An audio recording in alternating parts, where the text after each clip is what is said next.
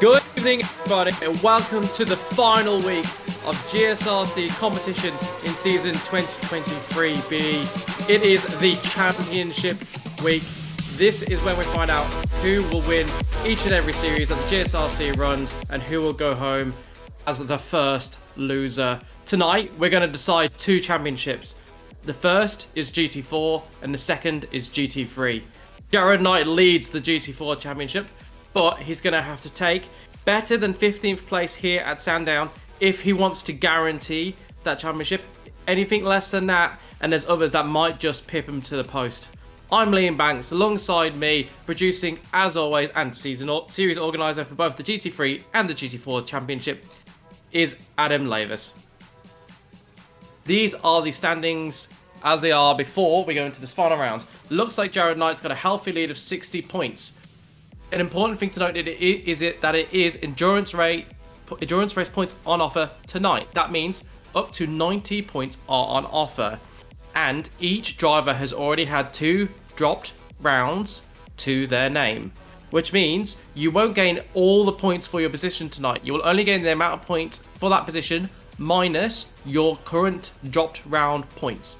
So I've done some calculations, and by my maths, Jared Knight needs 15th place to guarantee victory, and he's going to have it all to do because he's starting from 7th, not at the front of the field like normal. Instead, we've got Brock Kelly on pole, Adam Burhoff alongside him in the second row. We then have Malcolm and Chapman on the second row. Malcolm's important because he is in that championship hunt. Cousins and Sagasa make up the third row, with Knight on the fourth row, with Nick Wood alongside him, who's currently 4th in the championship. Visma is in 9th, and Greg Favell rounds out the top 10. Behind them, we have Mikey Hammond. He's in 5th place in the championship with Dane Snadden alongside him. Jackson's in 13th with Sharp alongside him. Patterson in 15th, Hughes in 16th. Then it's Green and Wood, followed by Simpson and Woods, rounding out the top 20. From there onwards, we have Robertson and McGrath, Baldwin and Edwards, Matson and Bullock, Paget in 27th alongside Millard, and Brooks and Johnson in 29th and 30th. Even more tonight, bumper grid here at Sandown Motor Speedway. Jeffries in 31st, McIntyre in 32nd, King in 33rd, Soper in 34th, Craig in 35th, Scholes in 36th, Nofdurft in 37th, and Adam Lavis, I believe you're not racing because you're alongside me. So here we go, they're going to have a rolling start as they always do in the GT4 Championship. 45-minute race, so almost double the normal length of their race. That's going to leave even more time for drivers to make a mistake. They're going to have to concentrate for a lot longer. The pressure is going to be immense. do not be surprised if we see a few extra fatalities here tonight, and how crucial they could be for the championship fight. As we mentioned, Knight is in pole position. He needs 15th or better, so keep an eye on that. Muir needs to win if he wants any hope of taking home the championship, and Malcolm needs to finish in 2nd or better if he wants any hope of taking home the championship. And of course, if Malcolm comes home in 1st, then 15th might not be enough for Knight to hang on. They're coming up to the start-finish line. The safety car's gone. We wait for the leader to take them away, and off they go. That pink car streams ahead. Behind them, it's going to be tight between the Mercedes on the inside and then Sam Chapman on the outside. Adam Bohop's got a comfortable 2nd place. He's not going to be under attack just yet. He's going to be looking to attack the front instead. Brock Kelly it is that leads the way. Jordan Malcolm settled in the 3rd place with Chapman behind him. Sagasa in 5th. Nick Wood in 6th.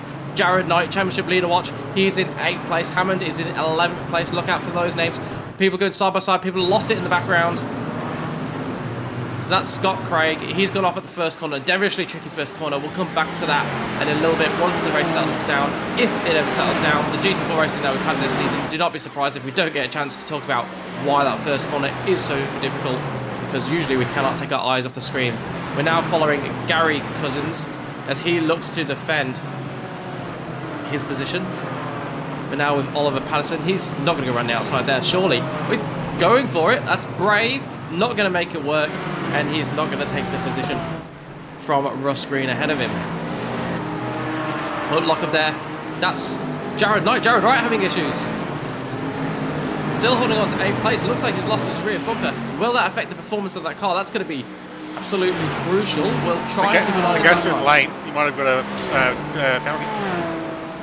Yeah, you're absolutely right. Sagasa in the lane. Don't think that'll be for fuel at this early point, although they will need to make a stop for fuel at some point in this race, I imagine. Sagasa might have forgot to put his race fuel in. He might be on quality fuel. Yeah, he might have made it on Chestnut exit. Yeah, that'd be easy error to do. Yeah, I think you absolutely nailed it on the head. Your racing brain always helping out to know what's going on there. I think you're right. He's forgot to switch over from qualifying setup. Really, really easy to do in anything you race if you're in an open setup. So PSA, if you're racing later tonight or perhaps tomorrow or at some point this week in any of the GSRC finales, don't make the same mistake that we think Sagasa has made here tonight. Sam Chapman there just getting ahead of Jordan Malcolm. So he's into the podium positions in 3rd place. Brock Kelly running away with it already, almost got 2nd lead. Oliver Patterson, Russ Green there losing the rear end, coming across the cars behind him, lucky not to get hit. He'll return and he'll rejoin the racetrack, where he's going to be right near the back. By the time he's back on another one, losing it there. I think that's Adam Johnson in the green and yellow car that's gone off. We're now watching Anthony Visma. He's currently in 9th place. And he's got Greg Favell right behind him within a quarter of a second. Snadden, Jackson and Hughes also putting pressure on. Oh, and there goes Visma. Quarter of a second, not a big enough gap. Gets a tap in the rear, helped around into the Armco. I think that's going to be a penalty for Vival, who was behind him and would have tapped him just there. And their teammates. Oh, that's not what you want to hear, is it? It's going to be an awkward debrief after the race tonight. It is an easy mistake to make. Just giving someone ahead of you a light tap, different closing speeds. Sometimes you don't quite realise how long in front of your car is, but it's not really forgivable. You should always leave a little bit of a margin, particularly in iRacing, because you never know when you're going to get a bit of net code help you out. So I think he'll pick up a penalty for that. And we've now been joined in the comms box by our regular commentator Zach, who's currently on mute, so I'm sure he'll pop in and start commentating with us at some point during this 45-minute race. He absolutely rushed home from work to try and get here. He may just be getting ready and getting set up before he joins us when he's ready, which will be absolutely lovely.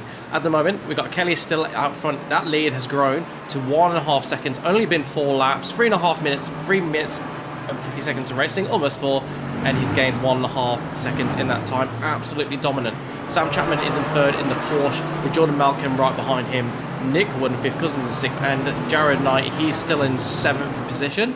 Looks like that bit of damage we saw not hurting him too much. Bedward's now off the track. He's found the grass on the inside there.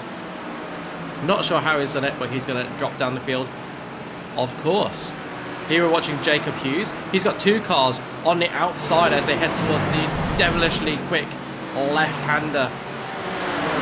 Let's see how they get through here. No, he's tucked back into the right. You've got to do that, otherwise you're not going to get around this corner with the kind of speed that you need to defend. You know, hard on the brakes, downhill.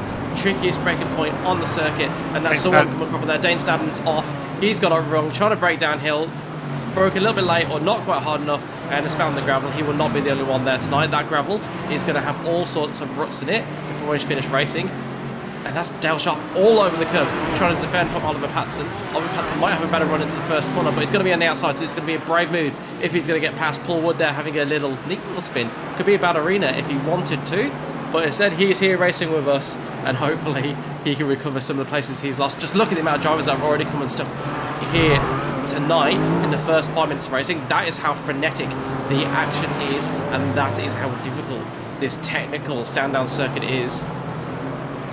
I don't think Dale Sharp knows what it's like to take a corner without hitting a curb, because he's using all of them, determined to make use of every inch of this track and a little bit more. It's working out for him. He's been good on the defence, but you can see the car getting unsettled, and could that hurt him at some point tonight? When the car is unsettled, that's when your car can behave a little bit funny and just send you spinning into one of those walls like Wood, like Snadden, like so many of the drivers that we've seen here tonight who have already come a crop out on this track. And that was completely cut by Patterson. Would not be surprised if he gets to slow down. There he is, plenty wide. You're not yielding yet, though. Not yielding yet. Yeah, you're not going to want to be right behind him, because if he does brake, it's going to be painful. He might try and do it through some of these corners. So with the way the slowdowns work in iRacing, if you are a bit slow through some of those corners, sometimes you can almost accidentally serve it. If you're losing half a second in the corner, that half a second will come out of your penalty. So if you're not one of the fastest drivers, you can actually not lose as much time as the penalty would indicate, because you're already losing time according to the game in the corners compared to whatever the reference data is that it uses.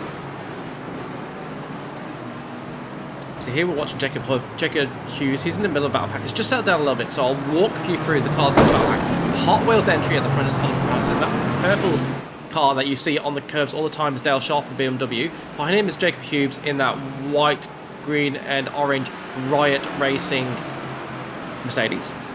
Then you've got Joshua Robertson in the Sharp IT Mercedes. John Simpson behind him in the green and white Porsche. Joe Baldwin in the black Aston Martin, and then Robert McGrath at the back of that battle pack in the Mercedes. So that's a nice 8-car battle pack that we've got there. Quick maths, pull that number out of nowhere, so hopefully that's correct. And it looks like the pace at the front's just come down a little bit, and it's allowing Adam Burhoff to just close in a little bit. That gap was 1.5 seconds, it's now down to a second, so we'll keep an eye on that, and if they get into fighting range, we'll bring that. But for now, they're far enough in the way, we're not worried about any moves going about this. So this is what happened to Scott Craig on the first lap. It's just a bit of a clumsy incident. Was wide, had a car on the inside, initially left him space, but then I think he thought he'd slowed down enough that the car on the inside would have been past him, and was going to, then that he would tuck him behind, but just misjudging it and coming across onto the car on the racing line. Josh Miller just taking far too much speed and absolutely knocking out one of the Beam Boss cars. Greg Padgett, was it? If so. That's a shame to see. And that's Russ Green just carrying too much speed, losing it mid-corner. Lucky not to collect any other cars. Somebody else has done the same, but actually managed to prove it and get back on the track. I visited the exact same thing in practice. It's really easy to do. It's really, really easy to do. So now we're going to watch what happened to this one. I think we were watching this live when it happened. So he touches the inside curb. That unsettles the car. Oh, so nothing to do with his teammate. Yeah, the teammate didn't have to do with it. It's all visitor on his own there. So yeah, it was. Not as bad as you thought. Yeah, so apologies to Vivel there, who we thought might have tapped him in the back, just judging, looking at how he had spun, but instead he'd hit the curb on the inside. That's out the car, tried to get on the throttle too early while the car was still bouncing around and just not being able to live with the grip. And that's very clumsy there. Not sure who that is in the black and red Mercedes that hit Sagasa, but just going up the inside, not enough room left. It'll be interesting to see what race control make of that. They're going to be pretty busy, I think, by the end of tonight. This is Sandown in Australia. Bombs Quadrian. It's a fantastic track, home to a lot of great supercars battles down the years, and some absolutely cracking races here in the GSRC, particularly the Formula V's. They go off around this track.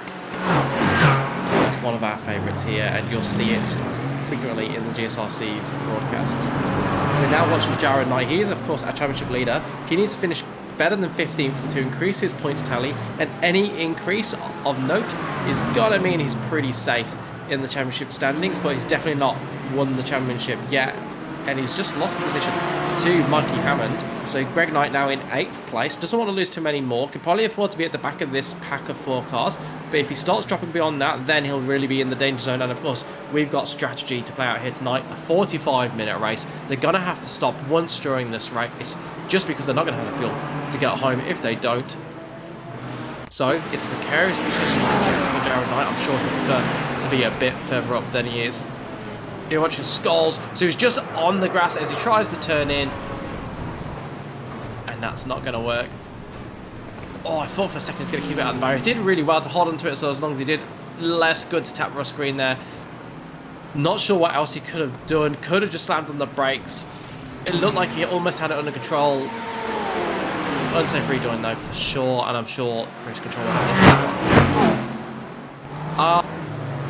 Adam knows a bit more about the fuel calculations than me, so he knows whether it will be possible. I doubt it from the numbers I saw. No, basically the cars have still got the same amount of fuel as normal, which is about 17 or 19 minutes of fuel. So if it was a different track where it wasn't so horsepower hungry, you might be able to save and make it on a stretch and on one stop, but it'd still be a stretch. So 2 stops is probably going to be a safer option. Yeah, so I think it'll be a 2 stops or a 1 stop with a lot of fuel saving. So anything less than perfect, you're not going to get a 1 stop. And these cars haven't got clutches or anything. So the only thing you need to fuel save is lift and coast. And I don't even think they have fuel maps either. So lifting and coasting is really your only sort of fuel saving method in these things. Yeah, there are a few opportunities to lift and coast. I'm thinking into the fast left-hander, like you'll see in the top left of your track map there.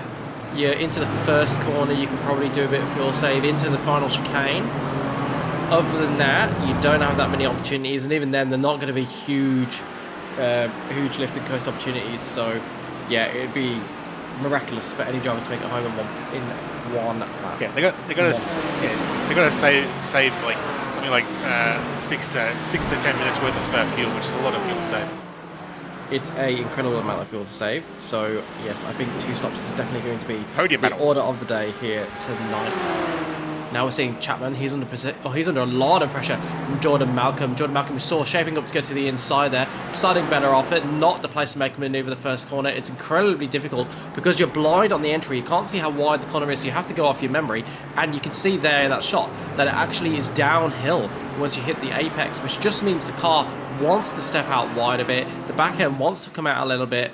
And because it's so fast, it just baits you into carrying a little bit too much speed. And then if you do, that's it. Goodbye. Your race is going to be a lot more difficult because you're going to spin. That's what's going to happen, and we've already seen cars doing that here tonight.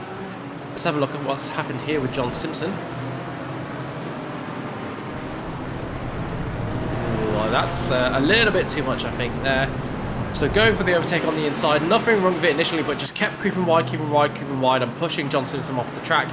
Got to leave racing room in these cars. This isn't F1 rules. It's not you're a little bit, tiny bit ahead of the apex and you can just go as wide as you like and push the car off the track. No, you need to leave some racing rules. So again, another one for the stewards to be looking at. And I think the final results may very well be provisional until they've had a look at all these incidents. That's Robertson and one of the riot entries. I think that's Jacob Hughes who's had a collision.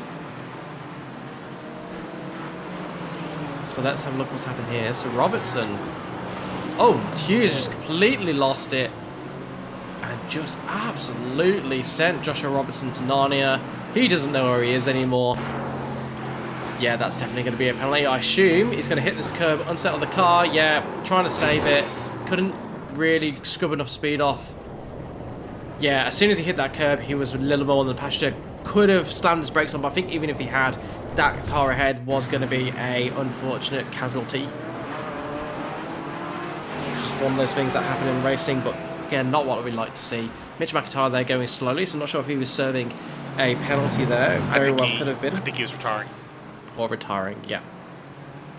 We're now looking at our leader. We haven't looked at him in a while because he had a healthy lead in the Powerpuff Girls liveried car, and instead now he's lost a second to Adam Burhop in the last 10 or so laps, and Adam Burhop is now right up his gearbox and trying to get past. Be interested to see how this dynamic plays out. Where Burhop just sit behind him and decide maybe I can make the stop make the overtake in the pit stops by saving a little bit of fuel here, running behind the car in front, using a slipstream, just letting myself go 95% throttle down the straight instead of 100% with the slipstream, helping me to keep pace, and then get him through a shorter pit stop. Or will he decide to go for on track? I hope he goes for on track. Love seeing a bit of racing in front of the field.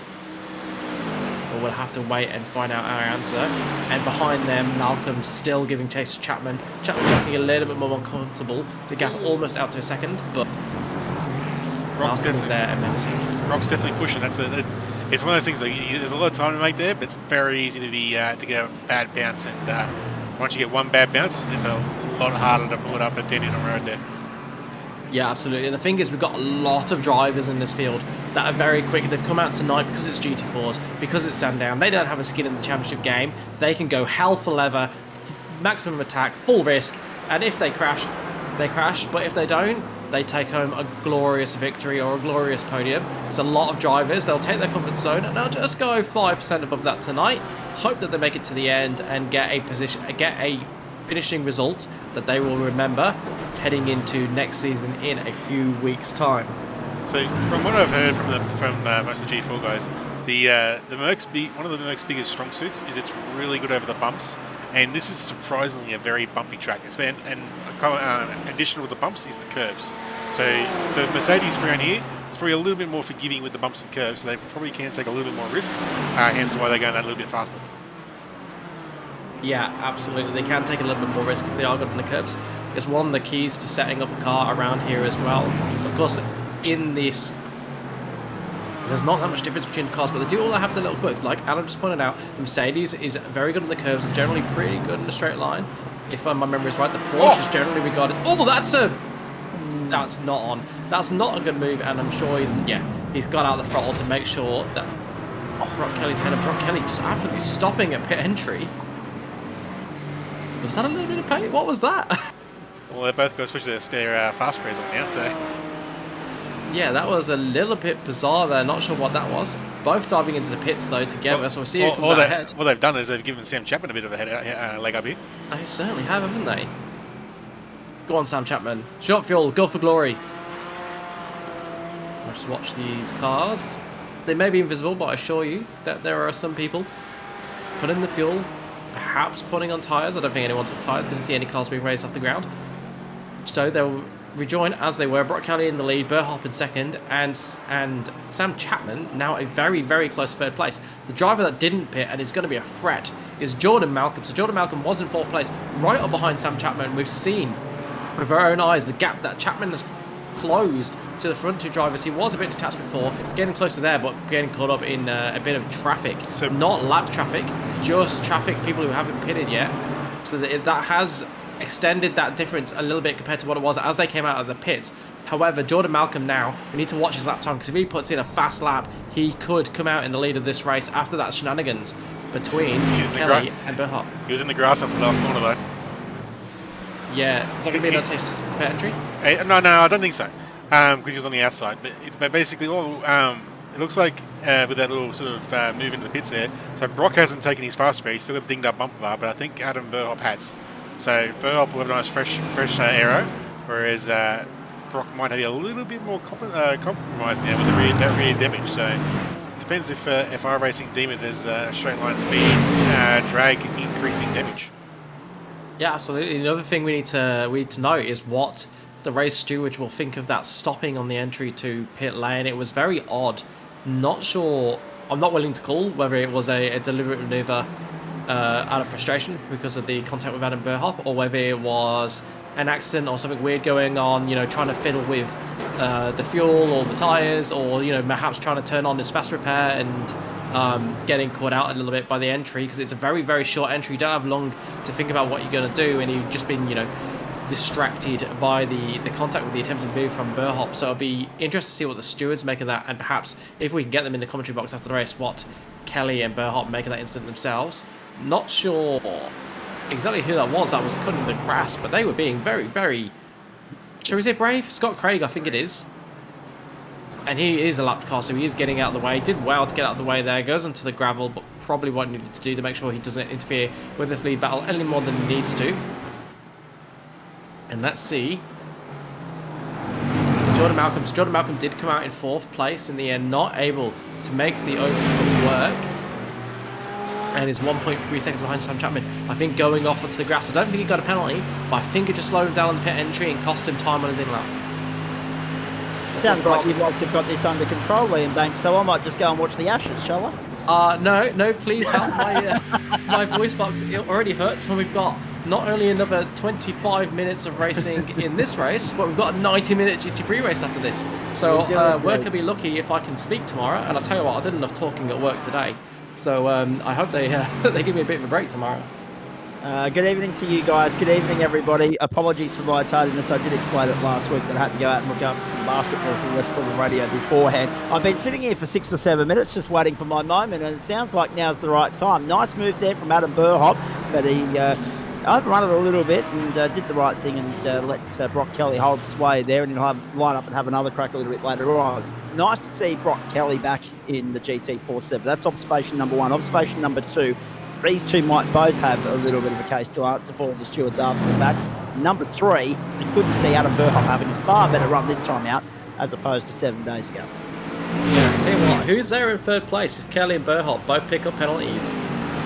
Sam Chapman, who is popular here at the GSRC because he does a couple of things behind the scene. You'll hear him occasionally in the commentary box, and you'll see him doing the producing sometimes as well. So I'm sure there'll be more than a few people that would be thrilled if he was to pick up the win, but I prefer to see him do it on track if he can, rather than through penalties. So he's going to have to up his pace if he wants to get past Kelly and Burhop. Burhop's got off. The commentator's curse number 1 of the night. I'm taking Grant Gill's place on that front. Gee. Oh dear.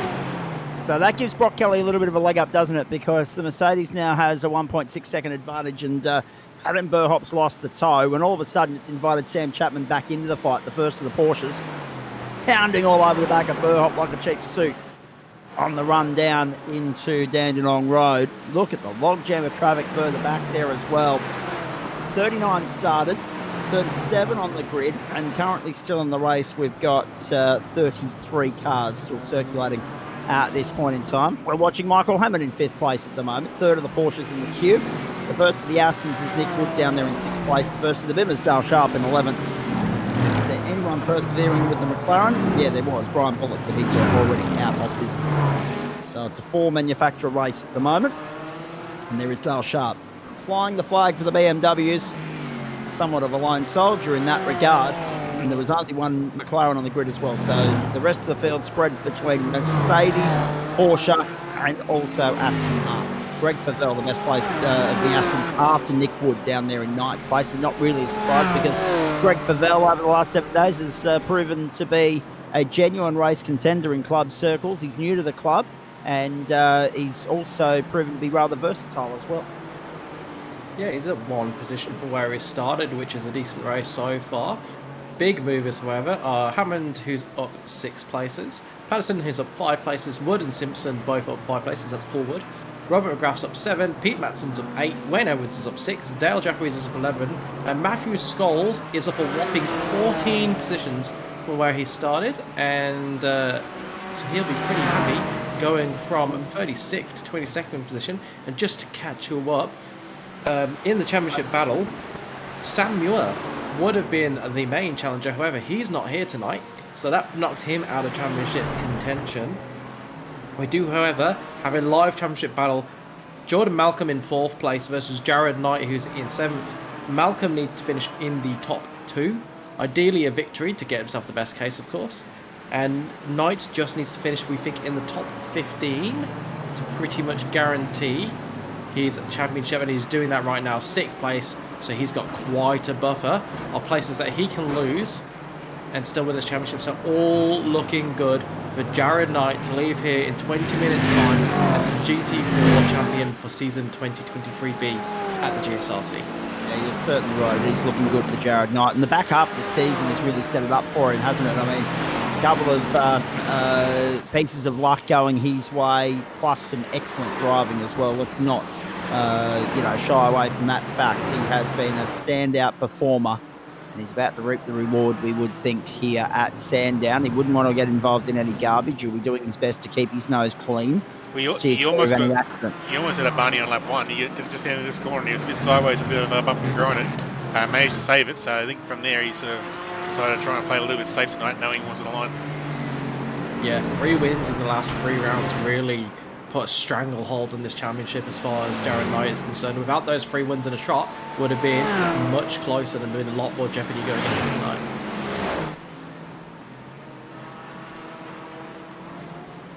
I did promise as I was sharing the broadcast post on socials that we would give you some Ashes updates throughout the course of the night. You want the first bit of good news? It's dry at Edgbaston. We lost a full session last night, but we've got play underway on time tonight, 2:28. Poms resuming after a very interesting finish to the day's play last night, where they had a 20-minute spell of relentless intent from the Australians that saw them pocket 2 wickets. So the Poms with a slender lead of 35, resuming at 2:28. That match delicately poised. Play will continue right through until 4 a.m. tomorrow morning. So once we're done here, switch over to 9 Flywater Sports on 9 Gem and watch the Ashes right throughout the course of the night. And then call it sick for work tomorrow. But don't tell them. I did not suggest or recommend that last part if anyone asks. Well, now you've ruined my plan, because if anyone from work's watching the broadcast, I can't do it anymore. So,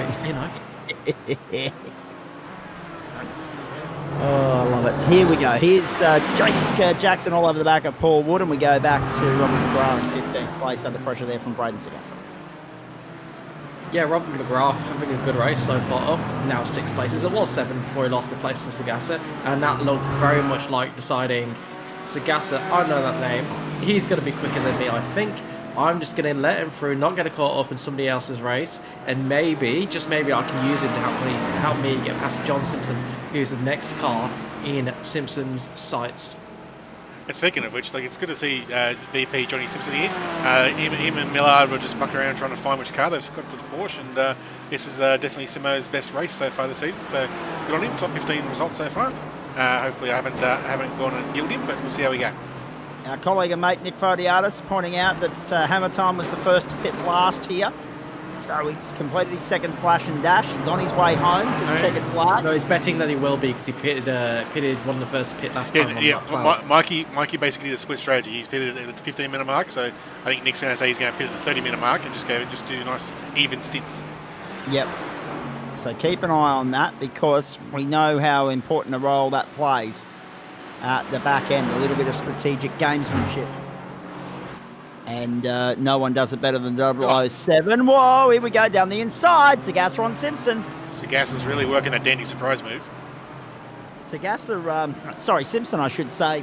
Running an almost Adam Lavis-like livery there, actually, boys. The only thing that's changed is the Flash Graphics logo's made way where the Castrol logo would normally be. It's just the Summit Sin Sport logo with a bit more white than usual.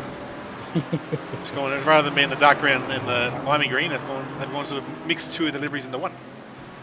Yep, it looks good. Rocking our sponsors decal as well on the windshield, which is always nice to see. Waste Options, the sponsor for the GT4 and the GT3 championships that you see on a Monday night and have done for the past few seasons at the GSRC. That is Gary Cousins running in the top 10 at the moment, sitting 8th, down 3 spots on where he started. Greg Favell hounding him at the moment. Brock Kelly's lead is 1.3 seconds, so it's maintaining a steady sort of buffer there. Burhop, Chapman, Malcolm, Hammond, and Knight, the top 6. And yes. That is a reference, ladies and gentlemen, to IndyCar from Road America. No spoilers if you haven't already seen it. Thank you. Except to say that you probably would have seen Will Power having age somewhat rattled during practice. Well, I think the problem with that, I think Grosjean had already rattled his cage a bit before that incident, and then Not a fan of Grosjean. And yeah, Dixon. I still can't even see what Dixon's reason for turning left was. It didn't make any sense. Unless I think he might have lit the rear tyres up because there was some rubbers and marks in the road. So maybe he just over-gentled it trying to warm the tyres up and find himself. But yeah, it was a bit of an odd one. Yeah, it's utterly bizarre. It's one of those things I watched. I was like, oh my god, I could see why he was like so hecked up by it, because it was a scary incident, and it would have been like such a surprise, because usually you can see an incident coming, right? Usually you can sort of see the driver, you know the kind of things that they might do that would be a bit silly. Like even with the Grosjean one, it was bang out of order, him cutting him off, but you could predict it because it's Grosjean and they're going down straight, he doesn't want to lose track position. But like the Dixon one just came out of absolutely nowhere. So yeah, like you said, with him already being rattled, you can understand why his instinct was to go and, shall we say, let Dixon know what he thought of the incident. In a very NASCAR-esque fashion in IndyCar. So Greg Favell there, he's pitting for the second time this race. Not sure if he's carrying a little bit of damage or if he's decided that he's reached the critical number to make the end. Yes, he has, because we're 30 minutes into the race. Like you said, if people are doing even stops, even 15-minute stints, then now is the time to pit. So Greg Favell becomes the first to take their scheduled second stop, I believe. Yeah, Wayne Edwards is in as well. Dave Jeffries pitted last lap. Yeah, the pit window probably opened about 2 laps ago to get home. So we'll be seeing everyone getting their stop started in the next few laps. Be interesting to see who does what, when, where, when, and why.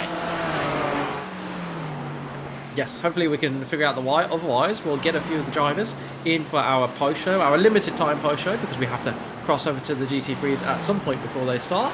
But in fact, hopefully we can get 3 or 4 drivers in and really get to hear what they thought of the 45-minute race compared to the normal 25-minute, and how they enjoyed the final rest of the season. What the plans are for next season? Might we see a shift in the balance of performance between the cars at some point? I don't believe they were touched in the latest update. Correct me if I was wrong. But there will be another update before the end of the next season, so that can throw spanners in the work. Some drivers might just want to change. I don't think the likes of Brock Kelly, who's leading this race, are going to want to change, or like Sam Chapman and Jordan Malcolm, who've gone very well. Others, however, they might decide to ditch the Aston in favour of the Merc, or move on from the Beamer to one of the 2 most favoured entries, being the Merc and the Porsche. Oh, that's a bit wild. Oh, Brock Kelly on the limit. If you did it in the Porsche, you'd be straight in the fence. So Mercedes is able to absorb those bumps a little bit better, but yeah, the Porsche would not like that at all. 13.25 minutes to go here, folks. Monday Night Motorsport in the entree form with thanks to Waste Options. A little bit of a later start if you're just joining us for GT3 tonight to accommodate the extra time given to the GT4 finale. Bumper crowd. So if you're waiting for that GT3 finale, it will be at 8:45 Eastern Standard Time. So looking forward to that immensely. Back across the line we go. Brock Kelly to turn 1 with a slender advantage, 1.1 seconds over Adam Burhoff, Sam Chapman, Jordan Malcolm, Jared Knight, the next best. Best of the movers tonight, 8 positions for Robert McGrath, 9 for Pete Madsen, 18 for Matty Scholes, up from 18. And just looking beyond that, 8 apiece for Dale Jeffries and Phil King, 10 for Wayne Bizzle as well. We've still got 29 cars running at this point in time. So we've had a long list of retirements, 8 of them in fact, of the 37 that took the green flag. 12 and a half to go. And a lot of drivers not on the lead lap anymore. You've got to imagine the majority of those are due to incidents rather than outright pace. And who's that that's just gone off? Just saw body parts flying around. So that's Brendan Soper. He's lost his well, all the rear of his car. So that's what I saw on the track. Hopefully nobody's hit that and picked up damage. But Soper having an afternoon to forget. Ray down in the standings, down in 27th place, up 7 positions from where he started, but only because he started right at the back of the field, and yeah, I imagine he won't be 27th at the end if he keeps finding the wall like that. Here we got Dale Jeffries, so he's in 23rd position. He is defending from Jacob Hughes, who's in 24th. We saw these two come together earlier on in the race, so this will be interesting to see if there's any needle between the two of them. A little bit of a tap there at the final corner, taking very, very different lines. Jeffrey's trying to defend, Hughes trying to get past, and instead both meeting at the same point of the track and just at the same time and giving each other a little bit of a love tap. But Dale Jeffries on the outside here, Jacob Hughes on the inside, going to be brave to hold it on around the outside, around the first corner. Is he going to do it? No, he's going to top him behind. Clever move there, give the position to Hughes and hope that you can win it back later in the lap.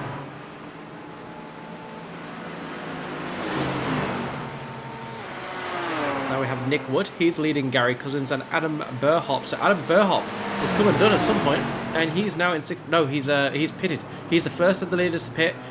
He's come out sixth. Look, he's going to be getting held up now behind Wood and Cousins. Could this give an opportunity for Malcolm and Knight to perhaps jump him in the pit stops? Don't know where Sam Chapman is. So Sam Chapman also is pitted with Adam Burhop, and they are 6th and 7th respectively, and being held up just a little bit by Gary Cousins. Brock Kelly now in pit lane, and Gary Cousins peels off ahead of them. Which means it wasn't Gary Cousins holding them up, it was a true back marker, so that's even worse news for Chapman and Burhop. And look at the gap from Kelly to Burhop. It wasn't that long before the pit stop, but now it's absolutely massive. 3.2 seconds to be precise, and we knew that genuine back markers would play a role in this race. It's all to do with the fuel. Kelly only took 12 seconds of fuel, whereas the other guys took 13. Copy that as well. So that's a determining factor. Brock Kelly looking good. Can he fuel save his way to the checkered flag? Only 10 minutes to go. We're on lap 29. About a minute 12 a lap around here, so you're averaging around 4 laps every 5 minutes. That's Jordan Malcolm in the pits now. Jordan Malcolm to pit lane, and with 2 transits, 4 laps every 5 minutes. So 9 5s are 45, 9 4s are 36. So that's about the territory we're heading in. 7 laps to go. With actually we might squeeze one more in. We'll wait and see. It might be 8. It might be a fact that, or a case that we get to 37, because we've got that 9 minutes there. And Malcolm's rejoined ahead of Burhop. He's ahead of Burhop and Chapman. Effectively jumped them in the stops, where he's going to have to defend on the inside here if he wants to keep the position. Burhop sweeps through, takes the position. Sam Chapman right behind. He's going to want to get that as well.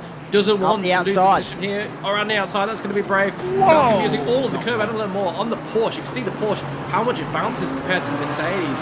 A really real visual reminder of what Adam was saying there. The Mercedes is what you want over the curbs, not the Porsche. Does well to control it and stays ahead of Sam Chapman. So 30 laps gone this time by the line for Brock Kelly. We'll have 8 minutes to go, or thereabouts, just under, in fact. But this is the battle we're keeping an eye on. It's Malcolm, it's Chapman, and they're going with Burhop. Forget about Brock Kelly. He's 3.5 seconds up the road. Just needs to keep it in one piece, keep it on the racetrack, avoid trouble, not get balked by any lap traffic, and he should be able to bring it home to the checkered flag.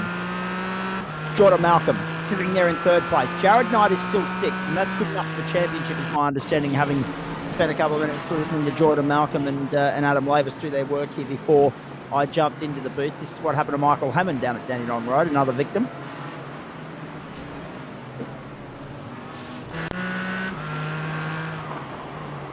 Hopefully he didn't tap anyone with that reverse there. I don't think he did. I didn't notice any other names falling down the order, but there were definitely some cars that were about to come a cropper if he did continue to reverse onto that racing line, which he was just before we cut away from the recording here.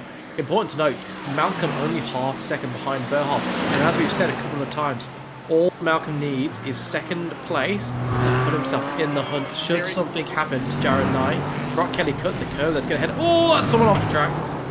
That was a big incident. That's going to be the end of their night. Hopefully they haven't bounced back onto the road. Looks like they haven't. Everybody getting through cleanly. Burhop still in 2nd, Malcolm in 3rd. And that was, of course, Brendan Soper with the big shunt. Caught the grass, and the grass just set him hard right. Poor boy. Huge impact.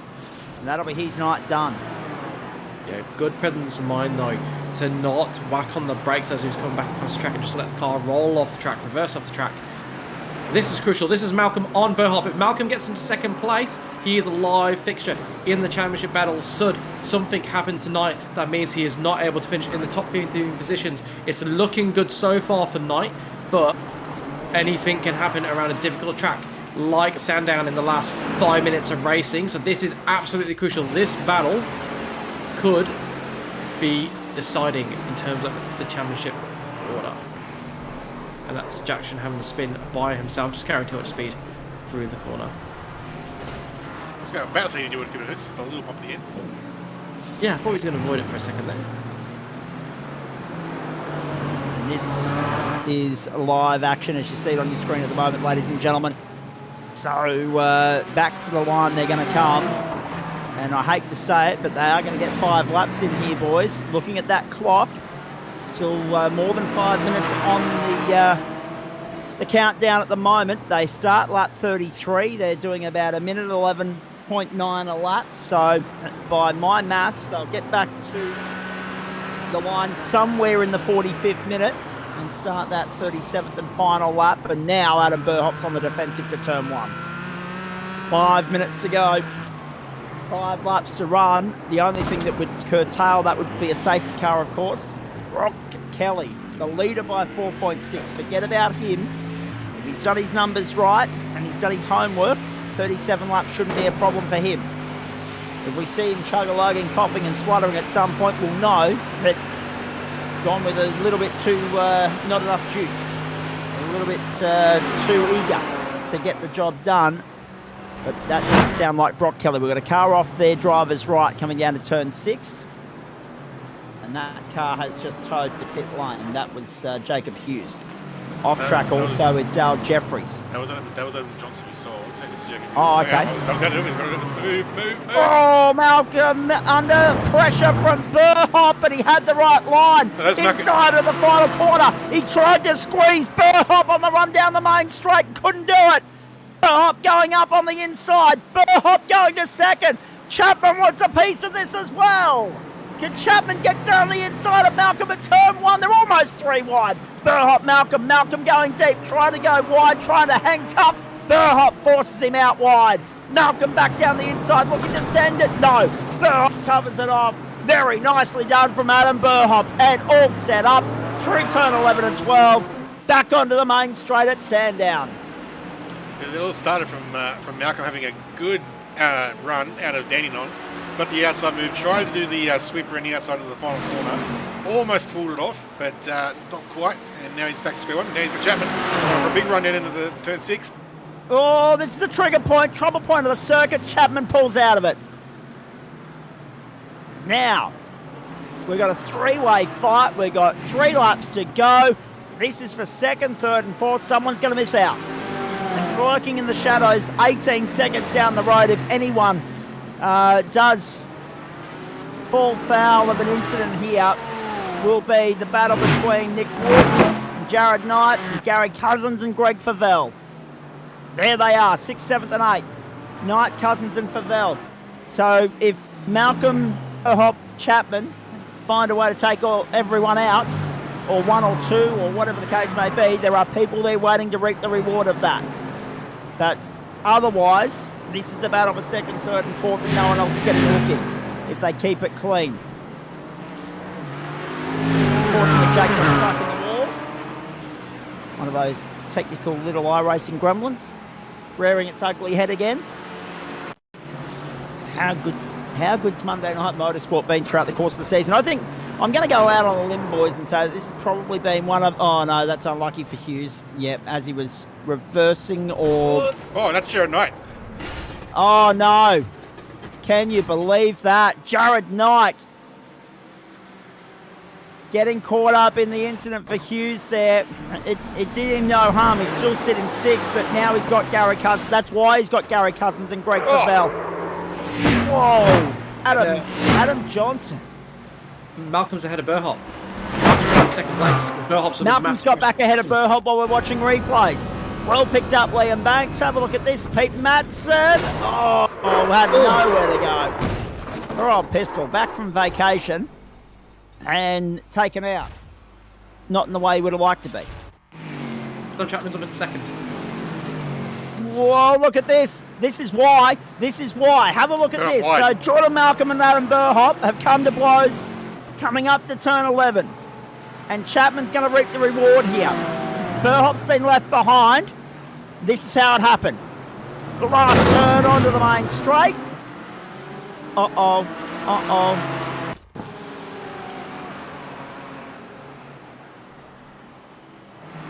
turn one. Uh-oh. Too much from They've Burhop come to there. blows. They've gone and just sent it too far. Burhop's going to miss out on a podium here, and Jordan Malcolm's third still. Now he's got a different target. His name is Sam Chapman. White flag in the air this time by. So Burhop with nothing to lose, everything to gain for the win. Oh, not too bad actually in the end.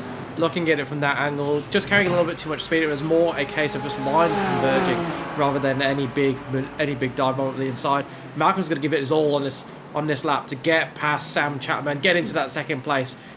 At the very least, it might guarantee him second in the championship, unless something incredible happened tonight on the last lap, like someone spinning in front of him, which we saw can happen. Jared Knight should be champion at the end of this lap. Clock expires. Job done. This time by, they get the checkered flag. Paul Woods doing his best whippersnipping impersonation there. Sam Chapman holding on to second. Would be a PB for Chapman. A PB career finish in GT4. I'm going to go out on a limb here, boys, and say this has been the best GT4 season we've ever seen.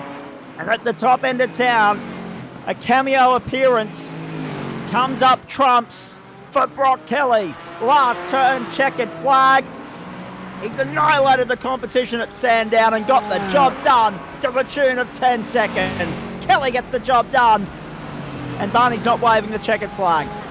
What a surprise. Do your job, you goose. Sugar spice and everything nice there from Brock Kelly. Absolutely perfect race. Control from the front. Sam Chapman gets a career best finish to second. Jordan Malcolm right behind him in third. And Jared Knight will cross the line in a few moments' time to become the 2023 Season B champion of the GT4. Jared Knight, there's the line. You are a champion. Well done. Oh boy. Chris Now, Dale Sharp all over the back of Paul Wood. The run out of the final corner of the drag race down the main straight. The 5 for 12 for the car race. Wood's got it. Wood's got it. Sharp has to set off for 13. So in all of that, Malcolm third, despite throwing everything at Sam Chapman. Burhop fourth. Wood fifth. Just edging out Jared Knight for the championship elect there to come home in sixth place. We thought he might come home a little bit higher than that, and he might have done had it not been for getting checked up there earlier coming out of turn 2 and 3. But Jared Knight puts the season together and joins the list of champions in Waste Options GT4. Well called by Liam Banks as he came across the line. Gary Cousins in for 7th. Greg Favell, Michael Hammond, Oliver Patterson made up the top 10. Another good charge from Patterson. Sagassa, Wood, Sharp, Simpson, McGrath, Robertson, Green, Edwards, Padgett. Good to see Greg Padgett back on the grid. Out of the hospital today, straight back in the sim. That's a bloke with his priorities in check. And then, of course, and we're glad to see him back on line, by the way. Dane Snudden made up the top 20. Phil King 30, in the 21st there. Then Dale Jeffries, Wayne Vizza, Brendan Soper, 2 laps down. Matty Scholes, Jacob Hughes, Pete Matson, Adam Johnson, Jake Jackson, Mitch McIntyre, all out of business. The OnlyFans entry getting some front-end attention as opposed to the rear-end damage that it normally receives. Read into that whichever way you like. Stephen Brooks, Joe Baldwin, Scott Craig, Josh Millard, Brian Bullock, Anthony Visma, Ben Woods, and then Adam Lavis and Dane Noftiff as non-finishers there, although non-starters, actually, to be perfectly honest, because someone had to produce the broadcast. Not sure what Dane's excuse was, but there you go. You know, it's interesting, isn't it, Liam, when we talk all the time about the championship contenders, and then you get blokes like Brock Kelly come in on one of those floating cameo appearances just to throw the cat amongst the pigeons. They can't shape the championship, but they can certainly play a role all the same. They're not contenders in terms of the outright fight, but they do throw the cat amongst the pigeons with regards to the individual races that they rock up for, which adds to the degree of difficulty associated with the challenge of stringing a 10-week season together. Yeah, it certainly does. I love seeing them in addition to the normal drivers, particularly on a round where there's more points on offer anyway. So this round, 90 points on offer because of the longer race compared to 60 for normal. It adds more scope for there to be bigger point swings between the drivers, even for a relatively similar difference in performance, as those new drivers come and slot between those drivers, whereas normally they'd be line astern. So I like to see it, and of course the bigger grid just means bigger, better racing, and those drivers that come in and they've got nothing to lose, they're not in the championship fight, they've only done 1 or 2 rounds all season, they just come and go hell for leather and give us the action that we've seen here tonight. We'll launch into the post-race show in just a moment with Jared Knight celebrating his championship success. But on the way there, just letting everybody know that in the space of 24 minutes, it's gone from 2 for 28 to 2 for 67. Bazball in full swing at Edgbaston on day 4 of the test match between Australia and England, the first of the Ashes series. And Joe Root spearheading the campaign with regards to that. And as I say it, he's just whipped one away through backward square for another 4. So, he... The poor old Aussie bowlers are copping a dead set hiding to nothing at the moment. Right, let's get into the post-race show here. And we welcome in Jordan Malcolm, we welcome in Sam Chapman, we welcome in Jared Knight. Jordan, let's start with you.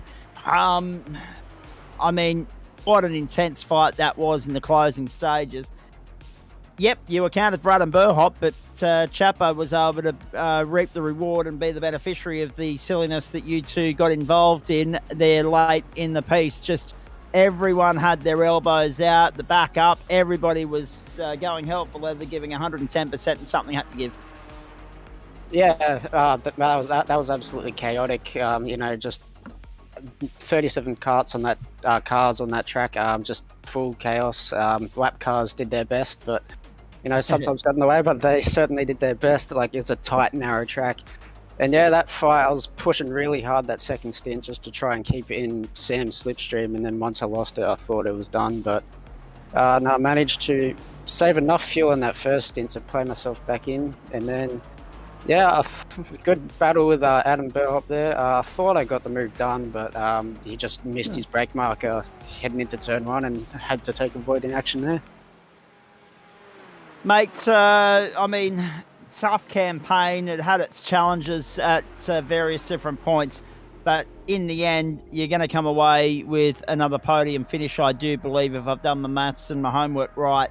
What are your summations of the season that was in a season where Jared Knight's come in and had, a marvellous run home to the checkered flag? At the halfway point, it was the race in 5, but he got just a little bit too far in front of everybody last week. It was always going to be tough to reel him back in.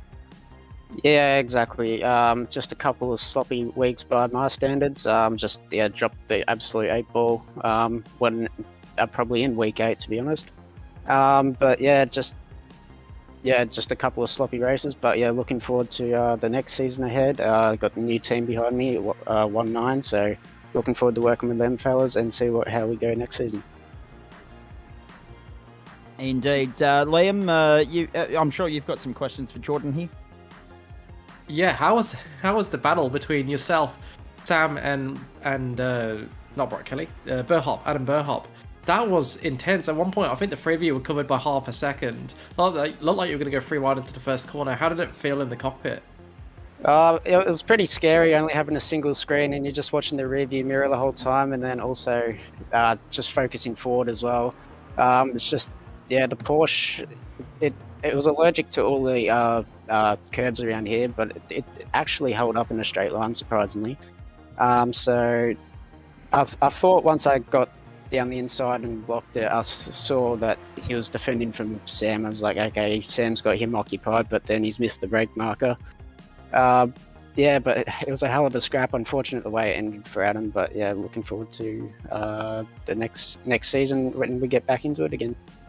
Just to elaborate on what you were talking about there with Liam Banks, and Banksy and I were talking about it as you joined us in the booth, mate. As someone that was focused on the overall result and the full campaign, how do you contend with, how do you deal with and navigate your way around the guys that come in like Brock Kelly, like Adam Burhop late in the piece and throw their hat amongst the ring? They're just, your cameo appearances. We'll see Shane Gisberger do it IRL in the NASCAR. But yeah, you can't really, you sort of know you're not racing them. Well, tonight I wasn't really racing anyone. I knew Jared had the championship pretty much wrapped up, so it was just more focused on racing Hammond and Nick Wood, I'm pretty sure it was.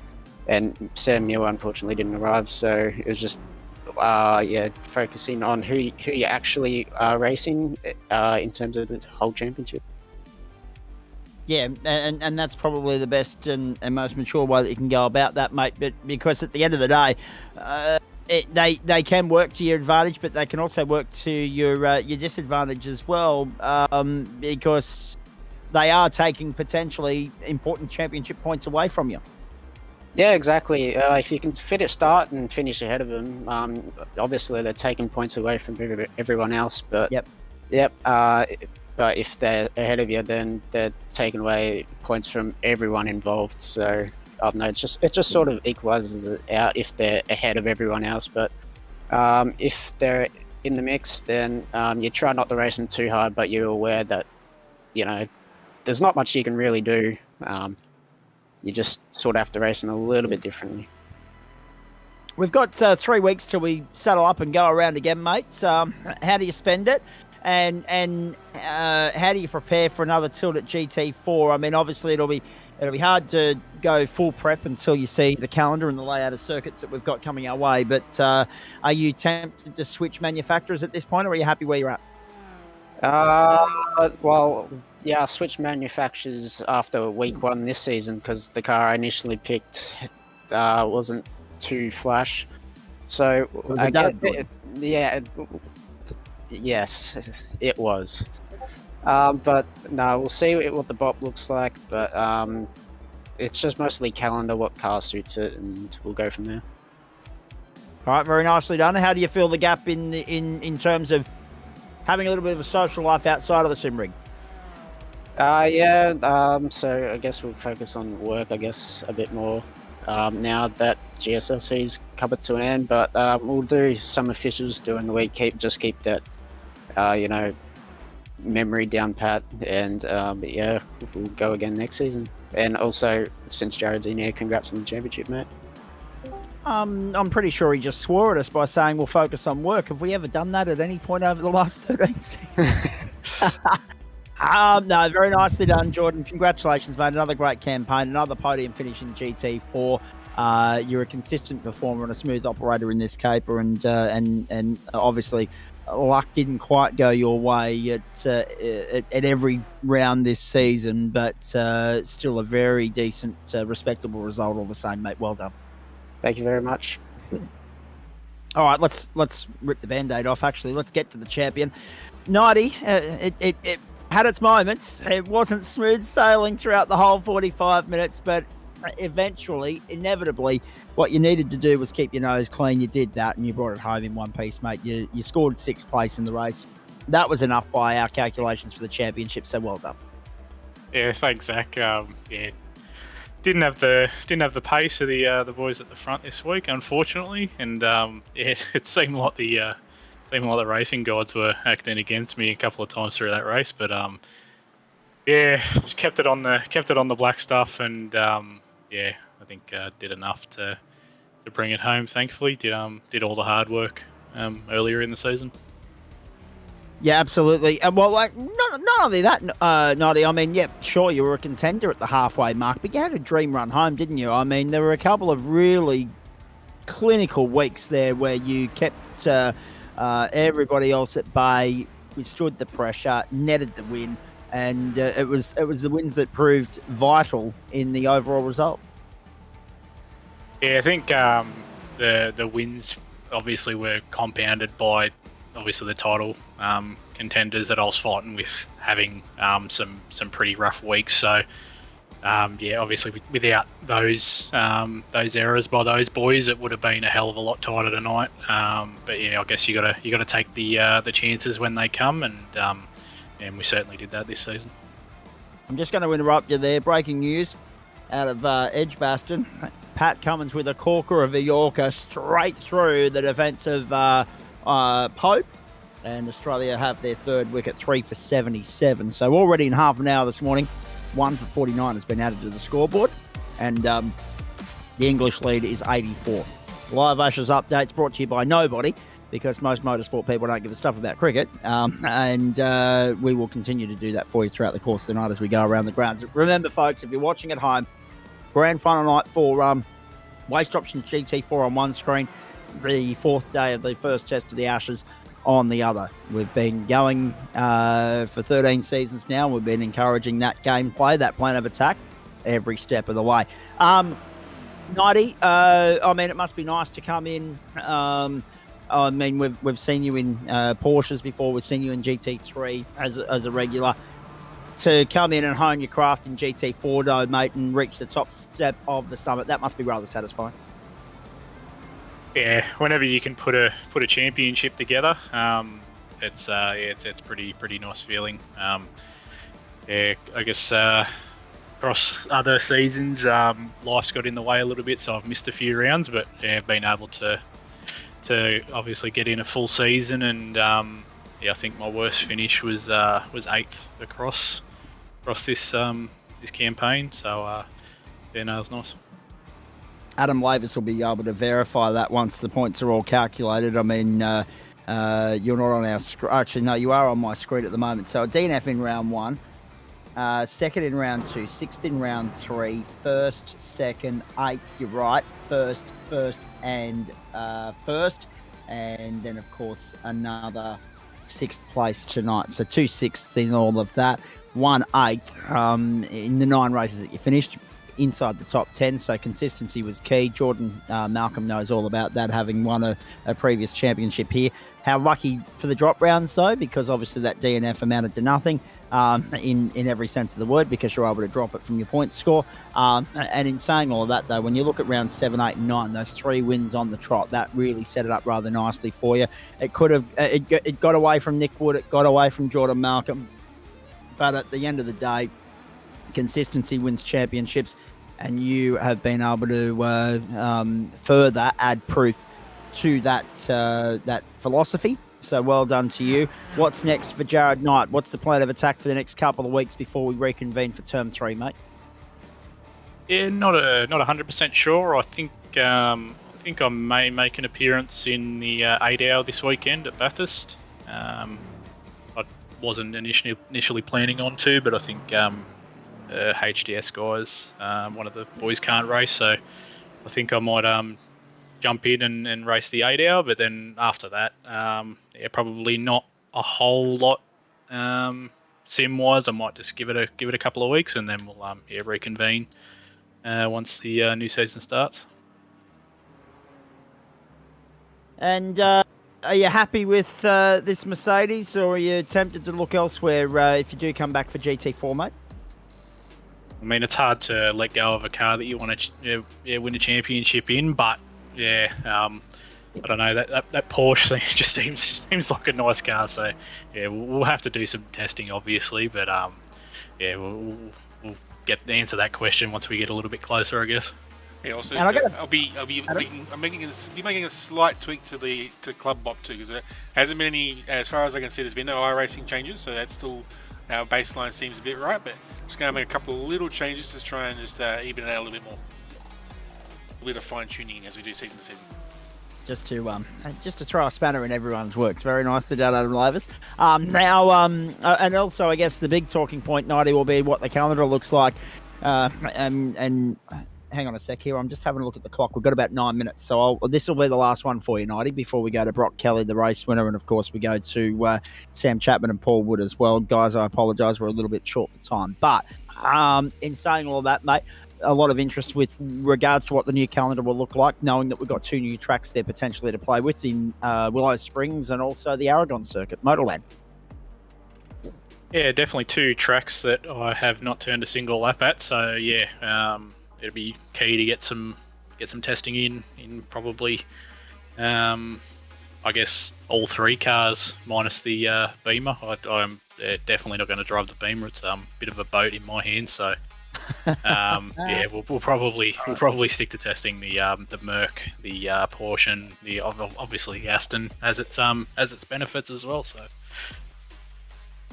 all right, very nicely done, mate. Thank you for that. Congratulations on the championship. Well done, and enjoy the couple of weeks break. Yeah, cheers, Zach. Thanks for your efforts over the season, and cheers, Adam, as well. And Liam, sorry. I was going to say, hang on, there's three of us here. Thank you, mate. Well done. Brock Kelly, to you very quickly, mate. Cameo appearance, and what a cameo it was. Straight to the top of the step of the summit, and doing the Powerpuff Girls, the Cartoon Network, rather proud as well. Yeah, I got to represent the Pretty in Pink. Just a one-off event. Had the time, so I thought I'd come and see how it goes. And it went pretty bloody well, mate, from what we could see. Strategy play worked out beautifully, and you ended up streaking away from the field and winning by 10 seconds. Yeah, the first stint I was trying to save a bit of fuel just to make the rest a little bit easy, but ended up just pitting early to cover myself from Adam. And then second and third stint went pretty ideal, so it wasn't too bad of a day in the office. And also, I guess, as well, a fair degree of luck associated with Sandown because, as the boys have already mentioned, a fair chunk of traffic around and a lot of lap traffic to contend with at the back end as well. Yeah, it was pretty scary. I think it's Dandelion Road. I think that's said that right. That was scary trying to pass cars down the inside there, but to the lap traffic, they held their line and it was pretty easy to do. And does this put a little bit of fire in the belly to make GT4 a more of a regular commitment for you, or not? I've been here a fair chunk of time, and I always say, I'm going to do a full season, and I still never have the time to do it. So maybe one season I'll try and get a full race or full season done, but we'll see what happens. And what else is on the Brock Kelly radar for the next couple of weeks? Because obviously we've got our grand final week this week, and then we've got a couple of weeks off, and then obviously term 3 and 4 await, and we await that with bated breath. I'll see what tracks the rest of the season, the finals are at. Might pop in depending on where they're at. Then got the 8-hour gentlemen's, probably do that, and then Spa 24 hours, probably the next big event. And that's creeping up very bloody quickly, isn't it? The 24s around Spa. That's going to be a huge weekend for all involved. And what's tickling your fancy elsewhere, mate? Because obviously there's new cars, there's new tracks, there's new championships. What's catching your eye? I've been embraced my inner dentist lately and driving the LMP3. That's a lot of fun. Have avoided all the Porsches, so that's always good. And just mainly just driving GT3s, to be honest. Embracing my inner dentist. Very nicely done. Now, Jared Knight 472 wrapped it up. 422 for Jordan Malcolm, 385 for Nick Wood, got a podium finish, and Sam Muir on 380, 365 for Michael Hammond and Sam Chapman, who we're getting to in a moment. Next best. Brock Kelly, well done, mate. Faultless, flawless performance tonight. We stood the pressure early on from Adam Burhop and got the job done, mate. Congratulations. Thank you. Thanks for the broadcast, and look forward to the next time I do a race. England 3 for 86 at Edgbaston as we look forward to the next time Brock Kelly joins us, one of the superstars of the club, one of the greats in our circles, and always one to look out for when he does pop up. It's only a cameo appearance every now and then, but when he's here in full trim and having a proper tilt at the championship, always someone that you've got to factor into your multis and your considerations. Let's go to Paul Wood and Sam Chapman. Hey, Woodsy, thank you. Good to have you on board once more. Talk us through your night, because there were a couple of moments of lawn mowing and whippersnipping involved, but you brought it home in one piece. Yeah, the Bailey Ladders Porsche was a bit of a handful tonight. It's again trying new equipment, so I had a new VR headset, so I was still trying to set all that up, which is probably not a good idea to do with the afternoon of the final round, but I thought I'd give it a go anyway. I've now got a couple of weeks to fine-tune it, but overall race wasn't too bad. Would have been a bit happy if I didn't make that mistake early on and a bit of a spin. It cost me a fair bit. I think potentially it could have been a top 10 finish, but I still did it right in the end, and just pushing a little bit too hard and had a couple of off-track adventures, but overall, it's this track I still seem to struggle with. I don't know why. It's just one I always seem to lose a bit of time here and there and can never seem to find it elsewhere. So overall, not too bad, but it's I'm happy the race is over. Let's put it that way. Very nice. Now, obviously, you're one of those regulars that unfortunately wasn't a full-time participant this season. You must be looking forward to having a full crack in a couple of weeks' time, starting with Term 3. Yeah, it'd be interesting to see if I can still get some good results and hopefully get a bit later. I'm happy I made it. I think I made it to 12th in the end in the championship, considering I think I only did half the races, if that.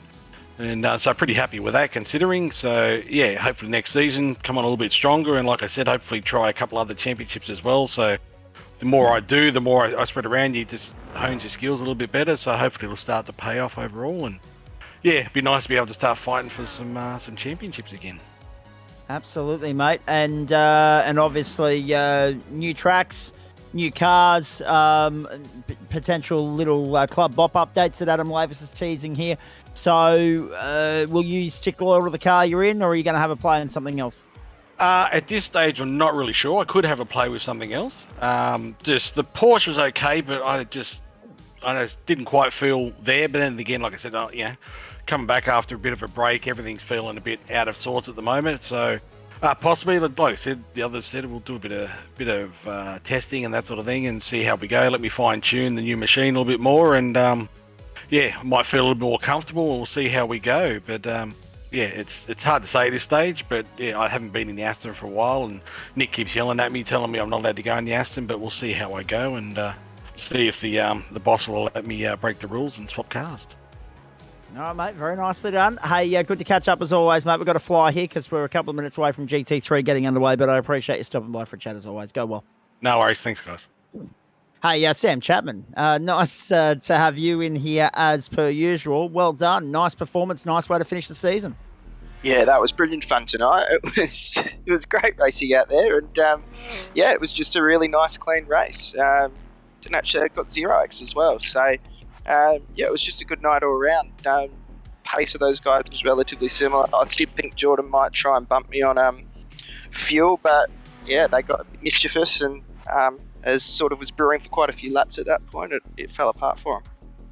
How in the hell did you manage to avoid getting 1x, 2x or 4x in amongst that awesome fight between Adam Burhop and Jordan Malcolm that you actually ended up in Broad right in the thick of? You were piggy in the middle at one point there.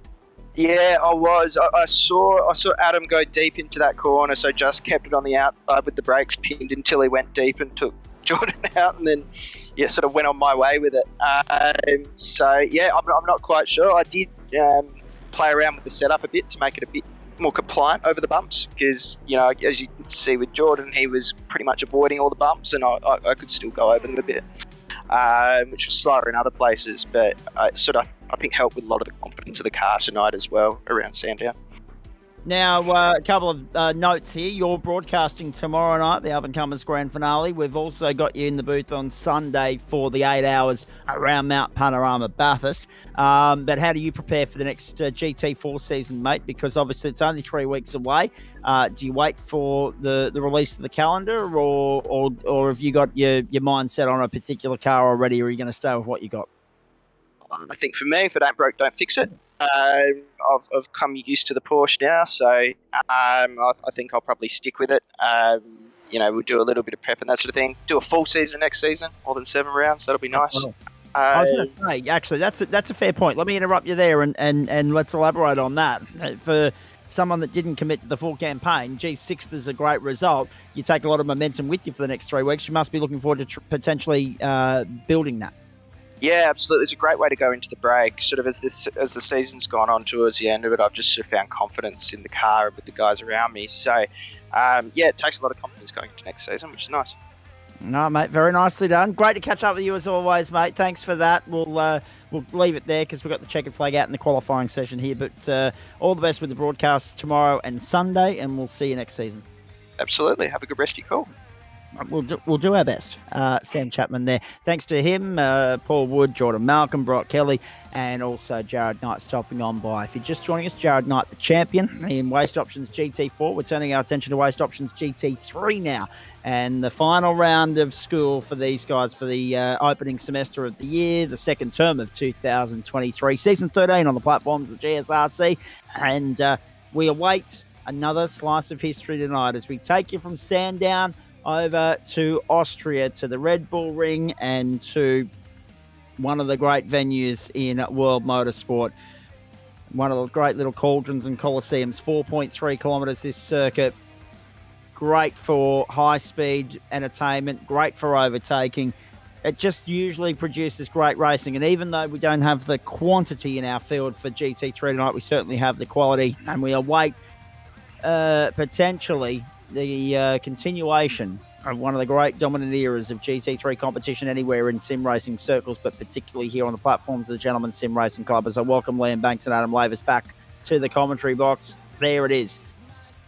4.3 kilometres, the Grand Prix configuration in the Styrian Hills in Austria, the city of Spielberg, the Red Bull Ring, famous for hosting the Austrian Formula One Grand Prix, formerly, and also, of course, the Austrian round of MotoGP, and formerly, of course, back in the days of Mick Doohan. He also got the race here as well.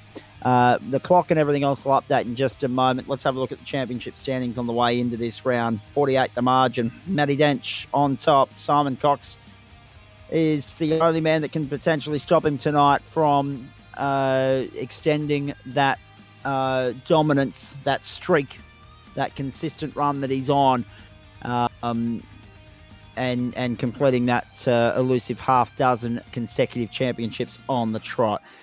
Wayne Hewitt and Richard Mitchum. Well, Richard's not on the grid, we understand. Wayne Hewitt will therefore have a chance to lock up third tonight. Fourth place belongs to Richard Mitchum at the moment, but Nick Wood could mow him down tonight if he gets the chance to pocket. I think he's got to pocket 47, 48 points to do that.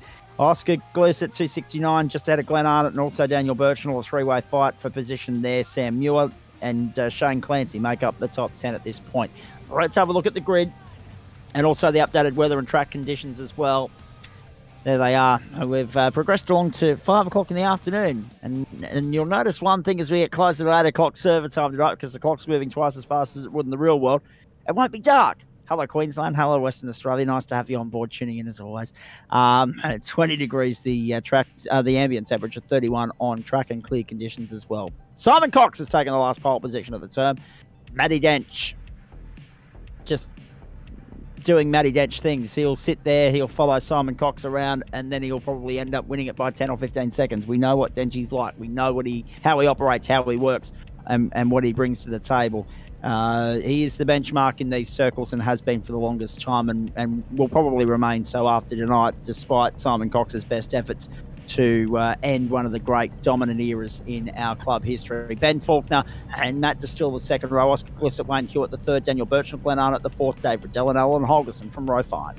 Row 6 is Nick Wood and Rob Hill, 7. Jake Jackson, Connor Nixon, 8. David Johnson, Anthony Visma, 9. John Wright and Jonathan Hooper, 10. Matt Stewart and Stephen Gallacher. James Catchpole and Scott Wooden from row 11, making up our 22 car field. No surprise at all to see Anthony Visma elevated straight into GT3 Pro after what he did last week in GT3 AMP. Safety car moving off, field moving off. Let's get the grand final underway.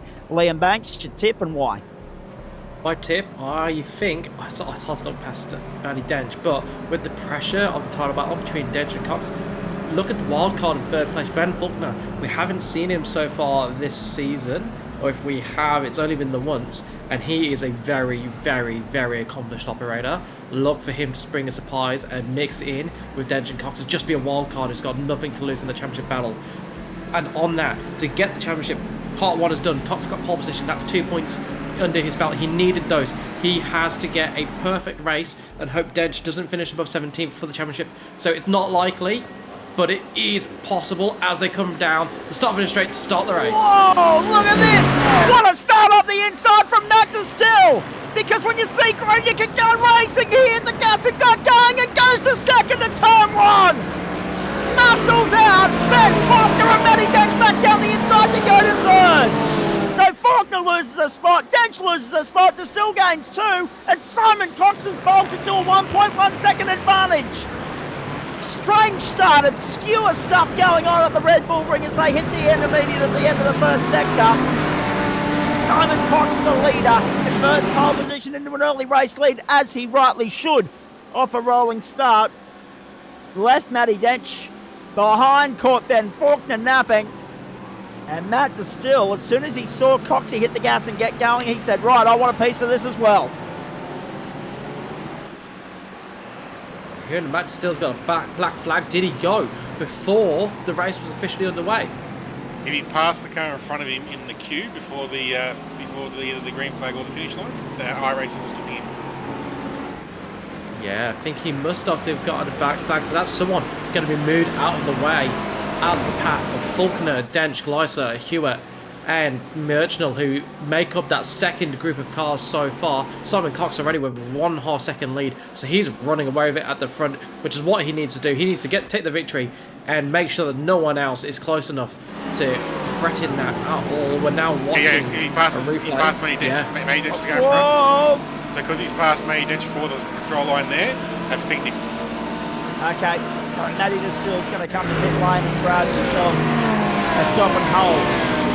Oh boy, so already this race takes a nasty turn for an outright contender. Simon Cox, 1 minute 30.703. The benchmark time on the opening lap, and a minute and a half of that makes the maths pretty easy here. We'll be pushing somewhere in the vicinity of 60 laps tonight, ladies and gentlemen. So 2 laps in 3 minutes. And that will give you 4 laps every 6 minutes, and there are 15 fours in 90, so we might fall this side of 60 by 1 lap, maybe 2, because of those runs down pit lane, and depends on whether it's a 2-stopper or a 3-stopper. These 90-minute races have traditionally become 3-stop affairs in recent times. Have a look at the elbows out here in the battle for 9th and 10th. 10th and 11th. Granado, Rob Hill, Dave Riddell, and Nick Wood wanting a piece of that as well. The rise down into turn 9 and 10 we go. Rob Hill sits in 10th spot at this point. So Matt Distill already has an invoice to pay. Matty Dench, and he punches out the fastest lap of the race so far, which will just add out insult to injury, 1:29.60. Dench, Glissett, Hewitt. Glissett absent last week, but we'll wait and see what he brings to the table tonight. Wayne Hewitt there as well. So the Lambo's 3, 4, 5, the Mercs 1 and 2, the Ferrari 6, 7 and 8. Then you've got a Bimmer and a Mercedes rounding out the top 10. So you've got 4 different manufacturers in the top 10 at the moment. Dave Riddell in the first of the Porsches.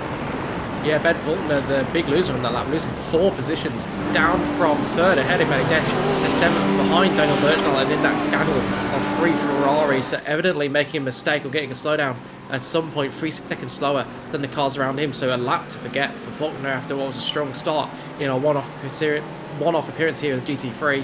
His teammate Connor Nixon in 12th spot, who's who we're watching now. He's up 2 positions from where he started, attacking Dave Riddell. He's another fast driver, so look for him to try and come up through the field, and there he goes, trying to make another position. Is he going to make it? That's close. Oh, they touched. Oh, that's about as close as you want to get in the GT3 cars, and he's going to sneak through. Brilliant driving for Connor Nixon.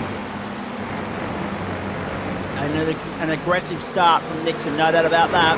The young bloke from Western Australia, of course, the other side of the Nullarbor. Just seems as though the later starter's got these guys a little bit antsy. They've got a bit of itchy feet going on, having to wait an extra 15 minutes for the last race of the season, which is good for us because it'll mean the elbows are out a little bit earlier in the piece. However, in saying that, it's really good for them, Liam. Because elbows out this early into a 90-minute race could lead to trouble. Leads to jeopardy, doesn't it? And that's not what you want if you're Matty Dench. And you've got Oscar Gleiser within 3 tenths behind you, putting you under pressure. I think what we're seeing there is the effect of not having the toe. If you look at any driver who's 1.5 seconds back of the car in front, they generally have someone right up the rear end because they're not getting the benefit of a tow, and everyone behind them is. So Connor Nixon here, he's leading the group. We saw him get past Nick Wood. And then, sorry, it wasn't Nick Wood, it was Rob Hill. Rob Hill, who's got back past Nixon and is now trying to break away, because you've got to break away. If you make the move, you need to get a second clear of the car behind, otherwise they've got 3 lap time behind you, and you're just not gonna make the difference. So it's really, really important that you do stay within that toe of the car ahead, and if you're gonna make a move to the front of a pack, that you then break away as quick as possible, otherwise you're just gonna get overtaken again, like what happened to Nixon. And now look, Nixon couldn't make the move. He's now under pressure from Wood and Riddell behind him. Rob Hill made the break, and he's free of this pack.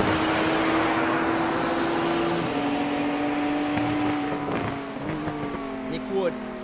Now, remembering Nick, the best placed BMW in the championship fight, sitting 5th. 4th on the line tonight if you can get enough points to displace Richard Mitchum. And if Wayne Hewitt falls shy of the finish line tonight, falls foul, then he might even sit on the podium, which would be a trump for the cards. Through turn 1. Riding on board with him. He's just saving a little bit of juice here. Hitching a toe from Connor Nixon. And there they go. Towards turn 3 once more. Oh, hang on. Oh, no, ground. Jake Jackson. Can you believe that? He's hitting Dave Riddell, taking him out. You can see it coming from a mile off. Going for a big move down the inside, was never going to get it stopped, and would have been lucky for the car ahead to see him, and indeed he didn't. Lines collided, and both of them losing out a lot of positions there. Jake Jackson down into 18th position, and the car he hit not faring much better.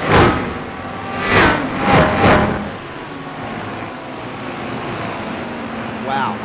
Defining moment there because Dave Riddell's on the tow rope and in pit lane, and he was the best placed Porsche before this incident, and unfortunately James Catchpole just checked up there, or got checked up and had nowhere to go except right into the rear of the car in front.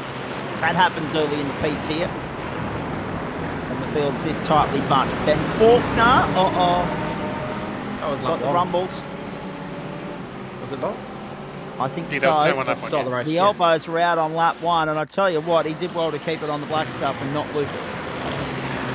He did that big sausage curve on the outside of turn 1, just unsettles you a lot. That was Jake Jackson. So Jake Jackson might have an invoice to pay there as well from race control. We'll wait and see. The rejoin wasn't terribly flash on. You know, it seemed just desperate to get going again. Thought, you know, I'm on the racetrack.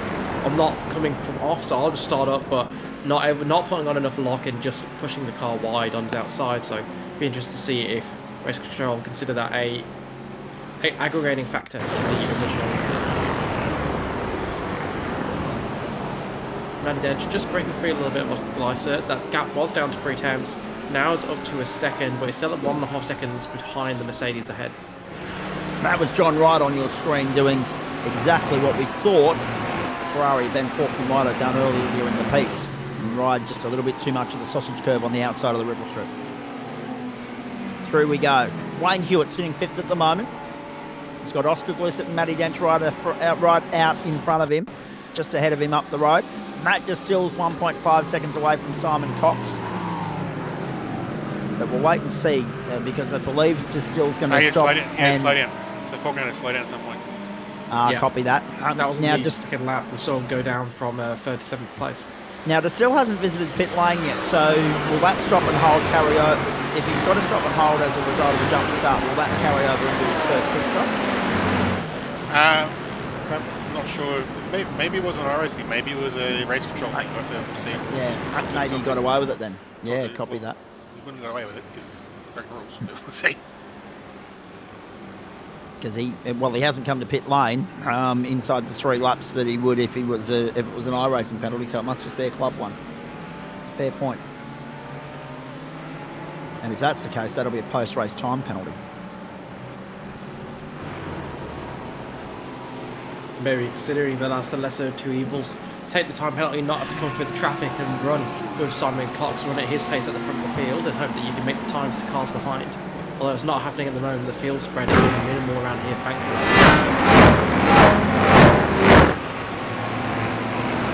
It's rare that we see 5 cars all within half a second of each other, but that's what we got here in the battle pack.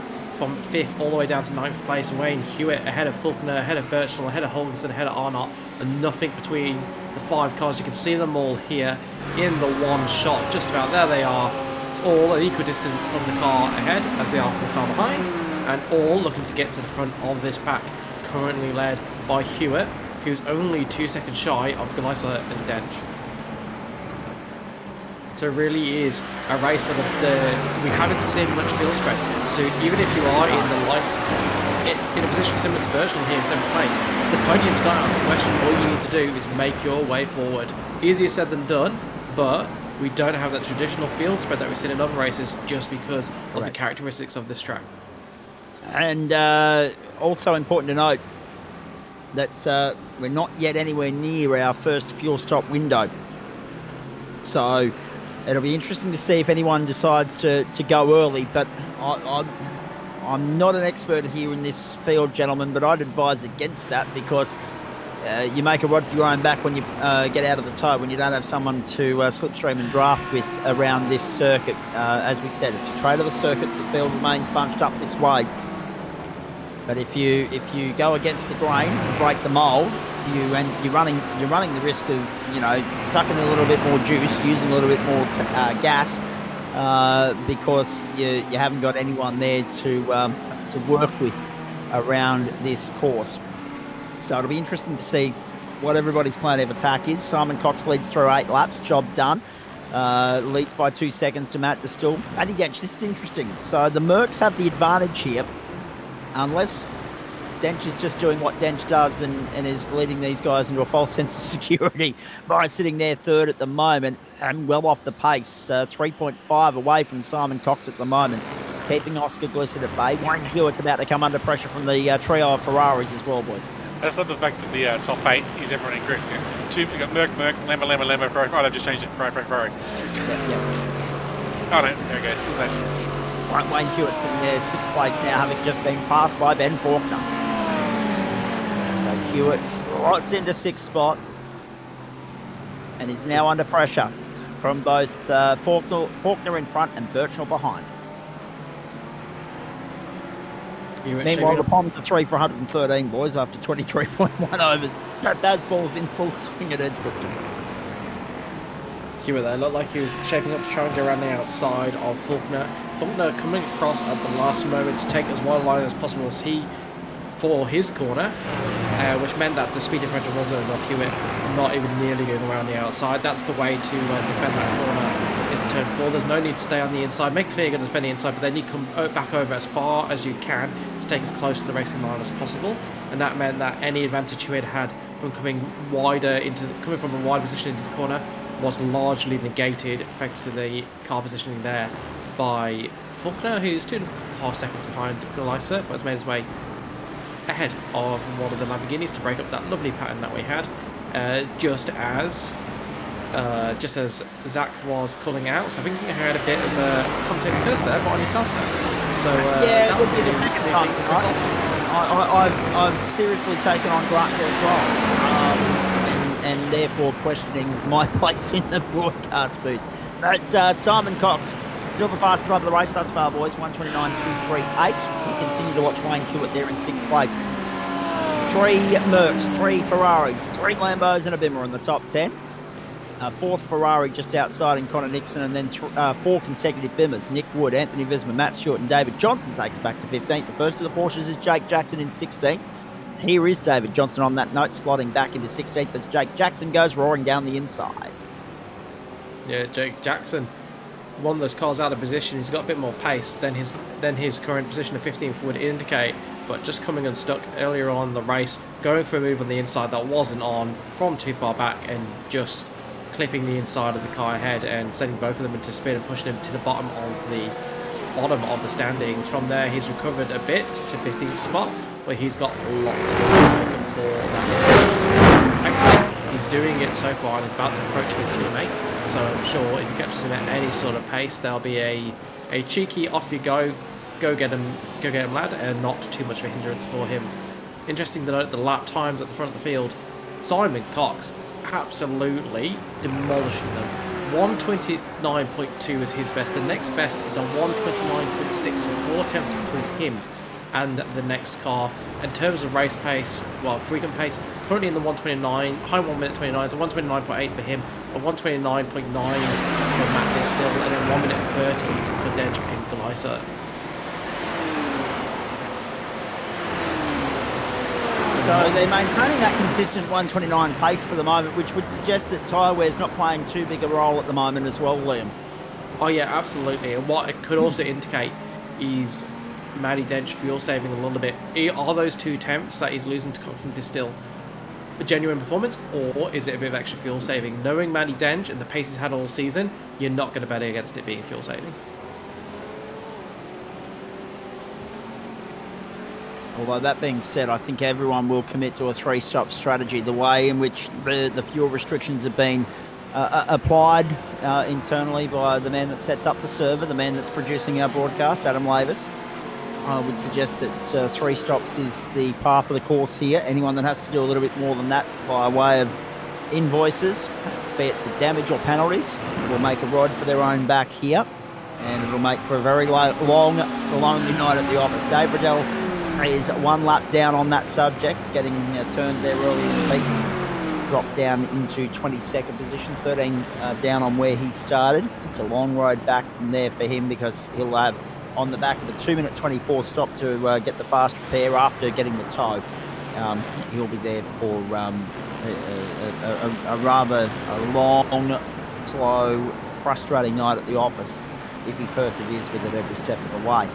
Apart from that, the good news is we're 11 and a half laps in. We've still got 22 cars that started running, and we've got Nick Wood here side by side with Connor Nixon at the moment. This battle continues, and it's been a beauty thus far.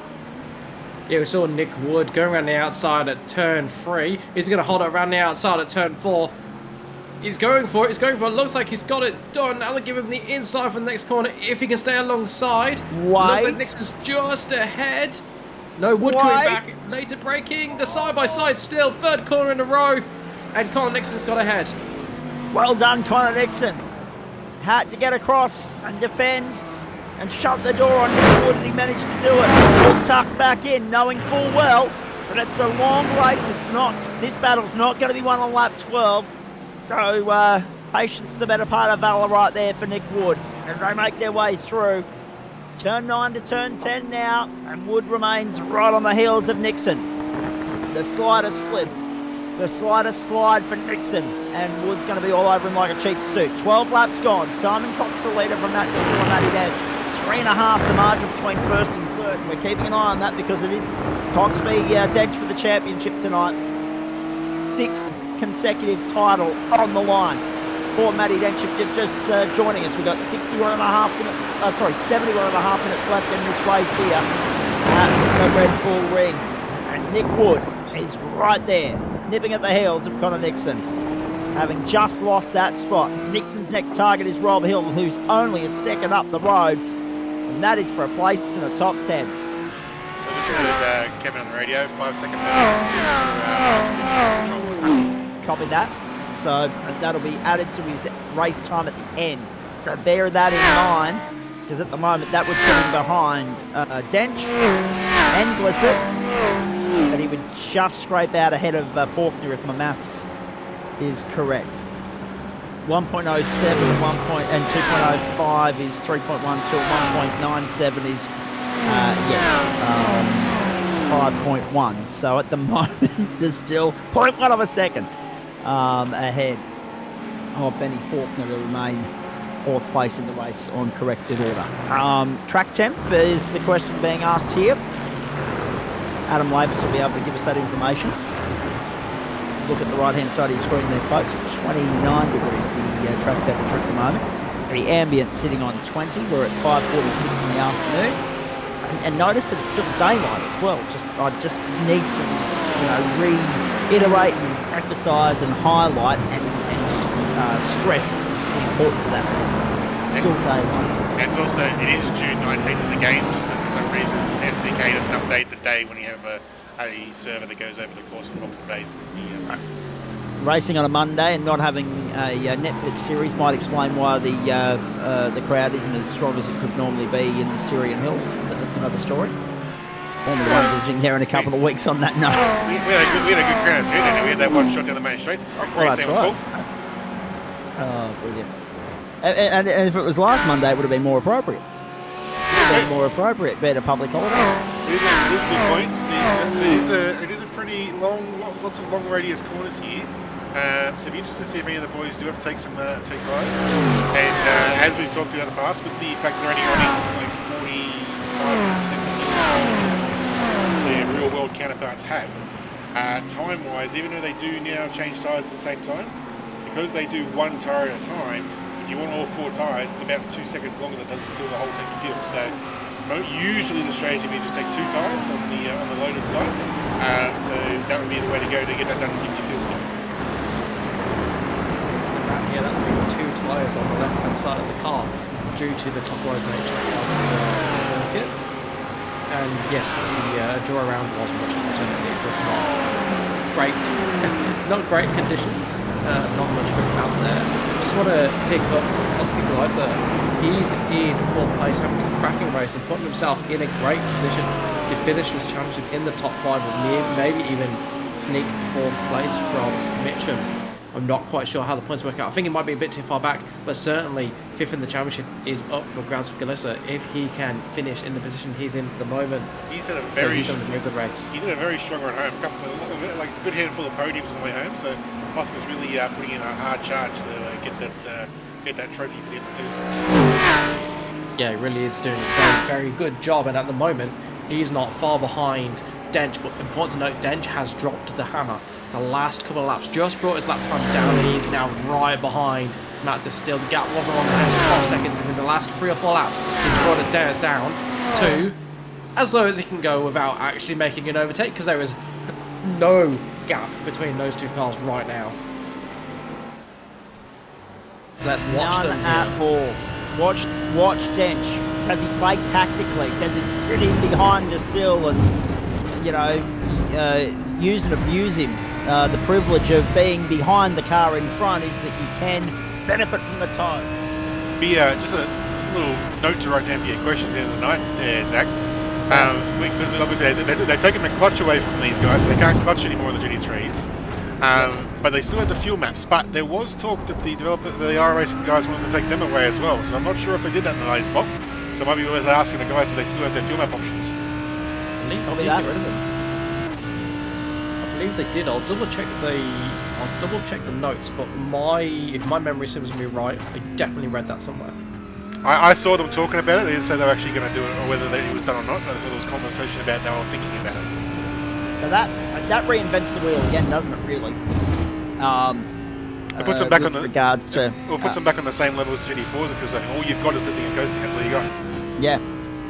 Which means that everybody's essentially got to change their driving style to counter that, or at least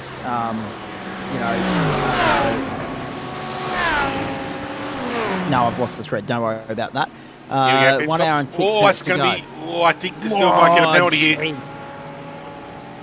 Across the line, I think that may be penalty. Yeah, counter that was the word I was. Yeah, no, I got the right wording. I was just second guessing myself.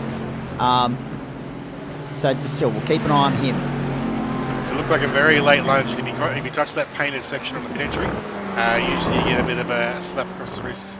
Well, it's more of a friggin' chain across the wrist from my racing. But yeah, we'll see how he goes. Or like a caning, a lash. I mean, what's happening? All right. I think he might have dropped out. Uh-oh. That's even worse. Yeah, you're right.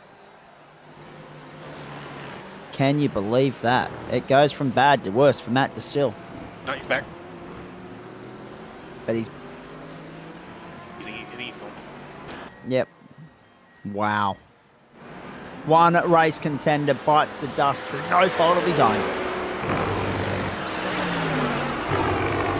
If he didn't have bad luck, he'd have none, Matt Distill. So, I think Benny Faulkner may have taken all 4 tyres because he's on a 21-second stop, which is a bit long for these guys. So he may not have had the memo about the tyre strat. So, but most of them are doing 18, 19-second stops. So I think it was Nick Woods on 17 just to try and give himself a little bit of track position. So we'll see how they go. So yeah, it'll be interesting. And I know Liam's as intrigued by it as I am. Dench, Holgerson, pit lane, end of lap 17. There's your threshold. 17 laps for the opening stint for these boys. And that obviously keeps us waiting and guessing as to how they're going to play their strategy through the second and third portions of this race. It will be 3 stops. We will see lap 51 being that latest possible point in the back end of the race in which they can come in, top up, and get home. But therefore, the critical number, the earliest point that we probably see them come along the pit lane will be, if we're going for 59 laps, which I suspect we are, that earliest possible point, we may get to 60. I should stress that as well. We could potentially get to 60 laps here, and just depending upon how long they spend in transit along pit lane and how that affects the timings, and that'll become clearer as we get closer to the final 10-15 minutes of the race. It could be lap 42, lap 43, that critical lap number. Also means that 75% race distance for anyone that wants to be classified is going to be around about that 45 lap marker tonight as well. 1 hour, 3 minutes and 20 seconds to go.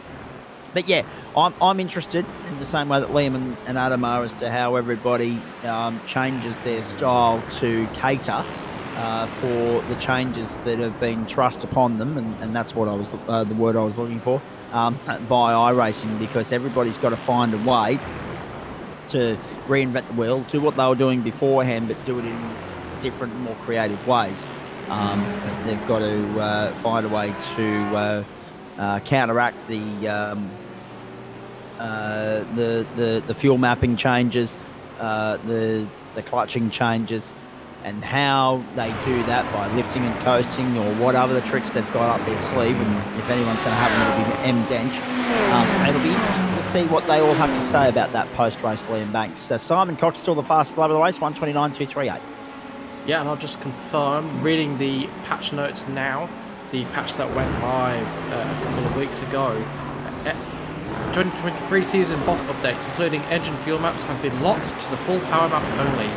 Fuel save maps have been removed in accordance with current real-world rule sets. So there it is in the patch notes. They do not have any engine maps to play with to help them get home. If they want to save fuel, they're going to have to do it the old-fashioned way by lifting and coasting, and they can't even use the clutch to help. And this is exactly what I really enjoy about iRacing. Oh man, Daniel Birchnell's been relegated.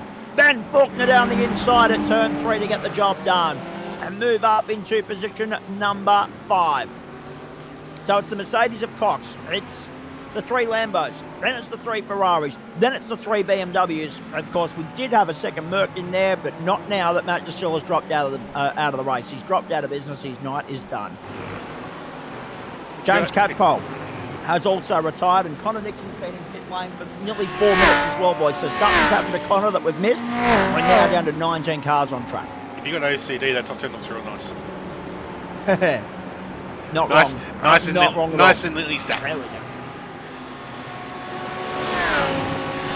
Just the way I like it. Yeah, Connor's still in the pits for 4 minutes, so he may have also got a penalty. Oh, it's all falling to the proverbial for the guy that started so well, Connor Nixon. So interesting points there from Liam Banks. But this is where you have to applaud and give credit to the team at iRacing. And Formula One game creators have now. Whoa, that's what happened to Connor.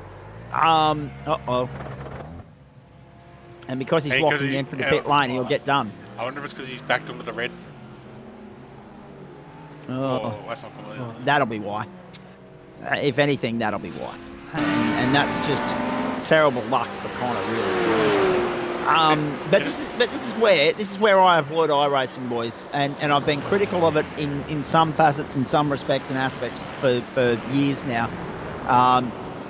In terms of making sure that if you're going to stress the relative similarities between this and the real world, and you want to provide an effective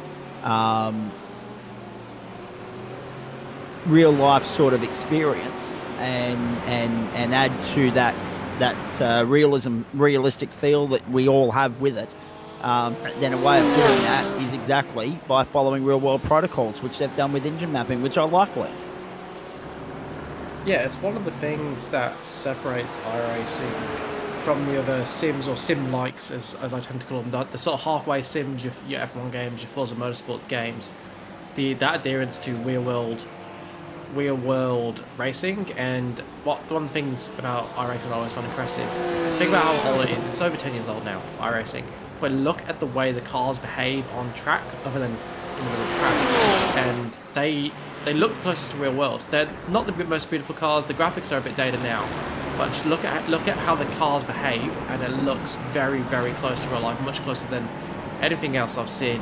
Maybe sans Assetto Corsa Competizione, but that's, you know, focused on only one class of cars, the GT3s, and it is a fantastic game, but limited in its scope. Yeah, the new Formula 1 game is very, very pretty, but they're still a long way behind in the physics. It's not bad, but you can definitely tell it's not full realism. Well, yeah, it's designed for people to be able to play it with a controller, and for casual fans to be able to pick it up and have fun. And they've done their best to sort of make it appeal to all worlds, but there's only so far you can go before you have to put in too many resources for those few that want to play it on full sim mode. So, not only too, this is we've got Jake here leading the Porsche brigade. It's the last time we'll see the 991 GT3 Porsche. So here's your homework. Have a look at it now and see if you can spot the differences when we come back next season, see if you can see any difference from the new Porsche. Copy that. Oh, have a look at this, a little bit of over and under. Jake Jackson lunging down the inside. Jake Jackson going to 10th. Very nicely done. Got down the inside of Anthony Visma and moves himself into the top 10, and we've finally got a Porsche back inside the top 10. He was already in the top half of the field by virtue of being 11th, but we've finally got him in the top 10. There are only Benny Faulkner's back in the pit lane. 6 different manufacturers. Okay, got that. Benny Faulkner in. We'll keep an eye on that. Drive through, didn't stop, just went through. No, that's right. You're right. That's exiting. So that's disappointing for Faulkner. And wonder there's if Jackson going to 9th as a result of that as well, boys. So Mercedes, Lambo, Ferrari, BMW, now Porsche inside the top 10. The only other manufacturer in the race, of course, is Audi. Their representatives, Scott Woodward and John Wright, 14th and 16th respectively, and James Catchpole's already out of the race. So Matt is still done. James Catchpole done. Connor Nixon's still sitting in pit lane, hoping to get back out there potentially later on and get classified at 75%. Here's Faulkner down the inside of Jackson. Job done. Jackson will want to hang there. He'll want to hang there and get back down on the inside round at 6, but no, Faulkner covers it off beautifully. Oh, terrific racecraft. Red Bull Ring 101. Jackson right around the outside. Have a look at that. Jackson with the full send, if you don't mind. Can he get it done? No, he has no choice but to tuck back in. Oh, incredible drama here. Great aggression from both Faulkner and Jackson, and Faulkner prevails for now. Yeah, I think I have to apologise to Faulkner. I think I put the commentator's curse on him at the beginning of the race by singling him out as a fairly clean operator, and then he's got a drive through. So I'll apologise for the commentator's curse on that one. But what a great bit of racing. I'll tell you what, I'm happy he got that drive through, because otherwise we wouldn't have had this absolute peach of a battle. Jackson going around the outside, multiple corners, looked 2 or 3 times like Faulkner had got it done, got the move finished, but then Jackson just refused to give it up like a terrier with his chew toy, just would not let it go. Mine, but in the end, Faulkner just winning out. It's always nice when someone sacrifices themselves in the name of our personal entertainment and enjoyment, and that's exactly what Faulkner's done in this particular instance. Now, Simon Cox, the race leader, by 2.6 to Matty Dench, Blissett, Hewitt, Birchnell in behind, then Holgerson in 6th place. Arnott Wood, Faulkner, Jackson make up the top 10. Visma and Stewart, then Hewitt, Wooden and Gallacher make up the top 15. Biggest mover thus far, Matty Stewart up 7 spots from 19th to 12th in the race as well. Does the BMW pilot, and that's Stephen Gallacher having a moment at 1. So, if you're just joining us, we're 23 laps into the race. We're 35 minutes into the race and into the wall. That's Ben Faulkner with a monster, massive shunt. And Faulkner's day is done. Oh boy, what on earth has happened here? Was there contact between these two cars? No. Faulkner has gone all on his own. Oh, can you believe that? Bang. And it looked like the second part of that, once he got off the track, was bloody well intentional. Yeah, probably carrying some frustration because of that drive-through. which I'm assuming was speeding in the pit lane or I think something similar. it could have been a pit lane thing, but it also, given he's not a regular in the GT3s, and how easy it is to rack up the X's on a Red Bull, maybe he got the limit at Red Bull with the instant ones. That's a really good shout. It is one of the tracks that you have to be super careful.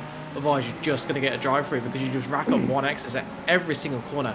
You can do it. You can either cut the inside and grab corners. Those really fast right-handers. This corner here as well. If you get too much of the green here, you get one. A few wheels on the strip, you're fine. If you're off the strip, it's bad. At the final 2 corners, turn 1, if you get too much over the sausage curve. Same with turn 3. It's still everywhere. Everywhere's got X's.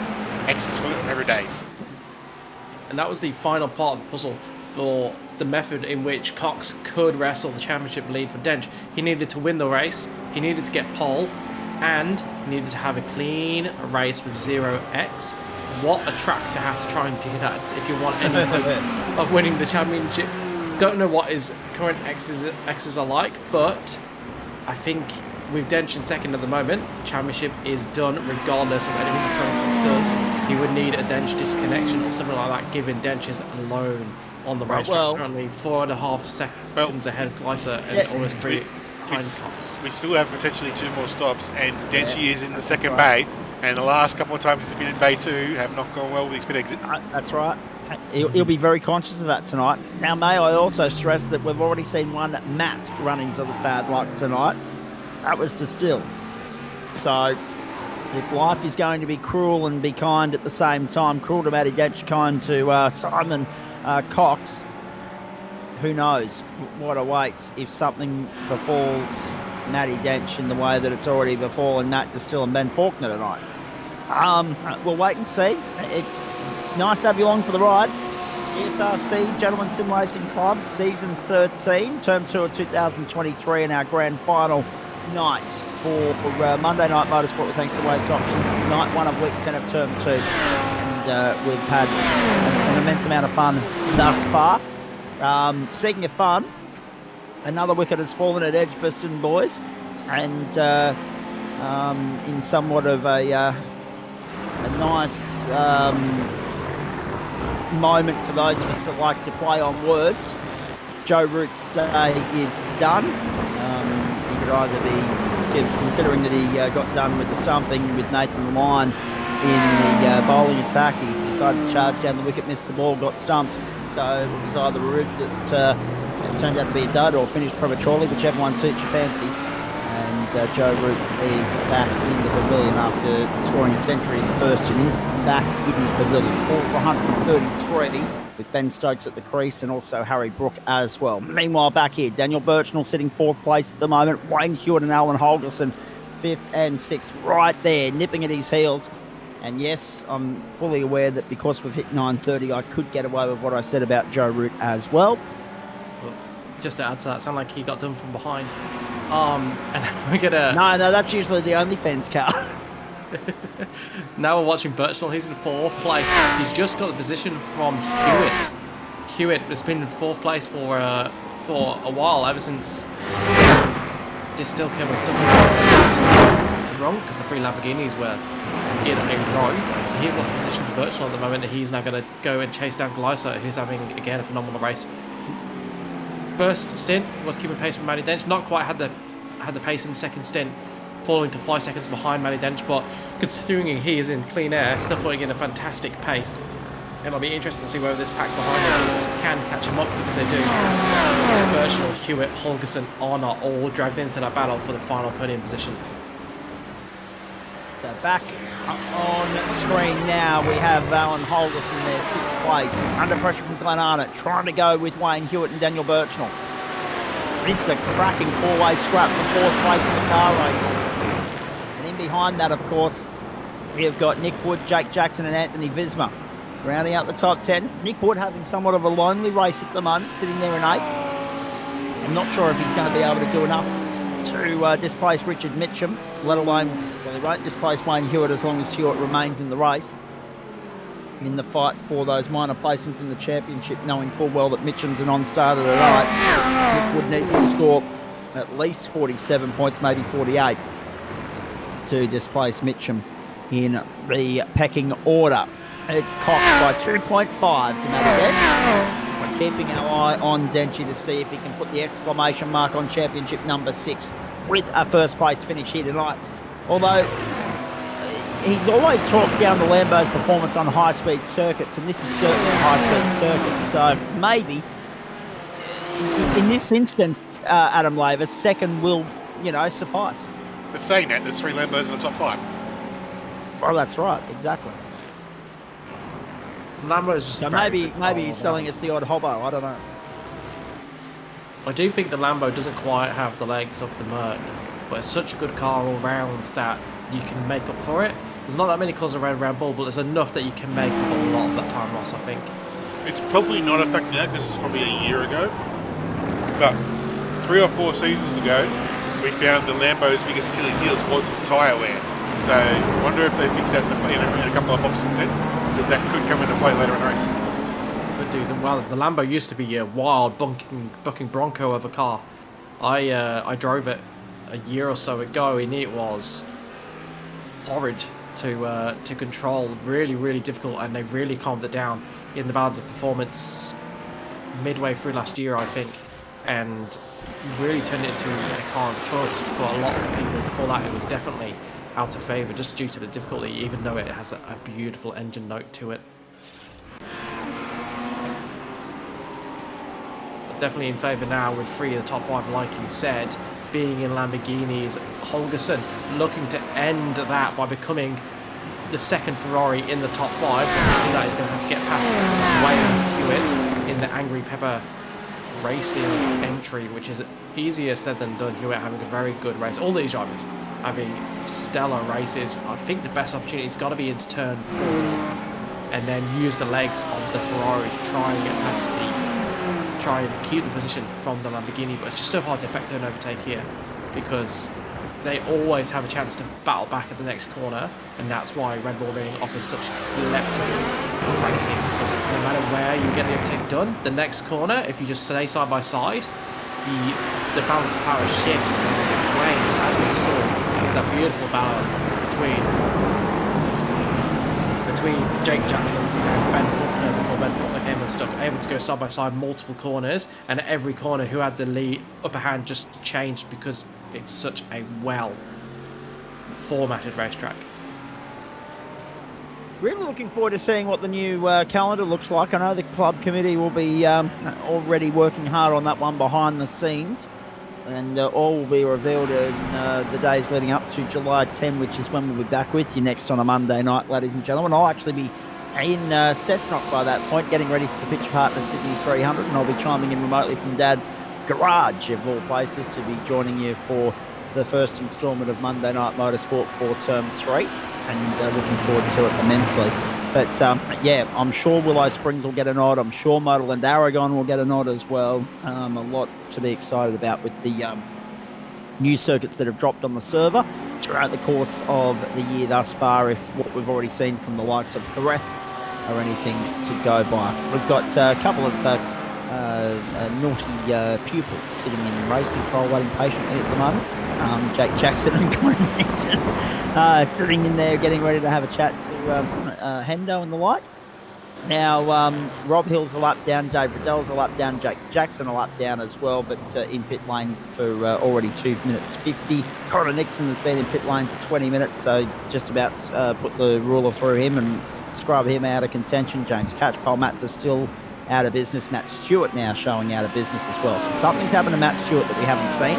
Matt Stewart's night is done. So that rubs him out of contention. Therefore, we've got 16 cars of the original 22 that started remaining on the bitumen, on the racetrack and circulating at this point. And 14 of those remain on the lead lap. We're on lap 30. We're at the 45-minute mark. We're at half race distance. That went quick.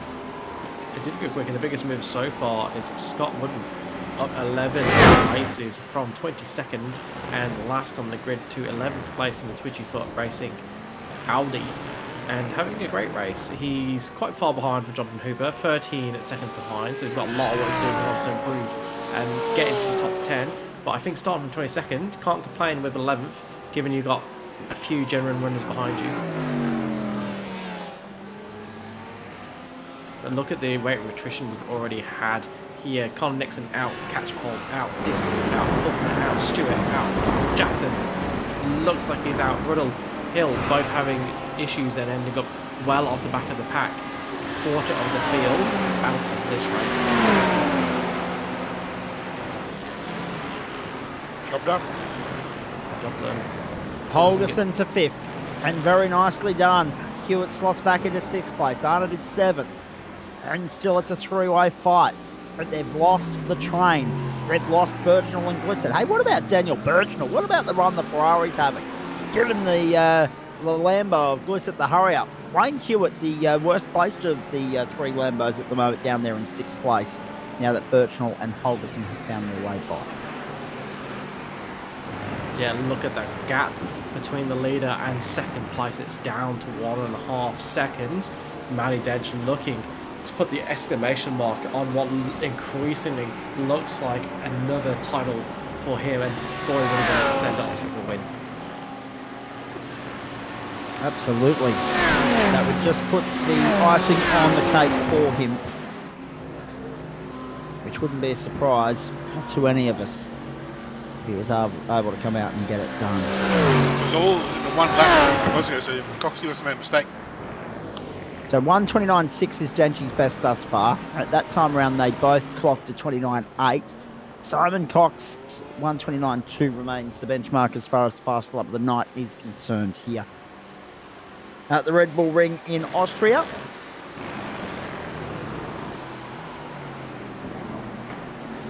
Yes, Simon Cox looking to try and keep hold that fastest lap. Because again, that's his other route to getting enough points to overhaul Matty Dench. He still needs Matty Dench to have misfortune befall him, and that's running out of time. But he needs the point for fastest lap. He's got the 2 points for pole position. Needs an extra point for finishing in the top 10. He'll get that. That would be 94 points, which would be enough to overhaul Matty Dench should Matty Dench fail to score. But Dench is in 2nd place, and let's face it, looking increasingly like he's going to threaten Simon Cox for the lead of this race before it's over in just over 40 minutes' time. Now, speaking of 40 minutes time, by that point we'll be at lunch at Edgbaston as well. The revised session times there today, 8 to 10:15 p.m. Eastern, then 10:55 to 10 past 1 Eastern, and then 1:30 through to 4 a.m. Eastern time. Whoa! Sliding through! Commitment to come into the pit lane! What about the drift work from Oscar Glissett? And Daniel Birchnell follows him in as well, so we've reached that 2nd stop marker. So a few of these guys stopping every 16 laps. That's going to get them to 48. Before we'll see them in for their top up to get them to the checkered flag, unless they opt to go early and stop as early as lap 43 to get themselves home in what we think will be a 59 lap race here at the Red Bull Ring. Oh, tyres. There we go. Let's have a look at this. Nicely done. They all took them. Yes, saw them bobble down off the track just then. And look at the race off pit lane. Birchnell hits them both Glissett and Arnott. Well done, Daniel Birchnell. That is a game-changing moment as Birchnell comes out ahead of Glissett and Arnott. Wood sits there in 7th, and Wayne Hewitt is 8th. Ripper and Wright on pit road at the moment as we speak.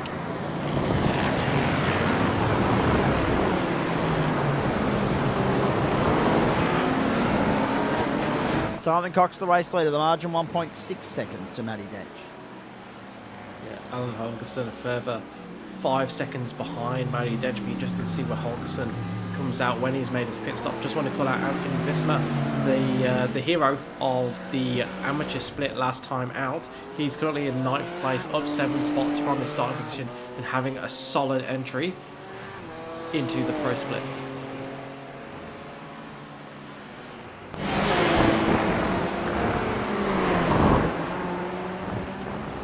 Simon Cox in pit lane. Matty Dench has continued. 1.5 seconds to gap at pit entry. Simon Cox is going to need to have a good outlap, otherwise he risks Matty Dench undercutting him. We'll have to see how that all works out, but this is a danger moment for Simon Cox. One of the few times he's going to be incredibly vulnerable to Denchi, who has continued, and we don't know how long is it going to continue. Will it be 1, 2, perhaps even 3 laps longer? This could be a crucial phase of the race in the terms of who's going to come out of this with a final victory in the 2023 season, being Waste Options GT3 Championship. It is all happening here at the Red Bull Ring, one of our favourite racing venues. Not necessarily for the sheer grind that it is, but and not necessarily because it's the greatest racetrack in the world, but because it always offers up good racing. It's a bit like QR, except with undulation. When you look at the track map, it's a bit like QR, except with a little bit more character, a little bit more length, and undulation, and just a couple more corners thrown in for good measure, and a couple more, differences. As Nick Wood heads off the road, Nick Wood, defining moment there as he drops down a couple of spots, now in behind Blissett, Arnott and Hewitt. Just went a little bit too deep at the end of the back straight there.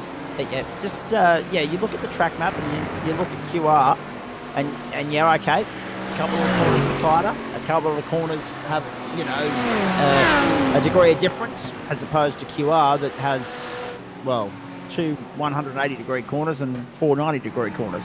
So by a point of difference, the Austrian circuit wins. But yeah, it's essentially reminding me of great similarities between that and QR just by looking at the track map. And I'm sure I'm not alone as they make their way through turn 1 once more. Another point of difference. That's why when we come here, Adam Lavis, Formula V always throws up good action. Yeah, another point of difference is from all reports, the organisation at Red Bull is really good. I'm glad you said it. I didn't have to. Right, that's good. Very nicely done. Just lucky to get out from 5 seconds, Matty Dench. Yeah. Short field though. He went short fuel, so we will expect Dench to come to pit lane around about that lap 43 marker. I would imagine that he would have done his numbers. He'll do a short stint 3 and a long stint 4, a long burn to the checkered flag. Simon Cox, second now, and 7 seconds clear of Daniel Birchnell, who has this log jam of cars on his clacker at the moment in Glenn Arnott, in Alan Holgerson, in Oscar Glissett, and Wayne Hewitt, Nick Wood, Anthony Vismer and Jonathan Hoop make up the top 10. Hello, David Johnson. What brings you in this early, please? I'm just wondering whether I might be able to add more value than I seem to be in the car in here, the way it's gone so far. Right, so there's another retirement for you, ladies and gentlemen, and a night full of them. So no Jake Jackson at the moment. He's parked up, he's done.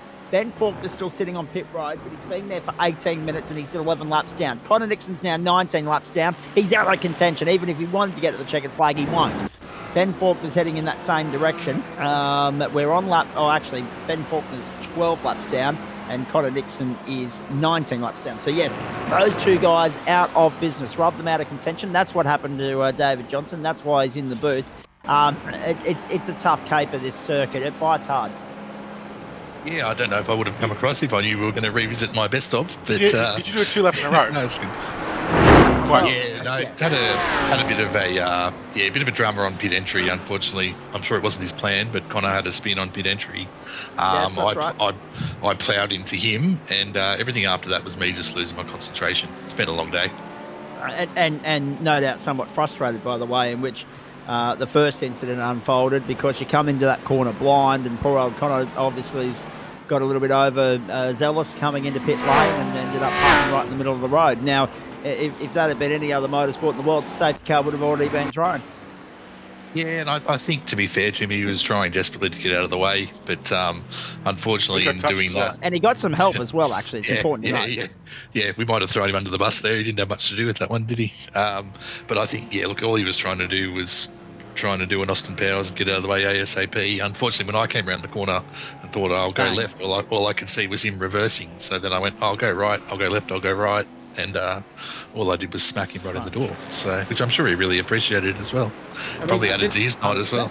Did help him get turned around though in the end. Yeah, well that was the main thing on my mind, right? I'm like, how can I help Connor out of this sticky situation? So no, it's all good. It's a tough track, and I think that's showing with the people that have not made it any further than this. And just while we wait for this to get to the final standards of this race, as we watch what's going to happen between Dench and Cox, what's going to happen with this battle for fourth place between Gleiser, Arne and Holgersen. What have we got coming up at the GSRC? Obviously it's finals week, so what's the process for the next couple of weeks until the next season starts? Yeah, so we've very rapidly hit mid-season, so mid-year. So we go into a 2-week break now. The committee will just do the work to finalise the season ahead tomorrow night. There's been a few new cars, a few new releases, so there's a lot to talk about. And then we'll have that out probably in the middle of the break. I reckon we'll have the new season finalised and communicated, if not a little earlier, and we'll go from there. And what does the new GT3 Endurance Championship look like, mate? Same format as this one? That's another question to be finalised. The love for the GT3 has been there, and it's been off a little bit this season. But if the last year was anything to go by, usually the first year is pretty jam-packed with official enduros, and the back half of the year is pretty quiet. So normally the interest picks up in the second half of the year. But really, if people want to see the same format, we need everyone to show us some love and get on board for Bathurst this weekend and give us the 20 plus on the grid as a minimum, and that might be the decision maker, to be honest. Because you've also got now, like with the new prototype cars coming in, there's a bit more possible interest in those for endurance season too. So yeah, 100%. And I'm gonna. This is the old disclaimer of this is a personal opinion and not committee business. But the fact we have new prototypes, we've got LMP3 suggests to me we might even have something running during the week with a few of those mixed up together. So see how we go with that idea come Tuesday night.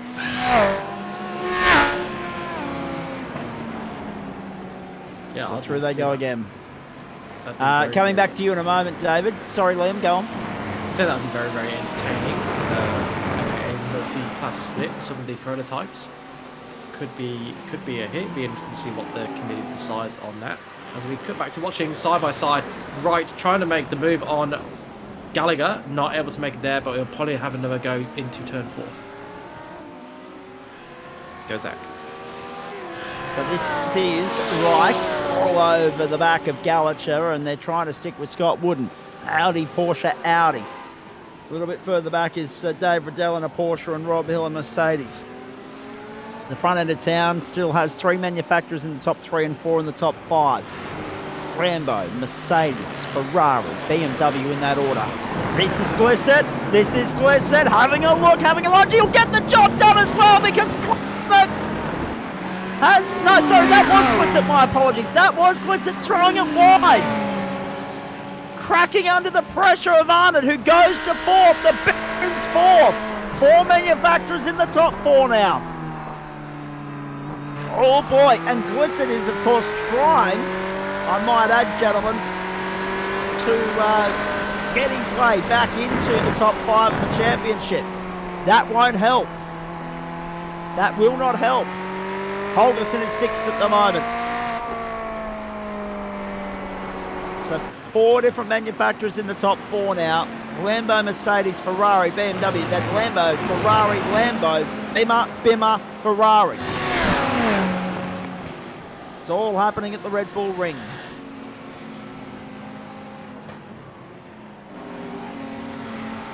We've completed 39 laps. We're on lap 40. And we got there. Can I just add, gentlemen, we got there inside the hour. So keep your eyes on that clock.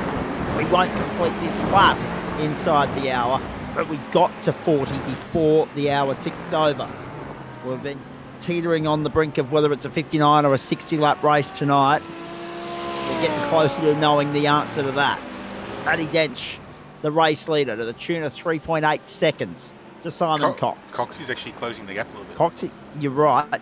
I was just about to say, it looks like he's next closing the gap, because it was 5 seconds a couple of laps ago, wasn't it? Once they cross the line, this graph will update and give us a better viewing of those laps where he's actually closing, because of that pit laps obviously stretching it out. But once this cleanses, we're going to see how much he's closing by.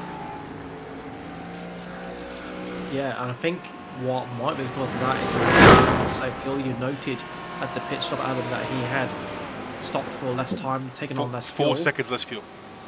I wonder if that's why there's a bit of a pace difference between Cox and Dent at the moment.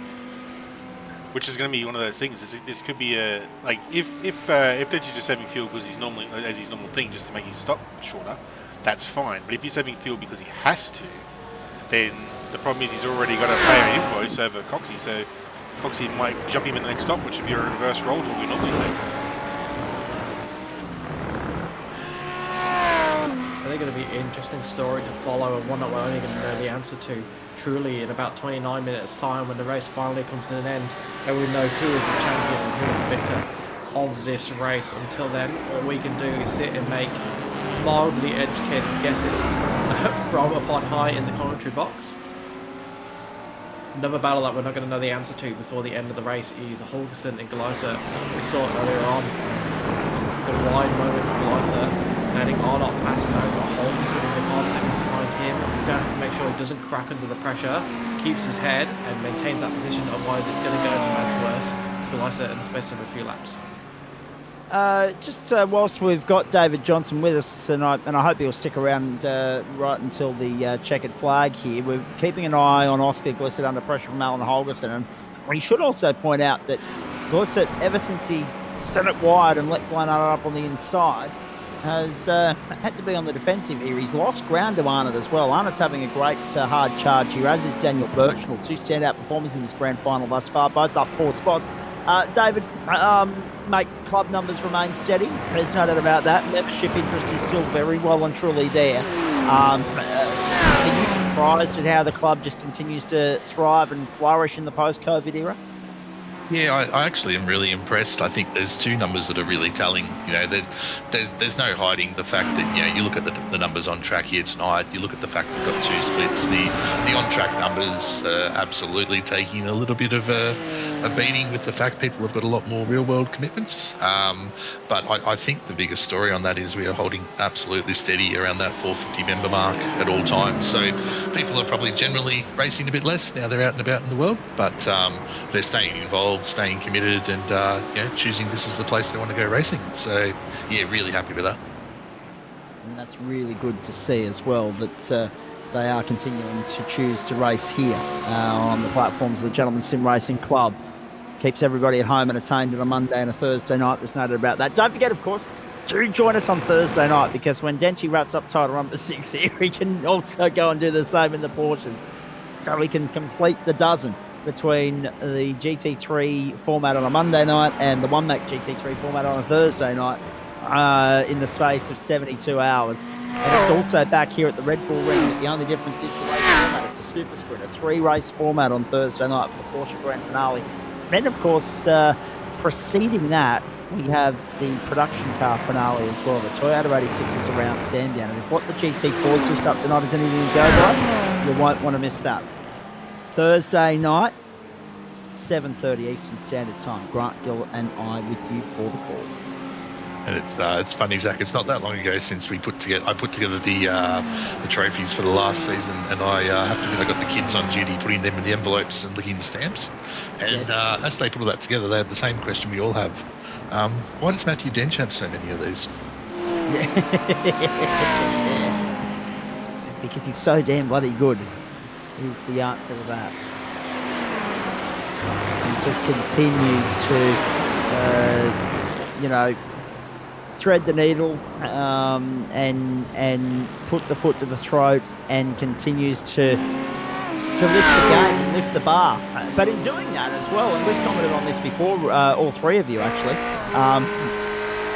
he brings the club with him. Everyone out there now, as a result of the brilliance of Dench, as Holgersen goes down the inside of Glissett and gets the job done and moves into P5.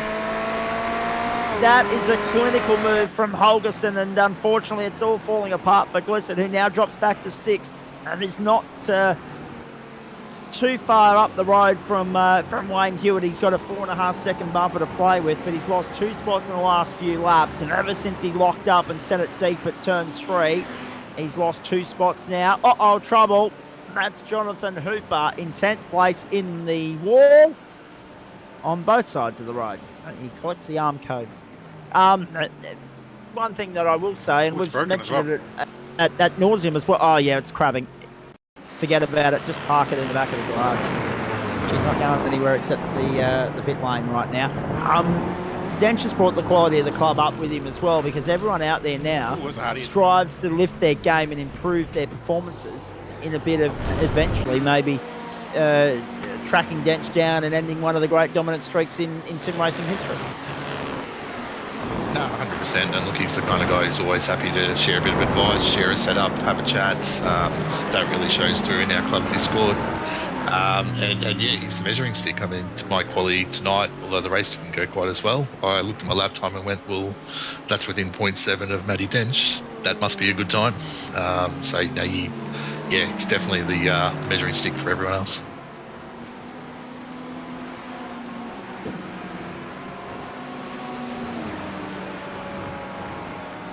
Liam, your thoughts? Yeah, he does. Just about Pit every window race. open just on the screen there as well, boys. So we should point out we've got to that critical lap. Good memo from Adam Lavis to everybody. Pit window open, so they can come in now, top the tank up, and get home.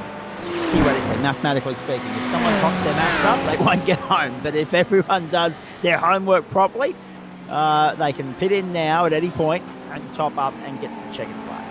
Go for it, Lynn.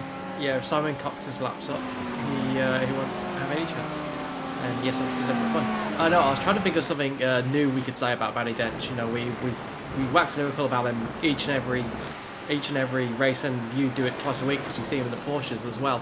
Yep. Because he is just so good. He's fantastic around here. He's one of those absolute aliens that can put in a fast lap time around any circuit. I bet you can do it in any car, but he is so in tune with this GT3 that he is just the ultimate barrier to try and overcome. And Simon Cox has done a great job in getting closest to doing that this season in the GT3s, and hopefully he continues into next season, is able to build on that strong finish that he's had in the season to really take the challenge to Dench next time around, because Dench has shown chinks in his armour this season. He's not been perfect. We've mentioned sprint races, perhaps sometimes he comes under the nose because, you know, he gets involved in little incidents, or he's had a couple of weekends where he's spent in the pit lane and that's been a chink in his armour as well.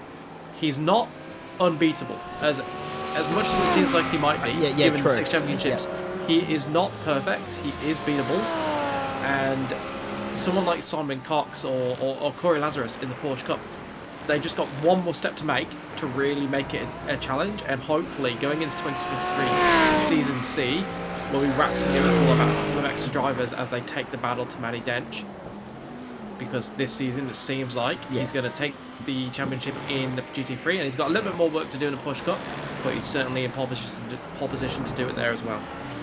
Two things here important to note as well, boys, and I want to come back to you, Adam Lavis. 2 things important to note. One, we just saw a couple of pit stops there. Stephen Gallacher was one, and I think John Wright was the other.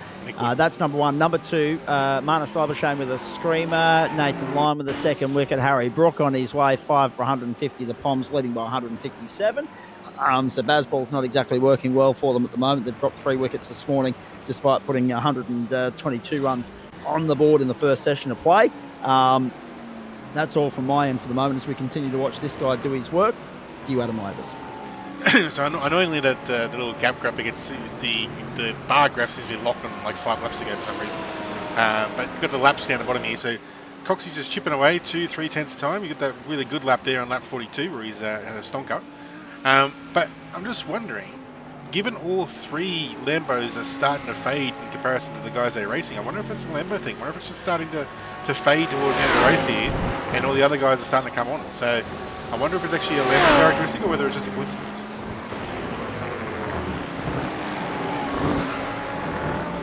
Yeah, it's a good point. You mentioned earlier on the Achilles heel of the Lambo used to be tyre wear.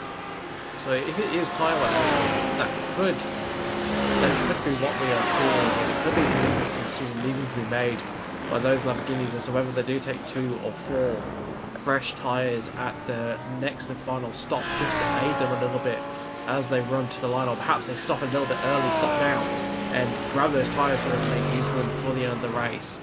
Well, Dentchy's the only one we haven't checked. Like, the other guys we saw took their tyres, and they only have one spare set. So if they've taken their outside 2 tyres, they can't take another outside 2 sets. They've only got the inside ones left, because iRacing works off that system. It's a tyre set, not tyre bank. So we didn't see if Dentchy took tyres last stop. So maybe he is on the oldest, still on his oldest rubber. So maybe he'll be saving it for this last pit stop he's about to make. Probably this lap, maybe the next one. And maybe he'll put the pressure on and stock it home. All plenty playing out here, but as you have a look at the clock there, ladies and gentlemen, still 18 and a half minutes on the clock. Still 37 minutes of sim time as Matty Dench comes to pit lane at the end of lap 47 to top up and get home.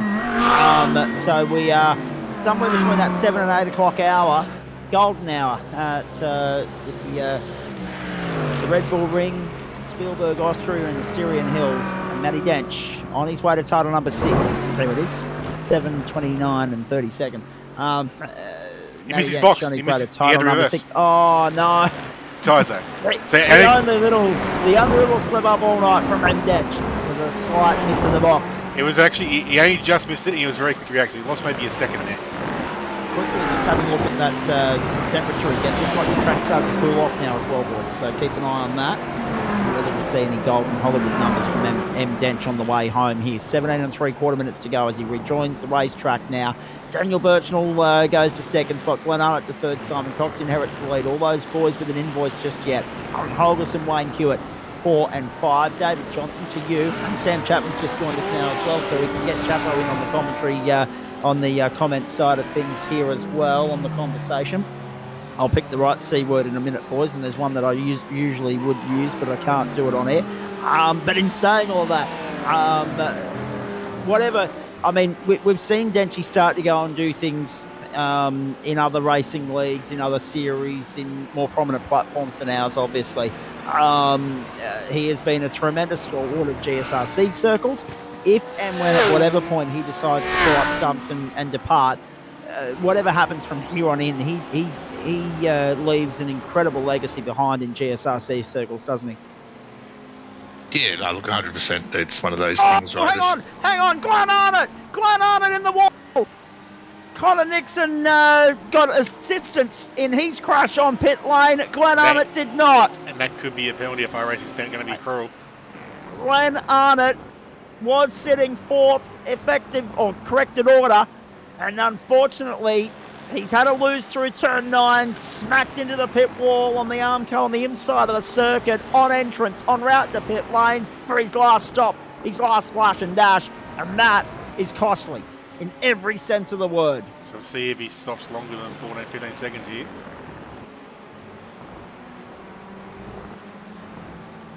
No, he's got away with it, so luckily iRacing were kind to him.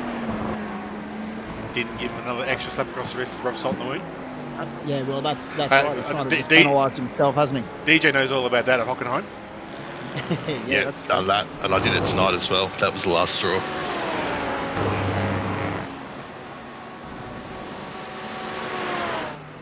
Yeah, it's so easily done, though, isn't it? It's so easily done. Rebel track, the Rebel Ring. It's you're looking at it, it doesn't look like a difficult track, does it? It's not overly technical. It's not. There's not that one corner that you look at and you go, oh, that's somewhere that people make a lot of mistakes. But there's so much time at every corner because you need to carry so much speed. If you don't carry the maximum speed, you lose far too much. So you have to go maximum attack around here, and that leads to a lot of mistakes. Even though it's one of the tracks that's actually relatively easy to lap if you're not pushing. But as soon as you're pushing, it becomes an absolute beast of a track that just keeps begging you to go a little bit faster, take a little bit more speed. You get 1x, and then all of a sudden you find yourself in a wall. So that's Simon Cox you're watching in the pit. Matty Dench coming up, start finish straight. Who's going to come out ahead? Will it be Cox? Will it be Dench? Dench going through the first one now. Cox is coming out of pit lane. They're going to come out side by side. Dench is just about going to have the lead, but it's game on. But Denchy now has a tyre advantage because he took his fresh tyres at last stop. And I'm 90% sure Coxie took it in the second stop. this is true, and they should both have the same amount of fuel, unless one of them has shortfalled themselves and decided they're going to go to the end. If anything, Simon Cox taking on a little bit less fuel than Matty Dench, but stopped 2 laps later. So you would imagine they have a similar amount of fuel in the tank. Yeah, well, Dench took 4 seconds less than the first, and he's taken 3 seconds more this time. So Well, also three, minus. actually, no, it's less than that. It's like 2.5. A little bit of Denchi saving as well, so you might have stole some of his 4 seconds back. Yeah, so this is about as straight a flight as it can be on track. Dench How with good is this? Dench with an advantage. He's got track position. He's in second place currently, but first place once all of the pit stops are corrected. Cox has got to overtake him for the victory. Can he do it? He's got all the tools at his disposal. If anything, he's had the slight edge in pace in one stint, and Dench has had the slight edge in 2 stints, and Dench has had the slight edge in pace in 1 stint. Can he do it again to bring home the victory, or will Cox get him? We've got 13 minutes of hard racing to find out. Holgerson and Dench, then Cox and Birchnell, then Blissett and Hewitt. We know that Holgerson still has to come to pit lane. Everybody else looking like they're good to run to the checkered flag. We've had a fair rate of attrition tonight, but we've still got 15 out there persevering with it. We've lost Nixon, Catchpole, Distill, Faulkner, Stewart, Jackson and Johnson. Johnson's here with us in the commentary box. He's sticking around to see how this all ends up. Dan Chapman's jumped in for a chat with us as well. We'll hear from him in just a moment. And actually, Chapo, I didn't see your name on the entry list here, so I'm just wondering what brings you back to the booth, please? Yeah, I'm not going to lie. I'm actually prepping for tomorrow's broadcast, and it was an accident.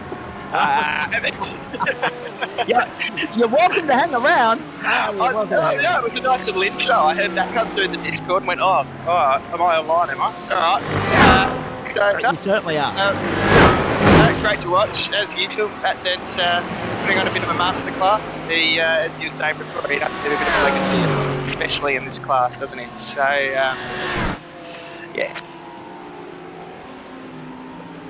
Holgerson, Dench, Cox, Birchnell, Gliss at the top 5 at the moment. Chapo, we'll let you continue preparing for tomorrow night. In fact, stick around, because when the checkered flag flies, we'll fill the gap between the flag falling and the guys joining us for the post-race show. We'll get you to give tomorrow night a bit of a quote, if that's all right.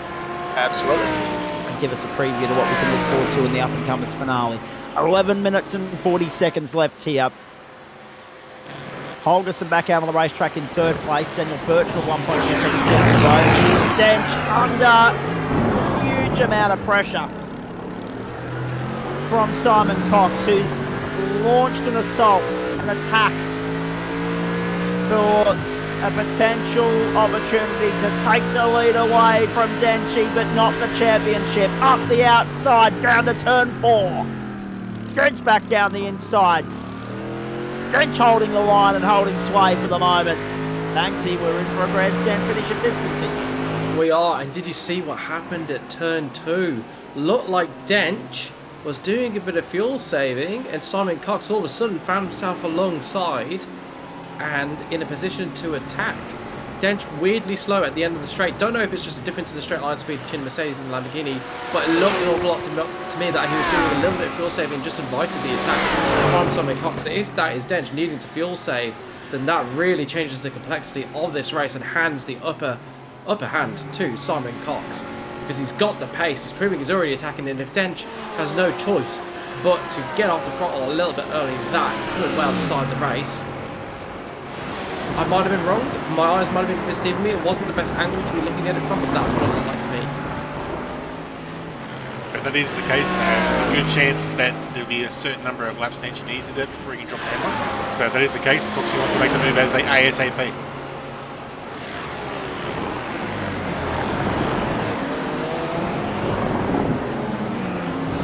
See there, Dench moving to the inside quite early to defend.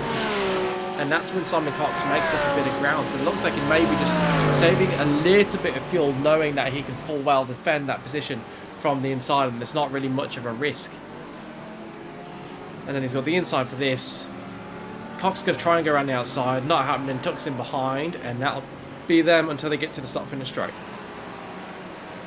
9.5 minutes to go, so plenty of time for Cox to try a few different things to try and get past the immovable barrier that is Matty Dench.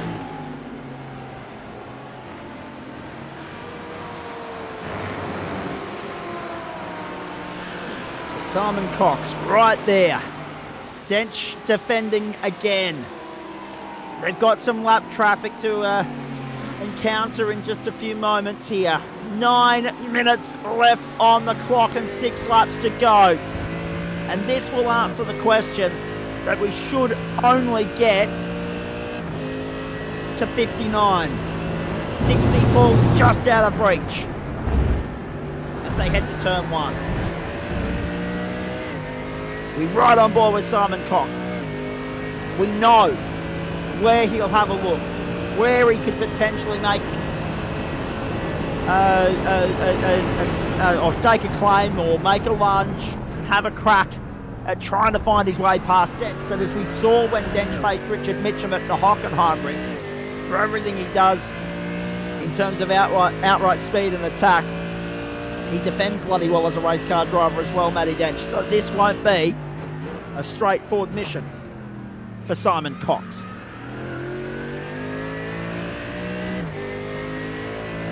No, it won't be at all. It's one of the hardest things to do in the GSRC, isn't it? Trying to overtake Matty Dench in a GT3. That's a platinum achievement on the PlayStation, if I've ever heard of one.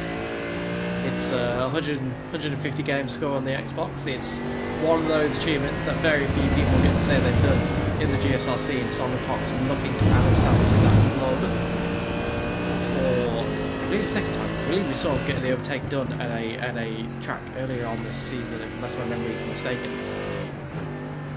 Which just shows to show how close Cox is getting to Dench in pace now. Look at this battle. This is not a battle we would have had in the past. Let's see what's happened here. Just carrying a bit too much speed. The rear's let go, and then, ill-advised attempt to rejoin, not holding the brakes, taking out another car. That will be found on that was explicit. That was explicit. We've given Kevin Henderson a really nice, quiet season so far. I don't think we've quite done the same tonight. No, he's had his work cut out for him tonight. He's had a fair bit to unpack and pick apart and sort through. But at least he can then, on the back of that, geez, that was average. At least he can, doubly so, get through tonight and then have 3 weeks to recover from it. So 2 Monday nights off and then back into it on July 10.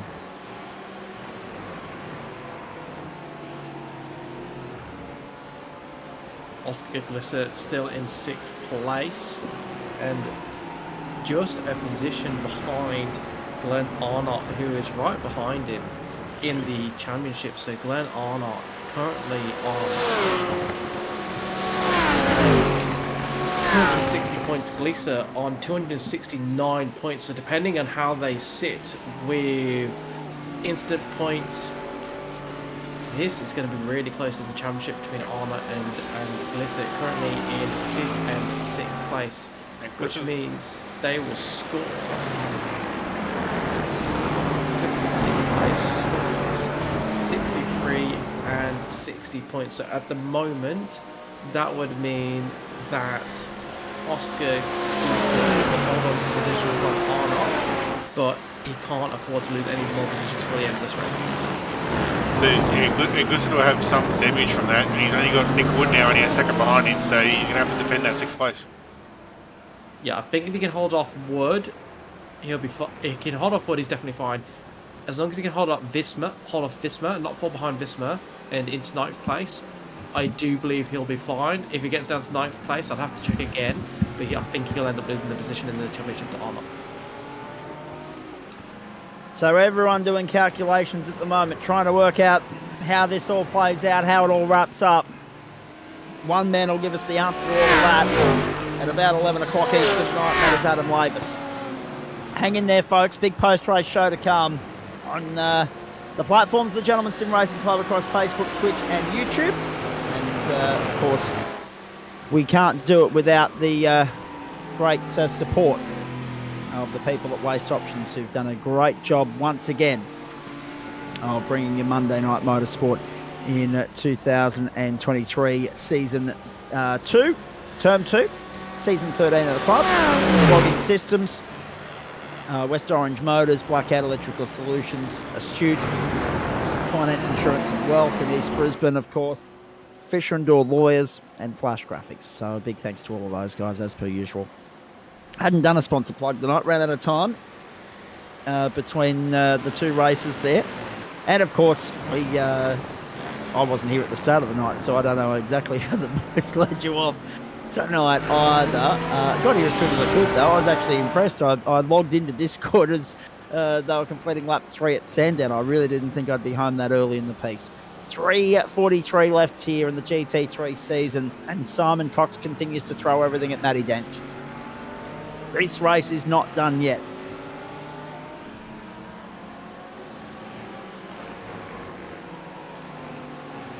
It's certainly not. Look at how close they are on track. Dench having to use all his wiles, all of his experience to keep Cox behind him. I don't think Cox could want this more. He wants to set a marker down for next season and say, you're not going to have it your own way next season. I'm going to be there like this each and every round of the following of 2023 Season C. So he is going to want this more than just about anything else in that cockpit right now. 3 minutes to go. That's going to be 2 more laps. 2 laps to go. We're on our way home. And there's not going to be much in the way of overtime here. Lap traffic gets out of the road there. Matty Dench on the defensive. Cox tucks in behind. Cox still with the fastest lap of the race. Cox up on the outside now on the run to turn 3. We've got a grandstand finish on our hands here, folks. The grand finale of Waste Options GT3. They'll be 1 and 2 in the championship. That's not what's at stake here. It's just about personal pride and bragging rights with regards to the race itself. It's the way things stand, even if Cox does find his way by. Dench has title number 6. But knowing Dench, he'll want to win it in an out-and-out fight. He'll want to put the icing on the cake with the W here.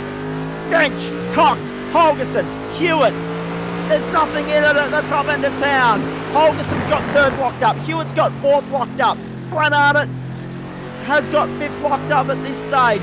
Nick Wood under pressure from Oscar Glissett for 6th. Anthony Visma is 8th. Forget about everybody else because they're a lap down. Or more. So Or retire. That means Nick Wood has got past Oscar, so Oscar's dropped back to 7th now. Yep. It's been a disappointing back half of the race for Oscar Glissett. Dench, Cox, Holgerson, Hewitt, Arnott, Wood, and then Glissett and Visma, the only 8 cars on the lead lap here after an out-and-out fight over 90 minutes and 59 laps at the Red Bull Ring. Safety car free in the Waste Options GT3 Grand Finale. White flag in the air. Oh, he's actually doing his job for a change. Lazy prick. He didn't even wave the flag at Sandown. What was he doing? Dench and Cox. The race on the line, on the last lap. 1 and 2 separated by the length of a handkerchief, and Cox to the outside. Dench defends. Oh, what an onslaught this has been from Cox, but how well has Matty Dench withstood the pressure here thus far. Half a lap to go. Look at Cox lunging down the outside to turn 4. Dench defensive, gets across to cover off the inside, running for the next corner. Will let Cox have the right-hander on the inside, but needs to cover off the left-hander up here, and does so. He's got a car length and a half now. He could just about be home and have this done. Matty Dench, another masterclass. Sat in behind, minded his own business in the first half hour, went for a shorter stint in the second portion of the race, came out with a 5-second lead, then came out with a 2-second lead. Coxie mowed him down but couldn't find a way by, and Matty Dench not only has the round, but title number 6 in Waste Options GT3. Dench gets the job done and puts the icing on the cake at the Red Bull Ring in Austria. And then in doing all of that, if he wasn't already beforehand, he's certainly a GSRC immortal now. Oh boy. What about that? Owen Holgerson, a great grand final in for third. Fourth place to Wayne Hewitt, fifth to Glenn Arnott, sixth to Nick Wood. Oscar Glissett and Anthony Visma make up the top 8. Stephen Gallich has come across the line to take ninth, and John Wright 10th. Scott Wooden will be 11th, and Rob Hill in 12th place there. Dave Riddell has pulled up short. So too Jonathan Cooper, and Daniel Birchnell has been in the lane for 7.5 minutes, but he'll still be classified. David Johnson, a retirement, he's in the booth with us. Jake Jackson, Matt Stewart, Ben Faulkner, Matt Distill, James Catlow and Connor Nixon make up the running order. But Matty Dench has title number 6, and I echo the comments that have popped up on your screen on the right-hand side there, ladies and gentlemen. Take nothing away from Simon Cox, because if one man has made Matty Dench work for a GSRC title over the last 6 seasons, it was Coxie this season. That was as close as anyone's gotten to knocking him off the top step of the summit, knocking him off the perch, knocking him off the throne. Throw any other synonym and superlative in there you like. You know what I'm saying. Denchy remains the top of the trade, the top of the business, the top of the class. And the number 1 remains with him for yet another season. What a grand finale. Absolutely superb. Cox looked like he had the upper hand for the first half of the race. Then Dench turned the script on its head with that short fuel pit stop. And we could see Simon Cox coming back out, and we wondered whether Dench was having to save, what was causing that. And then they came out line astern once the final stops had been made, and it was just a straight fight. And Matty Dench coming out on top, as he has so often this season. But I think that's the hardest he's had to work in a straight fight all season. Now, a longer race, the longer races generally suit Matty Dench more than the shorter races. So to have to work so hard for it, this will be his sweetest victory of the season. Clearly, he was saving fuel to do donuts, not to make the checker flag. He's got plenty of fuel left. And this will be a celebration that he will well and truly lap up and enjoy. Because normally he doesn't have enough juice left to do this. So sit back and enjoy it, because I mean, twice this season we've seen his defence put to the test, under the ultimate pressure. Once with Richard Mitchum, now with Simon Cox. And yes, he can dint and scrape and rub the car as much as he likes now, because the job is well and truly done. Drenchy has title number 6. And once again cleans up in a grand finale in Austria. What will be interesting is Thursday night, when he faces the challenge of a 3-race program with an invert in race 2, as we know. That was one of the talking points to start here, of course. Matt Distill's start amounted to nothing in the end, because at the end of the day, he dropped out at the first round of pit stops. Whether it was a packet loss, whether it was something else, I'm not entirely sure. But yeah, Matt Distill, a blinder of a start, led the field that was chasing Simon Cox to turn 1, displaced a couple of guys there early in the piece. And of course, both those cars in front of Matty Dench there, Ben Faulkner and Matt Distill, fell foul along the way. Their night ended rather abruptly. Distill with packet loss, and of course Faulkner with, a suicide mission, smashing the Armco. David Christensen winning the AM split tonight from Matty Brunt, Adam Chiplin, Chuk Fung Wong, and Reece Dickerson. Joe Baldwin for 6th, Adam Lee Holland, William Yarwood, Ben Woods, and Parry Anastakis the top 10. Had the pleasure, of course, of catching up with the great man William Yarwood out at the Ipswich Kart Club on Friday, and he said, I see you're enjoying having a laugh at my expense on a Monday night. Well, only in sympathy. Only in sympathy. He's a great man, and he's enjoying the challenge, actually. On limited time prep, because of his busy schedule in karting circles, of getting in there and having a crack and having some fun, and that's what it's all about. At the end of the day, David Johnson, you've been around here as long as anybody. The mantra of the club remains the same. Yep, it's hard and fair racing. That's what we preach, and we love that.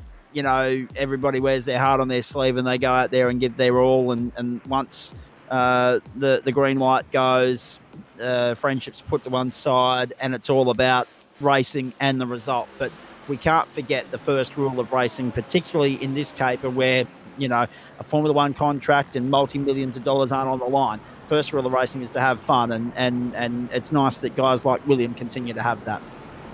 Yeah, 100%. And look, we've always had a great, second group in GT3, whether that was, Pro-Am previously, now the single AM split. Everyone's having a great time down there, and I know they really appreciate that we've given them a bit of broadcast time this season as well. I think that's gone really well. Liam Banks, put a full stop on that for me. We're about to have some of these guys join us for a chat, but you couldn't have scripted it any better. The two guys duking it out for the championship, also duking it out for outright honours in the final race of the term. Yeah, that was what we wanted to see from the final race, wasn't it? It was a tantalising taste of what might be to come next season. Should Dench and Cox both continue in the series, we've got no reason to suspect that they won't.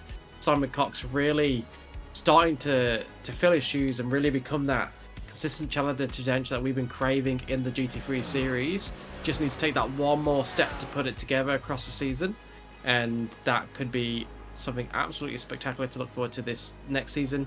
But back onto this season, Matty Dench, absolutely superb. Other than that hiccup with the few pit stop infringements that we saw in the back third of the season, it looked like he had it wrapped up. That kind of made it a bit closer, and then he stretched his legs the last 3 weeks, and it never really looked in doubt before tonight. There was the tiniest 0.01% of a chance that he wouldn't get it tonight, but he put in one of his best performances of the season in a race in which he was truly challenged. And it's only in the races that you challenge that you can really measure a driver. People used to say that about Hamilton. They always used to say, but how much of a challenge has he had? And then Verstappen came around, and we saw the two of them just reach a level that couldn't be matched by the rest of the field, and hopefully that can be Dench and Cox next season. I had to have a chuckle just a moment ago because Matt Schmidtke posted a comment in our social threads here in Discord saying, "Do you get an award for the most incident points in a race?" No, I'm not. I'm not exactly sure that you do, but I'd like to know the number just out of curiosity. Sam Chapman, before I get into the post-race show with these guys, you've got the floor to tell us what we've got to look forward to tomorrow night, because I believe that there's multi-servers, multi-cars, different formats. It's going to be great. Yeah, it's going to be great. 3 separate cars, all at Phillip Island. Phillip Island obviously throws up amazing racing, but we've got V's, 86s, and Mustangs, which all 3 of those throw up brilliant racing around PI. So, looking forward to that. It's a good group of those boys. A lot of those guys, real sort of heart of the club, out racing all the time. And yeah, it'd be good to give them some airtime and see who comes out on top. And we can catch that from about 5 to 8 Eastern time tomorrow night? Should be a little bit earlier than that. I think the racing starts at about 25 past 7, so it should be a little bit before that. So it'll be about 20 past. I have to make sure I'm home on time tomorrow. Yeah, a little bit earlier. All right, copy that. There's the situation in the championship, and that's why there's so much interest in it tomorrow night as well. Truk Fung Wong's the leader by 26 points over Sean Rees. And then Ben Woods and Greg Padgett are fighting it out for third. And Greg's back on deck, which is great to see. Neither one of them on the grid last week. There's 180 points on the line tomorrow, 60 points per race. Okay, so that means that everyone back to Jonathan Hooper remains in contention, mathematically speaking, and will be slowly whittled down and eliminated as the night goes on. And beyond that, a couple of positional battles further back worth keeping an eye on too.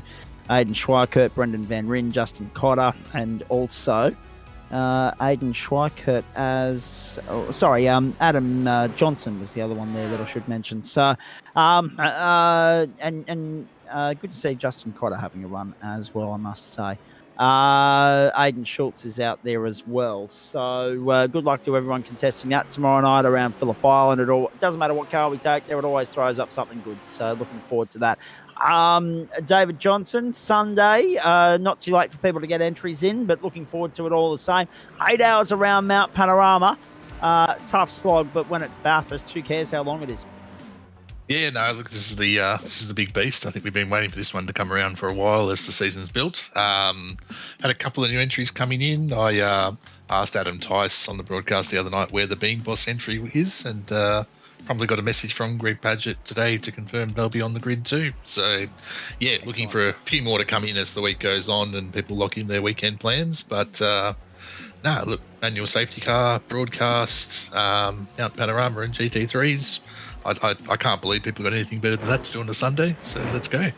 Well, some of us have to go out to Hayes Oval in Harrisville for the Fast and Fern Bombers North Tigers Rugby League Ipswich match. But before that, I might be able to get in here at the start, depending upon how early it is, depending upon how late my alarm is. But we'll wait and see about all of that. Hey, we'll let you go at this point, mate. Thank you for that. Appreciate all your insights and your efforts and your help throughout the course of the night and the season. On the way out, though, couple of questions. How much have you enjoyed the step up to pro? What are you looking forward to with regards to Monday Night Motorsport next season? And are you tempted to have a look and a dabble in a different manufacturer, a different car as we go into next season? Yeah, look, it's been a good test. We talked earlier about Matty Dench being the measuring stick, and being able to qualify within a second has shown some improvement over the season. The old chestnut of it meant I had to push harder, and so because I pushed harder, I made a lot of really stupid mistakes that I'm not known for. So next season's just about a bit of fast and tidy. In terms of car, running the BMW in the Nürburgring races all year this year, so it's probably BMW for 2023, and then revisit for the following year. All right. Very nicely done, mate. Thank you for stopping by and having a chat with us there for the last half hour or so. And looking forward to catching up again at the start of the new season if we don't catch up on Sunday. And all the best for the 2-week break. Thank you, and just a final shout out to Waste Options. Rockdale Volkswagen were fantastic overall sponsors of the club. As that came to an end, Waste Options have really stepped up and made sure we keep bringing you this great broadcast on Monday nights. So massive thank you to them. And I know on the subject of sponsors, and I don't want to toot the horn too early, that I believe Pete Matson's trying to line a new one up for next season as well, which will ensure that we'll continue to be able to produce Monday Night Motorsport and Thursday Night Motorsport for you across our platform. So looking forward to that. Thanks, Dave. Thanks, guys. Have a great night. And Sam Chapman, thank you to you as well at this particular point in time. Let's jump into the post-race show here. Oscar Glissett's here. Reece Dickerson's here. And I believe Dickerson's here because he might have just wrapped up a GT3 AM championship. So more on that in just a moment. Simon Cox is here, and also Matty Dench, and we'll get to Denchy in just a moment. Coxie, you had the chance to add one of the great dominant streaks in GSRC history, mate. You threw everything at it. You couldn't have done any more than you did tonight. You put Denchy under the ultimate pressure right to the very end there at the checkered flag. Well done on a great performance and a great season, and second in the championship, mate. Yeah, thanks a lot. It was a long bow to win the championship tonight, but anything could happen. But I just sort of tried to tick all the boxes, put it on the pole and try and win the race. But Matty just had the pace on me at the end and couldn't really do a clean pass and didn't want to do a dirty pass. So, and congratulations to Matt. He's driven awesome all season. Yeah. I mentioned earlier in the broadcast, and I mentioned it earlier in the season as well, we don't normally get to see Denchy's defensive work put to the test, but it's happened twice this season, once against Richard Mitchum, now once against you as well. And for everything that he brings to the table in outright attack and speed, he has a pretty good defence game as well. Yeah, he's a complete driver, he's got everything sort of sorted out, and as I said before, it's great to have him in the championship. It just pushes me to try and beat him. So, hopefully next season we can get a couple of wins and a couple of good races, gloves off sort of thing. All right, mate, stay there. I'll come back to you in just a moment, get your thoughts on that new season.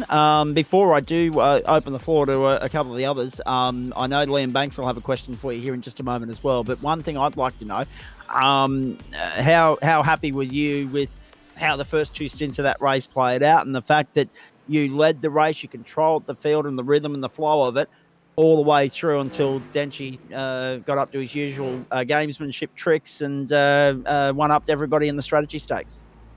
Yeah, well, I knew what he was up to, so that middle stint, I tried to save a lot more fuel than what I was, so I could at least get one lap back.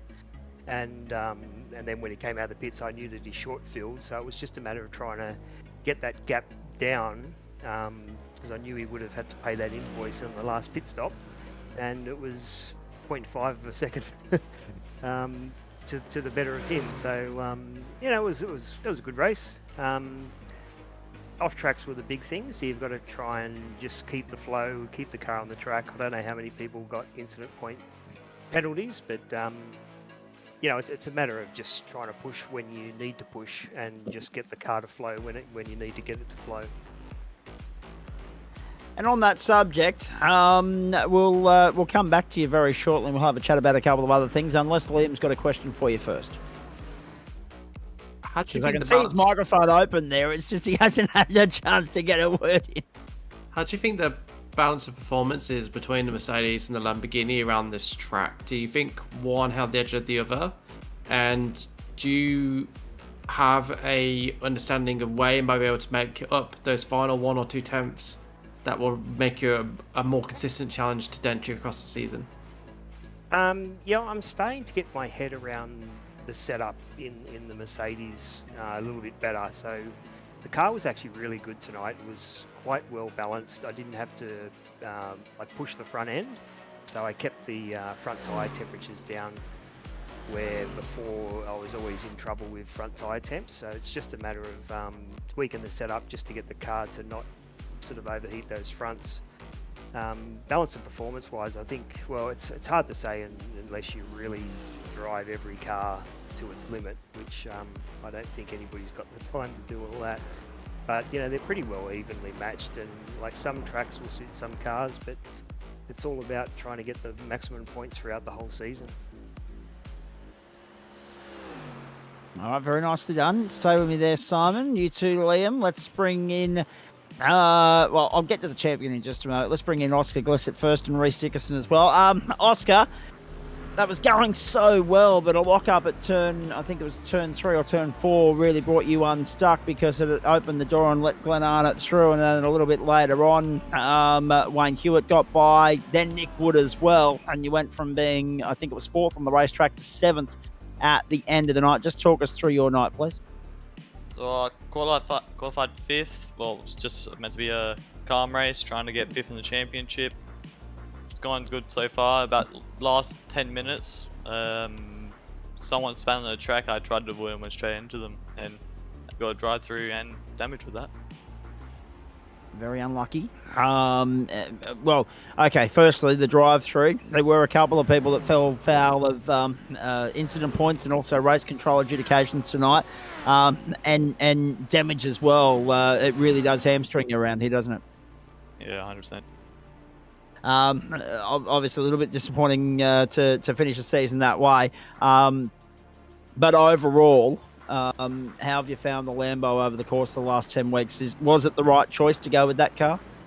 So I used it the first season I joined the Gen Tours that year and a half ago. I found it quite nice then. I thought, why not drive it this season? I've been pretty quick with it, been pretty happy with it. It's between this or the Porsche I'm going to drive next season, I think. All right, interesting. And what are you most looking forward to with regards to next season? I mean, obviously, it's nice to have a 2-week break now to reset. So I understand, nice to have a break, try to reset for next season. And I don't actually know what we have for next season. I haven't really been paying attention. No, we don't have a calendar as yet, mate, but we're getting to it. However, there are a couple of new circuits to play with. Willow Springs and also Metal and Aragon. Are you familiar with either of those? Not really, no. That's the... Banksy, I don't know about you, but that's the one thing I love about iRacing more than any other. The way in which it reinvents the wheel as soon as those new tracks become available and we throw a new track at everybody, it somewhat becomes the cat amongst the pigeons. Yeah, it really does, and it's great that they've increased the volume of tracks being released as well recently. They seem to be bringing out, a couple a season at the moment, which is really cool to see. Not always road racing, but you can definitely tell that they've increased the subscriber count and that they're able to throw a little bit more money at getting tracks. Very much looking forward to a reprofile of Zandvoort, which should be coming in the next season or two. That'll be good. Bring With the new banking. life to that track. Absolutely. Looking forward to that immensely. Just while we've got you, Oscar, will GT3 remain your wheelhouse on a Monday night here, or are you looking at other championships as well, possibly? So I'm 100% going to stick with GT3s. Might double in every once in a while, do some GT4 racing and maybe some Porsche Cup racing. Yeah, the Porsche Cup, that's looking like a really good championship at the moment, and also GT4 as well. The caliber of racing and the quality of the product there at the moment is top shelf. There's no doubt about that. And I guess the makeup of the calendar will probably play a big role in determining or dictating which car you go with for next season. Yeah, 100%. Like I said, I'll probably either be Lambo because love that car, or I might try the new Porsche. And how much time will you invest in getting behind the wheel and doing some practice with those cars before you make your choice for the opening round on July 10? Probably not much. I'll probably do about 10 laps in each car, decide which one I like more, and just go from there. All right, very nicely done. Thanks, mate. Appreciate that. Unlucky tonight. We'll wait and see what it means as far as the championship points are concerned. Thanks for that. All right, from Oscar Glissett to Reece Dickerson and Matty Dench. Now, gentlemen, I'm just going to quickly put a full stop on this and let you know that I don't have the final standings for either of your championships just yet. However, Reece, you went in with a little bit of a buffer up your sleeve. You had a job to do. Just talk us through your night and if you were able to get the job done. Yeah, pretty sure I did. I think I finished 5th and Chook was 4th. It was mainly just trying to just keep up with Chook. I know I had a little bit of a lead going in. I knew there was the endurance points at play, so I just thought if I can stay near him, not necessarily in front of him, but stay near him and around him, I might be able to come out with the goodies. So I think from what I've seen and what I've calculated in my head, probably did get up. But yeah, no, I was just trying to keep up with him, really. Yeah, exactly right. And it helps when you know where your markers are in a race like that, because it's 90 minutes. It's a tough slog. It's a long slog, and you don't much in the way, especially when it goes green flag all the time. Relax time, do you? It is literally hell for leather, all guns blazing for the entire 90 minutes, such is the fast-paced nature of the track. Oh, definitely. I mean, I had battles with about 4 or 5 different guys at one point. I started off alright. I started P3, got up the inside of Chook, and sat in front of him for a couple of laps. So sat in P2. Thought I'll try and save some fuel, so I let Chook through a little bit, and unfortunately I made a couple of mistakes on a couple of corners, and let him get away, so a couple of seconds ahead of me. Then I was battling with Chippo for a little bit. William Yarwood was on my tail at one point, putting a lot of pressure on, which was fun to say the least, to try and keep those guys behind. But yeah, just the whole race I was near someone who was trying to pretty much take my spot, and I was just making sure that I just put up a solid defense, make the car as fat as possible, and yeah. And that's the thing around here. You occasionally have to get the elbows out and get on the defense, because as we've seen on so many occasions, getting an overtaking maneuver done in one corner on this track doesn't necessarily mean that you've got it consolidated, because there's so much in the way of switchback and the ability to run side by side or 2 different lines through a corner. So you can sometimes be fighting for that on-track position for the better half of a lap.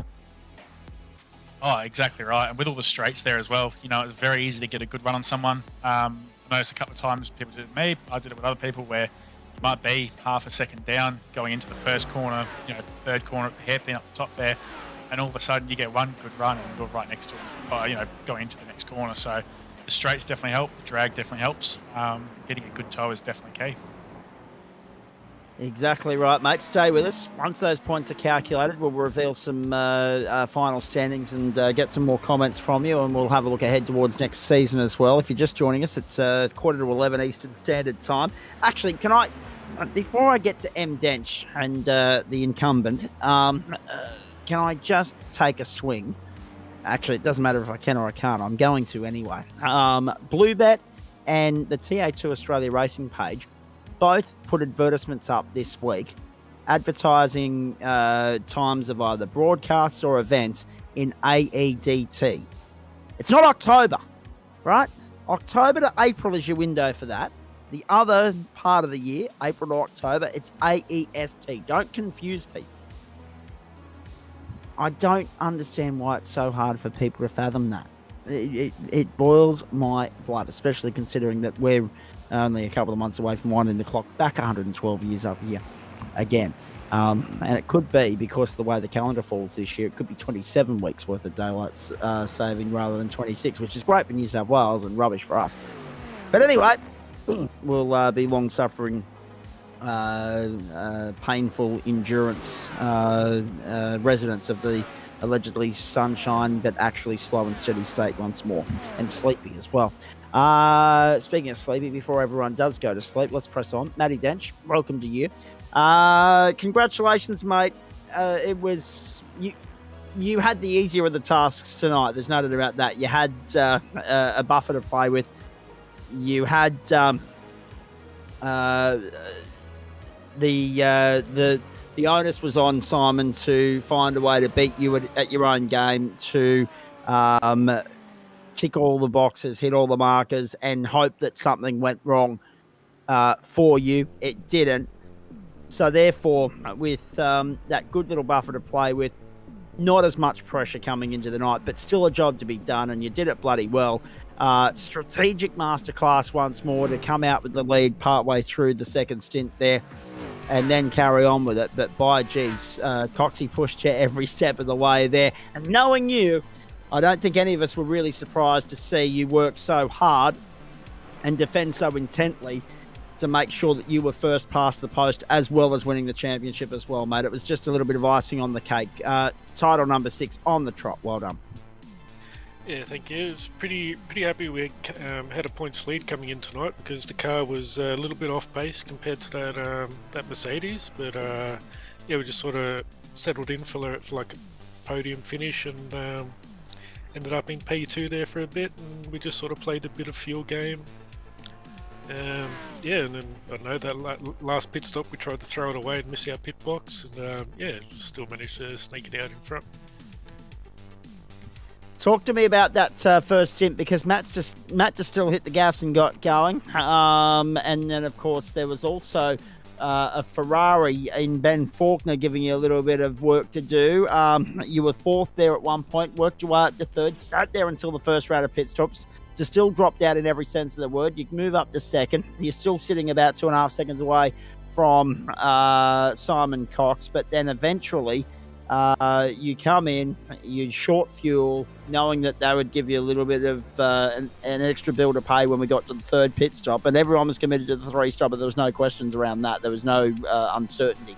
But then from that point, you controlled it as well as you could until that third round of pit stops had come and gone, and then it was about putting your best foot forward in defence rather than attack and keeping Coxie at bay. Yeah, Simon definitely kept me on my toes there in that last stint. Just trying to defend for like 8 laps or whatever it was, and I don't know, for like the last 6 laps I had 1 incident point to play with, so yeah, it was pretty touch and go. It certainly was. And you were a little bit worried about how the Lambo would stack up here against the Mercs and those that handle the high horsepower circuits a little bit better. But for the third time this season that we've had that conversation, it didn't seem to miss a beat. I mean, Simon had 3-4 tenths on me per lap, like when we were both pushing. So yeah, I think the Lamborghini is a little bit off pace here, but yeah. Does that hamper your manufacturer selection of choice for next season or not? I mean, I was thinking to go Ferrari, but now the new Porsche's out, we might go back to the Porsche.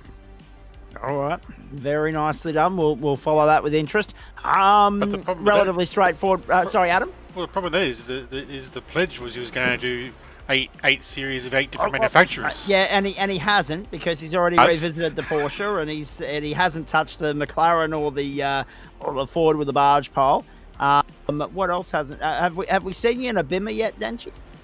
There's a Beamer, Ferrari, Ford, and the McLaren left at the moment. Okay, so there you go. He's halfway there. He's not living on a prayer, but he's halfway there. All right, so 4 down and 4 to go. Although 6 championships and many more still to come. I said earlier in the call to the boys here, Denchi, that whatever happens, you are going to leave an incredible legacy behind in these GSRC circles. Your focus now turns to Thursday night. Are you a little bit more nervous about that one, or now that you've got this one tied up and secured, are you looking at that one as though, okay, I've ticked one box, there's no reason why I can't tick the other? I mean, I'm just going to turn up on Thursday as I normally do and do a few laps and see how things go. All right, very nicely done. Now, there was a question, and I'll ask both Reece, Simon, and actually all three of you, Reece, Simon, and Matt, this question now, because Adam Lavis and Liam Banks both alerted me to it during the broadcast. iRacing are further restricting the depths of your creativity here, if I can put it like that, with regards to how you go about fuel saving, because they've removed the fuel mapping on you. So how do you counteract that to still achieve the same stuff that you were pulling off when fuel mapping, when clutching, were both options at your disposal? How do you go about reinventing the wheel and changing your racecraft and your plan of attack to accommodate the ways in which iRacing are moving with the times and going in the same direction as real-world GT racing and reinventing the wheel? I think lifting and coasting is a big one. Making use of the straights, just sitting behind someone as well, making smart moves, not necessarily aggressive moves. So, if you know that you've got the draft and the long straight, just sit behind someone. Don't necessarily have to go for a move straight away. Makes you really think about how important your moves are now, instead of just going for them and trying your best to keep behind you. So it's a bit more strategic in a way. I'm not a fan of it. I like the old fuel mapping. I like having to change tyres after fueling and stuff like that. But yeah, I think at the moment it's just drafting and lifting and coasting for myself there personally. Simon? Definitely just lift and coast is the best way to do it. I think when the clutching thing, it was a little bit fake, really, and it was probably a good thing that they took that away, a bit more realistic.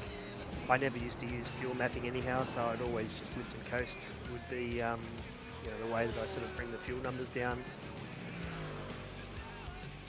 All right, and Denchi obviously is the master fuel saver that you've been for so long. How do you go about it? Yeah, just like Simon says, just lift and coast like these days. Some of the cars you could get away with using the fuel maps quite well. Some cars didn't really get too much benefit out of it, and so it's kind of brought everything back to a more even playing field now. And how? Actually, I'm just catching some promos that are happening on Channel 9 here. I'll alert your attention to something that's going to air tomorrow night on 9 Go in Victoria, South Australia.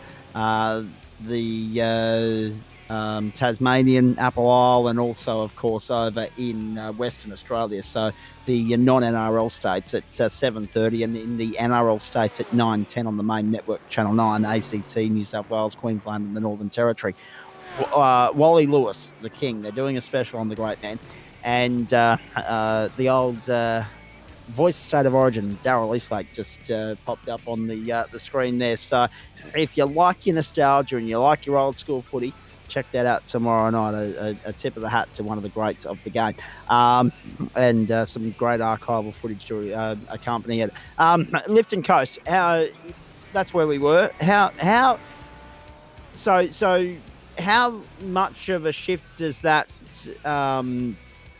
bring about in the way in which you guys drive these cars? Because obviously lifting and coasting is very different to clutching, to fuel mapping. And how much time, if any, does it take to, train your mind and brain to go about it that way? Denchi? I mean, I've been more or less doing this sort of driving style for like the last 12 months or more now, so yeah, it's kind of playing into my favour a bit more now. All right, copy that. Simon, any change in the way in which you had to retrain yourself to go about, or question wording on my part, but how much time was spent in just reteaching your brain how to go about it? It's a funny thing once you start lifting, coasting. It's sometimes you can actually go quicker by lifting and coasting because you're sort of not braking as hard. You're braking like you're lifting off a lot earlier, and you can start braking at a little bit more of a sensible level rather than on the open. And then all of a sudden your delta starts going up, and you're like, well, was I doing everything wrong beforehand? But then sometimes you can just lose way too much time lifting and coasting. So it's a really, you've got to analyse the track a little bit where you can actually lift and coast and not lose time. But like particularly at this one tonight, turn one, you could lift, at the 300 metre mark and still come out the other side of turn one with your delta in the green. Just because you can set the corner up a little bit better, and it actually helps if you're on the power before you get to the apex of turn one. It just helps rotate the car. So when you are braking hard into turn one, you sort of don't set up the car properly for the straight. So you've just got to really choose which ones that you want to lift and coast to get your fuel number at the end of the lap. All right, very nicely done. And Reese, what are you learning as you listen to two of the masters of the Pro Split give away their hints and tips? I'm also just try lifting and coasting. I'm not huge over it, to be honest with you. I've never really done it a whole heap. Tried it a little bit tonight, but yeah, I think a bit more practice with it, I'll be able to make use of it. But yeah, I don't know, I struggle a little bit with my braking markers when I start lifting and coasting, and I find that I overshoot, or in some cases tonight I brake way too early and I've lost momentum. So I think, just practice. But yeah, I've always heard people do it on the old F1 games. I used to do it, with the controller. So I mean, Yep. give it a shot on here and go from there, And speaking of the old F1 games, the new one's not half bad either, I must say. I've given it a little bit of a workout over the course of the weekend whilst watching the cricket and sitting through a rain delay last night too, but looks like the weather's set fair for the afternoon there at Edgbaston, so strap in and enjoy the cricket till 4 a.m. if you've got nowhere to be tomorrow, ladies and gentlemen. Play about to resume, actually, at Edgbaston. It's important to note. So, next question, I think, has to go to you, Denchi. What are you most looking forward to with regards to next season? The new challenge that awaits. Obviously, there's a new car. There's potentially a couple of new circuits as well. How familiar are you with Willow Springs and also, of course, Motorland Aragon? I've not tried either of the new tracks, so we'll have to get those at some point if they're on the calendar. And Reese, are you daunted by the prospect of potentially being bumped up somewhere along the line here into the top split? Yes. I think honesty's the best policy. I love it. I think it's all learning curve, and you want to be as good as you can, be the best you can be at anything you do. So if I go up to pro, and I'll try and hang with those guys. Hopefully I can, because that's at the end of the day, that's where you want to be. You want to be in pro, and you want to be up there. So you want to be up there with Denchi, with Simon there. They're the guys you want to be up there with. I can tell you, it's going to be close, because looking, I haven't done the full sort yet, but you're currently ranked 133rd out of 290 in the GT3, so you might be up there. Once again. I'll take it. I'll go up there and give it my best shot. That's the main thing there. All right, that's the main thing. And indeed, go up and give it a crack and see if it works to your advantage, and see if you learn any tricks of the trade from the guys that have been in the top split for some time now. Simon Cox, loyal to the Merc or looking at a different avenue for term 3? It's a good thing that our season's offset with the official season in iRacing for a couple of weeks. That will give us a bit of an idea of where the Porsche sits. Normally with the new car it's a bit OP, so we'll just have to see how like the first week of the season was Lime Rock, so it's a little bit hard to judge how good the Porsche was, but I think Fuji's this week, so we'll sort of see how it stacks up with the other cars, and if it is looking good, it's definitely an option. I haven't bought the car, I haven't driven it yet, but I really love the Mercedes. It's funny, but I really love the sound of the Mercedes, so that's why I love driving it. It's got that relax. It is very nice and meaty. Just before I throw the floor open to Liam Banks to ask you guys a couple of questions, one last one from me. Tyre wear tonight, how was it across the 2 splits? Reese, I'll let you go first, and then Simon and Matt can take over, because we did see a couple of tyres being taken here and there throughout the 3-stop race. Yeah, it's a difficult one. In practice, we were all, everyone, side hustle, we're like, this is going to be a long race and there's a lot of tyre wear. We had the track turned up reasonably high as well with temperature, just to get us sort of in the zone of making it as difficult as we possibly can during practice. But yeah, I mean, I think I saw some people use the left and right strategy. Personally, I used the front and back, so I took fronts on the second stop, rears on the last stop. But yeah, I mean, personally, I'm not too bad with tyres. I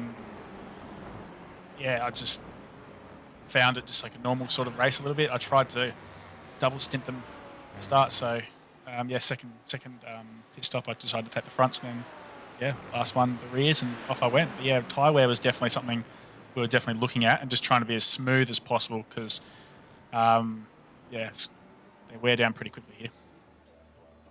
Indeed, they do. And Simon, your thoughts on tyre wear and other factors? It was fairly even. The left-hand side copped a little bit more of a hammering than the right, so in the first pit stop I took right side, and then in the second pit stop I took left side. Reason being that I didn't really want to take that right-hand side on the first stop and have them last 3 stints. So I took the left-hand side first and ran the rights, till halfway through the race, then took rights, which seemed to balance out. Like a little bit of pace went out of the car at the middle part of the race, but at the same time I was fuel saving, so it kept the tyre temperatures down. So the strategy, I think, worked out the best for me. And Denchi, what about you and tyre wear throughout the course of the night, and did you take any at any point? I didn't take tyres in the first stop, but in the second stop we took left side tyres, and then in the last stop I took right sides. All right, very nicely done. Liam, throw some questions at these blokes while we wait for Adam Lavis to throw some final championship points up on screen. Yeah, I've got a couple of questions to ask. Not about tonight, more general questions. Okay. First is about the championship. So there's a difference in the points awarded for between sprint, regular, and endurance. Generally, around the 90 points mark all up, but different for each type of round for each race. So with that, do you have a preference for which style you prefer, the sprint versus standard versus the endurance? I think I know what Matty Dench is going to say, but interested to hear people's views on that. Race. I like the sprint races, to be honest with you. I like the 2-race format, so yeah, I'd rather a few more heat races. I know a lot of people would disagree with that. Yeah, that's the sort of style of racing I enjoy. I like the point system, but for sprints. So, yeah, I'd say sprint racing is probably what I prefer. And Denchi? I mean, the endurance rounds more or less suit how I drive, but the sprint rounds definitely are a lot of fun. So you know. Well, they offer up a nice little challenge for you, and it's really nice, isn't it, when you can actually buck the trend and shake off the fact that it has, at times over the course of the last 6 seasons in both formats, been your Achilles heel. Yeah, we just get a little bit excited with a bunch of cars around us and positions to be gained, and we just do some silly little things sometimes. But yeah, it's all in good fun. Simon, what are your thoughts?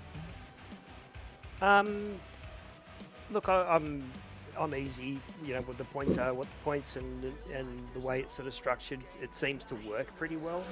I don't particularly like a reverse top 10. I know it's exciting and it makes, you know, viewing a lot exciting, but it also, you know, causes some heartache for some drivers. And especially if you have a bad race in the first one, it really ruins your night for the whole night, because, you know, you sort of start from the back of the grid in the second race. You know, I'll take it the way it is. It is good. It can be quite tactful the way that you race that second race. But you know, if you do have a really bad race in that first one, that does really ruin your night. Yeah, and my second question again for all of you is there a particular type of corner, particular corner profile that you struggle with? What's your, in terms of like the different types of corners, what's your key area for improvement? Slow, medium, fast, slow with undulation, etc. I like the fast flowy tracks. Sorry, Reese. The tracks that are a little bit Mickey Mousey, it can be quite hard to keep lap time up, or variations in lap time, and that's probably something that I need to focus on. But the flowy tracks I really like. Yeah, a bit the same. Sorry, mate. Yeah, I'll be the same. Flowy tracks. I don't mind the tighter tracks. I like the old street circuits here and there, but yeah, I'd rather the flowy tracks. Like you know, I didn't mind Red Bull Ring tonight. That was a good one to sort of get your teeth into and, you know, just get into a nice groove. But yeah, I think flowy tracks are the same for me as well. Denchi?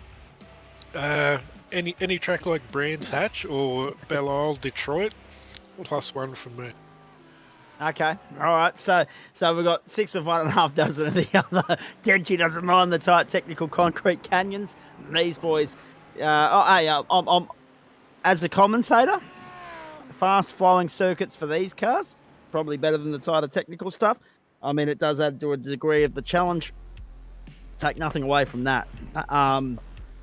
But then again, it's all about the product, isn't it? So any track that dishes up good racing is aces in my books. Unfortunately, there are a couple in the server, a couple that we've broadcast before that are just proper down the proverbial. They are, yeah, not anywhere in the ballpark of decent. There it is. But that's a good point that you made there, Zach. And it's probably testament to the guys that commit themselves every week to race control. And even the tracks that are a little bit dodgy with, you know, some incident points or tracks that are can cause accidents, the guys have been really good, you know, to race with, and that's testament to the race control and how fair it is. Absolutely. No, and that's the point as well. And we probably don't say it enough. The team here behind the scenes, both in race control and the committee at large that put the whole thing together for us. I mean, we're just the mouthpiece. We get to have the fun on air live, enjoying every turn, every twist, every corner and every battle and all the thrill of the fun of the fair, and the whole roller coaster ride with you guys. We've got the best seat in the house, but it's the guys that do the often thankless stuff behind the scenes that deserve all the credit, because their work, we reap the rewards of it. There's no doubt about that. There's the final championship standings, ladies and gentlemen. That's how it finished up. That's how it looked. Matty Dench, too good again. 555 points on the back of Another W tonight to just put the icing on the cake. Simon Cox in for second, wedging his way in between the Lambos there on 500. Well and truly the best of the Mercs as well when you look at the breakdown of the points there. Wayne Hewitt held on for third. Nick Wood up into fourth. Displaced Richard Mitchum. Oscar Gossett missed out. Ended up sixth by 10 points. So, again, put that down to a couple of the issues that he had along the way tonight, the penalty and the mistake. Then Glenn Arnott, Daniel Birchnell, Jonathan Hooper getting Ferrari into the top 10, and Sam Muir home in 10th place despite not being on the grid tonight. Nor was Richard Mitchum, as we've already detailed. Shane Clancy just outside. A couple of tight margins there. Glenn Arnott, geez, one more position and he would have had Oscar covered as well. But at the end of the day, Dench was clinical. Dench did what he does best and won by 55 points. Lambo, Merc, BMW, Porsche, and Ferrari all in the top 10. 5 different manufacturers in the top 10. The best of the Audis was John Wright down in 12th outright. How'd we go with them? There it is. Reece Dickerson, congratulations. Championship is yours. 43 points to Chuk Bang Wong. Then Adam Chiplin back there in third place. Adam Lee Holland, fourth to the tune of 16 points. Have a look at that. He lost 16 points to Adam Chiplin tonight, and that was the margin and the difference between a potential Ferrari 1-2-3 and a Ferrari 1-2-4 in the championship fight. William Yarwood, despite selling himself a little bit short earlier in the piece, he ended up fifth outright on points. So well done. Consistency, the key there. David Christensen finished the season strong with a win tonight and finished on 335 points. Then back to Matt Schmidtke, who racked up 1,000 incident points from all reports. Tim Fuge, Ben Woods, and have a look at a forward in the top 10 and the former Greg Heady. Very nicely done on 262 points. So a lot of little margins there, Adam Lavis in the top 10. The official count was 37 for Matt Schmidtke tonight. So not bad. Like what did I have? That's a fair effort. I think it's 18 or 19. I have it set at. So that's would have been the one for the first one and another 3 or 4 drive-throughs after that because it was every 7 after the first one. So he would have been in the pit lane more often than not. Yep. Spent more time getting acquainted with the pit limiter than any other part of the car tonight, unfortunately. But he wasn't the only one. There's a couple of other guys there with 30 plus incident points there, so he wasn't alone in the air split. Not at all. 4 different manufacturers in the top 10 of the AM split this season as well. All right, so Reece, well done, mate. Championship's yours, and well done to you and also Adam Lee Holland on picking up the team's championship bragging rights this season as well, ahead of the 2 Twitchy Foot entries. Then the Angry Pepper Racing entry of Wayne Hewitt and Alan Holgerson, and then Matty Dench, of course. Denchy all on his own in the top 5 in the team's championship. Speaks volumes of the master and his craft. Brilliant stuff. Reece, let's get some thoughts from you, mate. Well done. Great performance. Great championship. Put it all together. Get the W. Get the number 1 as far as the AM split's concerned, but you might end up being bumped up. So it's nice to go out on a high, and another challenge potentially awaits in 3 weeks' time. Yeah, for sure. Yeah, it's pretty cool actually. Like I've never sort of dedicated myself to like racing like this in the past. I've been really knuckling down with practicing, 3, 4, 5 times a week before a race. Just making sure I'm getting used to the car, the track, and all that sort of stuff. Might be one of the first guys to win a championship without winning a race. I'm not sure. But yeah, just consistent. Yeah. Hang on, he's done a, was it Rick Kelly or Russell Ingall that did that back in the day in the Supercar Championship? Oh no, I never thought we'd have to revisit that horror. Lownsley's still having nightmares. No, in saying all that though, mate, great performance. And it just proves yet again, and we talk about it all the time, don't we, Liam Banks, that consistency is key. And you don't have to win every race. You don't even have to win a race. You just have to turn up every week, go through the motions, get to the finish line, bank the points, and then away you go. Consistency is key if you're going to string a full campaign together, and Reece is proof of that. Yeah, well, it's 60 100%. or 90. It's just maths, right? 60 or 90 points for a win. Relatively small gaps between the positions because we offer points all the way down to 25th. So if you have one round where you get a DNF, then it's going to take you half the season to get it back. even if you win every race. So you're much better off finishing consistently in the top 5 than having 3 wins and having a single DNF. You just need to have that consistency. It needs to be rewarded, and it's good because it rewards those that maybe don't quite have the outright pace but are really good, smooth operators. It rewards your sciences over your Leclercs, which I like because I like drivers like that. So it's really, I don't know. I think that's a what's the word? A feature, not a bug, of the point system. Absolutely. Reese, Denchi's just seen his way out. He's gone. I didn't even dismiss him. He's just released himself. He's gone. It's past his bedtime. And it's probably past ours as well. Geez, 17 past 11. Christ, I haven't even watched Have You Been Paying Attention yet? Reese Dickerson, what are you most looking forward to with regards to next season, mate? Are you going to stick loyal to the Italian stallion, the Ferrari there, the prancing horse, or are you going to have a dabble in a couple of the other cars and maybe sway into a different car and into a different manufacturer and do a new challenge for next season? I want to go in the Porsche. I love the Porsche. I'm a huge fan of German engineering in real life as well. So Porsche, Beamer, and Audi are the cars I really, really enjoy.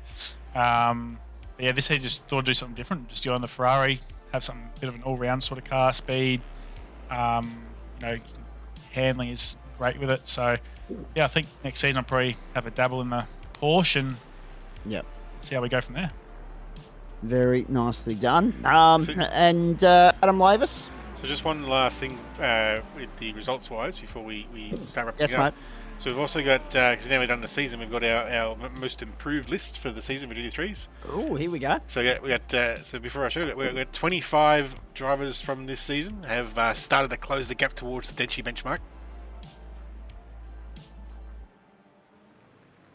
There we go. There it is. Jonathan Hooper is. Oh, hang on, I've got to widen that screen. Hang on. All right, you'll have to talk us through that one. That text is just a little bit too small for my liking, Adam. Basically, you got Jonathan Hooper there in first place with most improved. So he's basically taken 1.5% of his pace from what basically is Denchi, because he's the benchmark.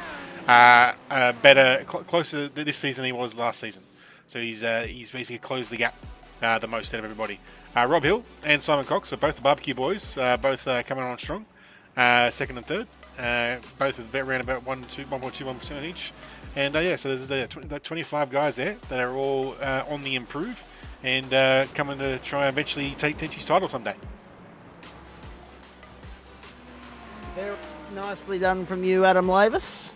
Sorry, I was just grabbing a jumper to continue sitting here in some degree of comfort, because it is starting to get really crisp in the bottom floor of my residence at the moment. That's no, very nicely done. Looking forward to following the tail of the tape with regards to our most improved performers again next season. And Liam, I guess that makes the point that we were talking about with David Johnson earlier in the piece as well. Denchi's the benchmark, but by gee, everybody's trying to lift their game to try and go with him. Simon Cox pushed him as far as close as anyone has in recent times. He still remains the benchmark, but in being here week in, week out, people are learning from him. People are improving. People are persevering with this craft, with this addictive drug that we call Monday Night Motorsport, and seeing personal growth in their own game as well. Well, the thing is, beat him once in a straight enough fight, and that race will go down in folklore in GSRC, right? That's the level of dominance that 100% that he's got. Beat him across the season, and you go down in folklore within the GSRC. You'll be the man that ended the legacy. And I think everybody wants to do it before, at some point, Matty Dench hangs up his boots, which I'm sure won't be anytime soon. No. And not in anyone's mind at all. But it will happen at some point, some year. And somebody's going to want to end that run before that happens. Will it be Simon Cox? Could be. Could it be Corey Lazarus in the Porsche Cup on the Thursday night? It could be. But whoever does it, they will go down as one of the legends of the club. Absolutely, they will, and we cannot wait to see who that is or when that occurs. It'll be a night for the ages. That it'll be one of those moments where you never forget where you were the day the streak came to a grinding halt.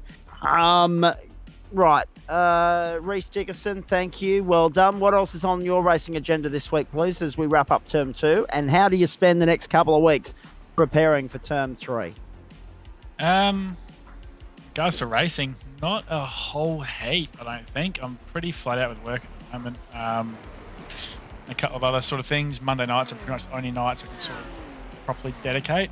Other nights I'm sort of on the rig at like 11, 12 o'clock at night after everything's done. Yeah, I'm just gonna smash out the Porsche and just try and get used to that car before I sort of make a decision that I want to use it, because I know it's a bit of a handful at times.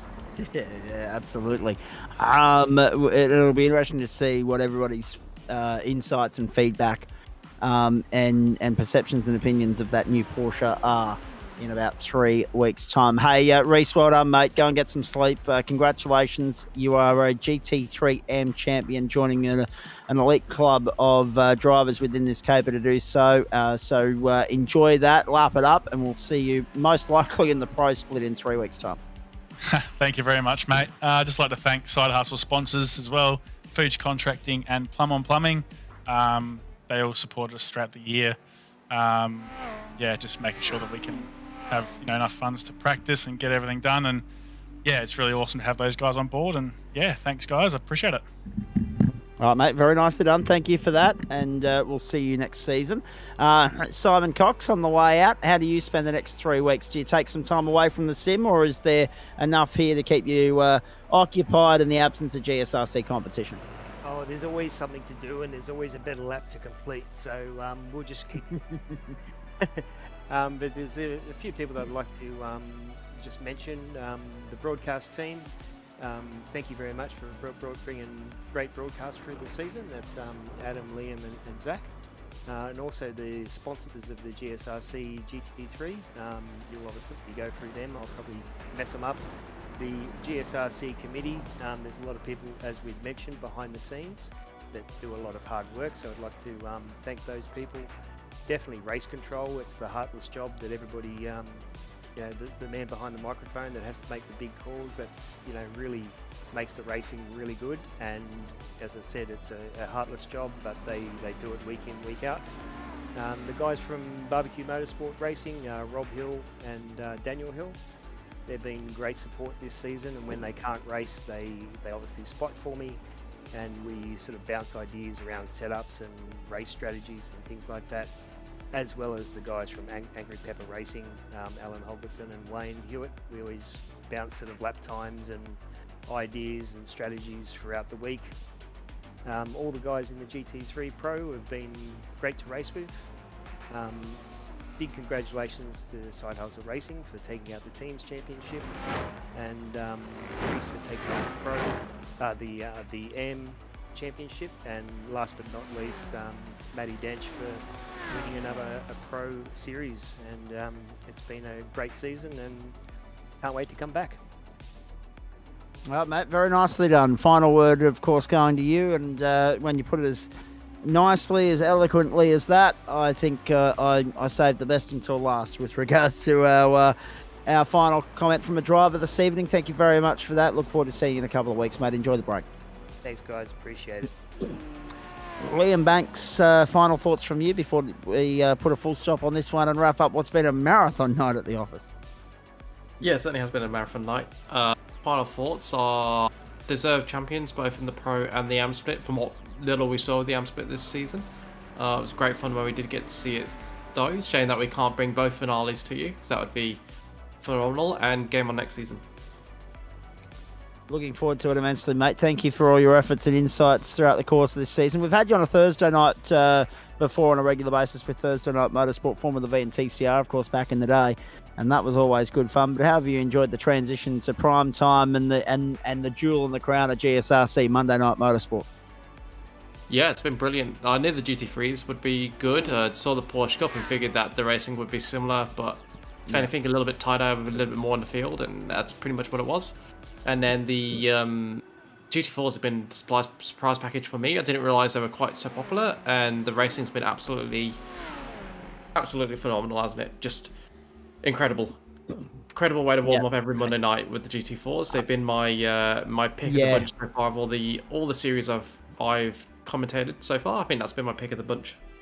Actually, to be fair, the GSRC GT3 Enduros are coming up this weekend, and that'll put a nice full stop on the season. But I think when you look at the season we've had, the production cars on a Thursday night are going punch for punch with regards to who's offering up the best entertainment, with GT4 in the entree slot in our weeknight coverage. And the GT4 racing, I agree 100% with you.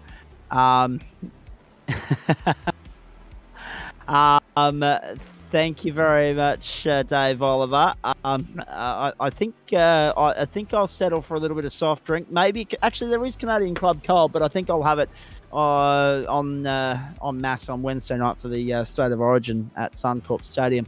But yes, I think a drink's in order after this broadcast wraps up. But to finish the point, GT4, the way in which that. And it goes back to the depth of the quality of the field, not just the quantity of the field. The way in which people are now seeing that as a legitimate avenue in which to go racing and enjoy themselves and ply their trade. The way in which that game has lifted tenfold, the spectacle of a 25-minute sprint race holds our attention and captivates our imagination each and every Monday night. So well done to everyone in GT4, and well done particularly to Jared Knight on winning the championship, because it has delivered in spades this season. And GT3 is GT3. Occasionally you get a little bit of a dud. Tonight was far from it. We had a cracking grand finale, and our grand finale on the biggest stage, these guys always seem to step up to the plate and put on a good show. Adam Lavis, if I've done my maths correctly, I reckon you've been producing these broadcasts for 11, if not 12 of the 13 seasons that we've been going around on the platforms of the GSRC. It never gets dull. It never gets boring. There's always something new to look forward to. There's always something exciting happening. And it's one of the great success stories out of COVID, the way in which sim racing's become a great part of our lives. And here we are getting ready to settle up for season 14. Yeah, it's very good. It's been a very good experience. It's always nice to sit here and pretend to be Foxtel. To try and do my best to try and put the best quality thing on the screen. Obviously, every now and then I'll push the wrong button, but that's going to happen. But yeah, that's it. It's been really good, and it's good because like every race is different. Like there's always obviously some races where it's a bit processional and stuff, but it's a matter if you find those little stories in the race and those little things to get the intrigued, hooked, and then it gives you something to follow and watch.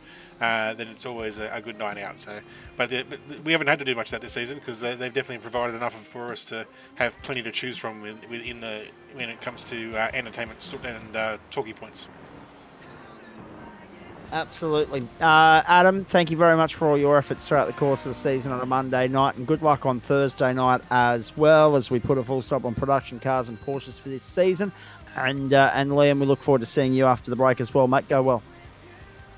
Yeah, you too. Thanks very much for all your hard efforts, Zach and Adam. It's been a pleasure working alongside you both this season, and looking forward to whatever we all get up to next season.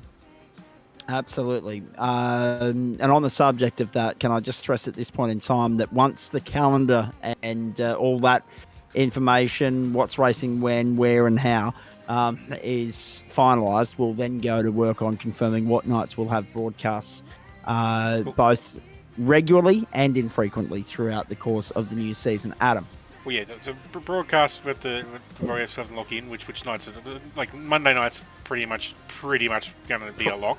Lock, stock and barrel. Yeah, whether we do 1 or 2 nights for the Wednesday, Thursday, or Friday, and which of those ones is broadcast is still to be determined, based on sponsorships and broadcasting availabilities. But as far as series go, like obviously tomorrow night we'll have our meeting and we'll lock everything in probably. But at this stage, with the current sort of rough draft we got, it's probably going to be fairly similar series-wise to this season. We might change a car or two, so like in production cars in the Friday night, for example.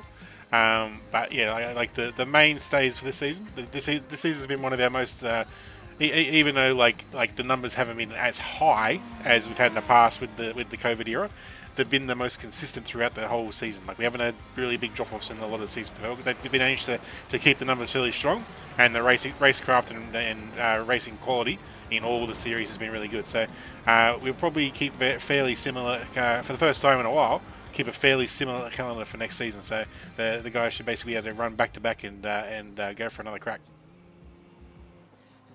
Yeah, cannot wait for next season to roll around, and hopefully the quality and the quantity remains as consistent as it has been throughout the course of the season, because we've been spoiled for choice, particularly on a Monday night. But I'll tell you what, Thursday night's going punch for punch with it as well. And on the subject of that, let's have a look at what's coming your way on the platforms of the Gentleman Sim Racing Club. One last time on a Monday night in Term 2 2023. 11:30. Jesus Christ. Up and comers tomorrow night. Chabo and the crew with you from 7. Well, that says 7:55, but he reckons that it's about 7:25. So make sure you join him for that. So 7:25 Eastern Time. Race 1 in the Formula Vs. That'll be well worth the price of admission. Then the Toyota Rd-6s and the FR500s. Not necessarily a fan of the Mustangs and the up and comers, but I'll tell you what, the other two will be well worth it. So that's tomorrow night from Phillip Island. 3 races to look forward to. 3 different servers, same racetrack. How good's that going to be? Wednesday night, the Formula Ford Series wraps up from Road Atlanta. Now, race start there, 7:33 sprint races for them. They've just literally picked up where Formula V left off. And then on the back end of that, round 9, it's important to note, round 9 of the supercars from the Detroit Grand Prix at Belle Isle Circuit in Michigan.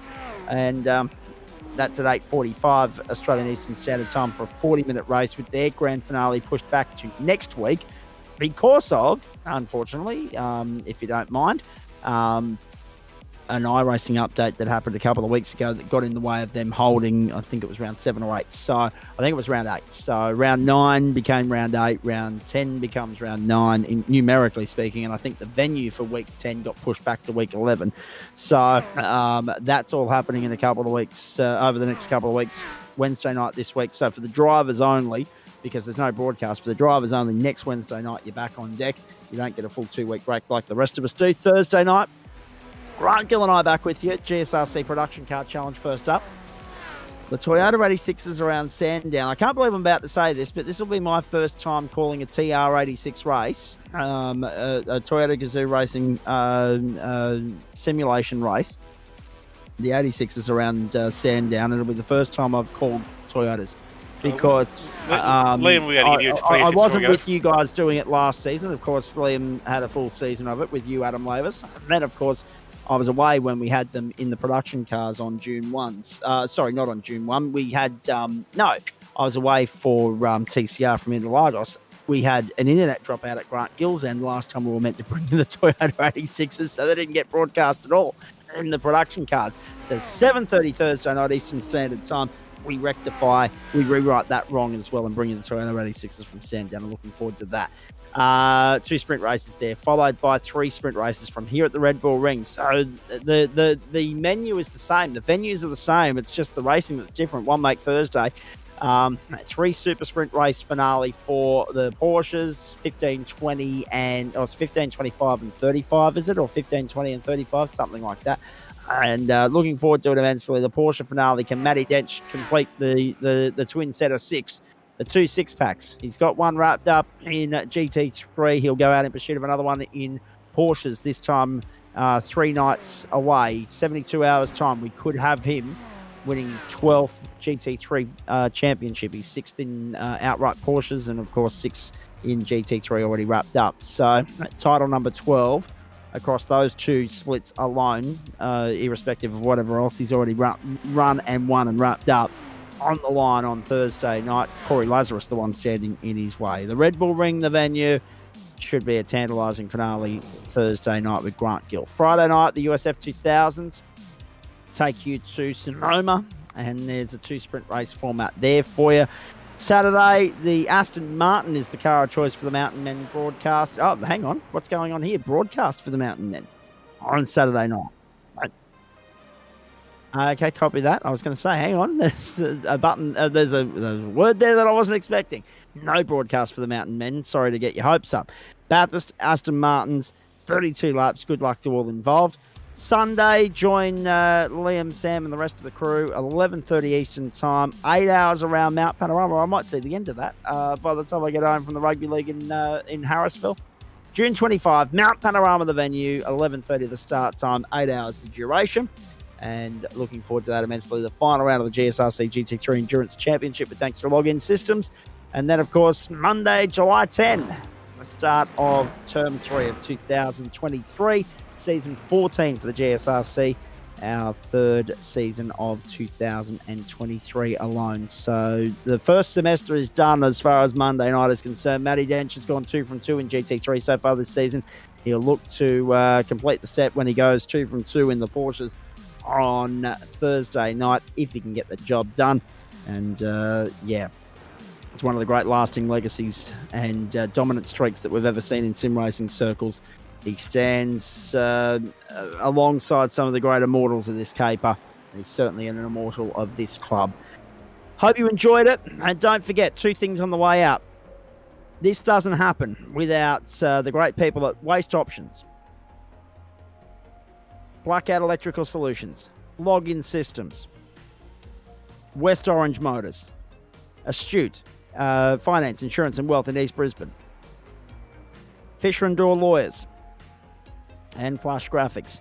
GSRC GT3 Endurance Championship. This is the 5th round of 5 for this season. That's where they've been. That's where they're going. Circuit of the Americas at the start, then Zandvoort, Red Bull Ring Road, Atlanta. They're all behind us. Focus is Mount Panorama.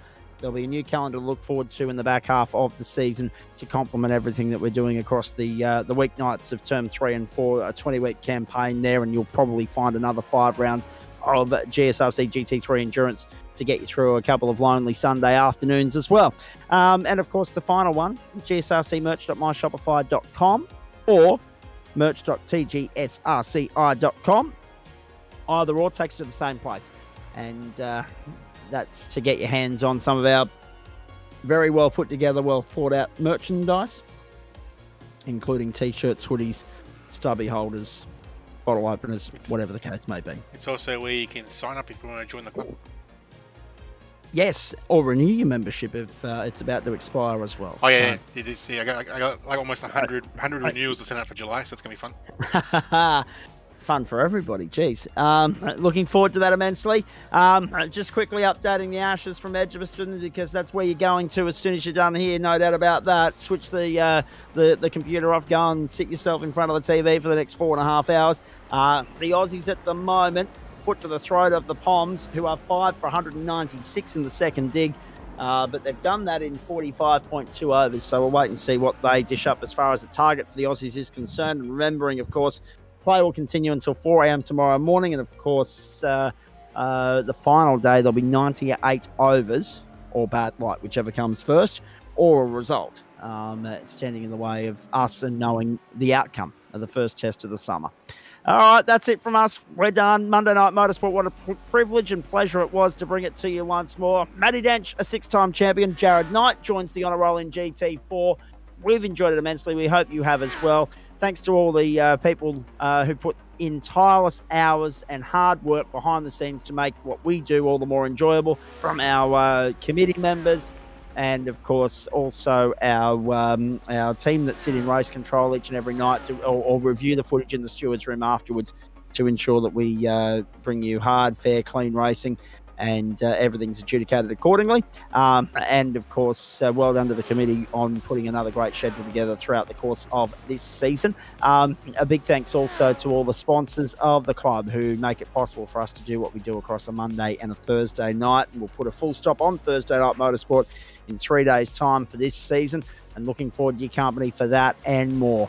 On behalf of Liam Banks, Adam Lavis, the rest of the GSRC broadcast commentary and production crew here, I'm Zach Cabot on a night where Matty Dench has secured title number 6. He's completed the 6-pack in GT3 and he's done it in consecutive seasons. He hasn't been beaten since he finally reached the top step of the summit. It's some sort of streak, some sort of march he's on at the moment, and he'll be looking to continue it when GT3 action returns to Monday Night Motorsport on July 10. In the meantime, we look forward to your company on Thursday for the final night of broadcast for Term 2 before the boys put a full stop on it with a full day of action on Sunday from Mount Panorama. Until then, have a great evening, everybody. I'm Zach Caban. Bye for now.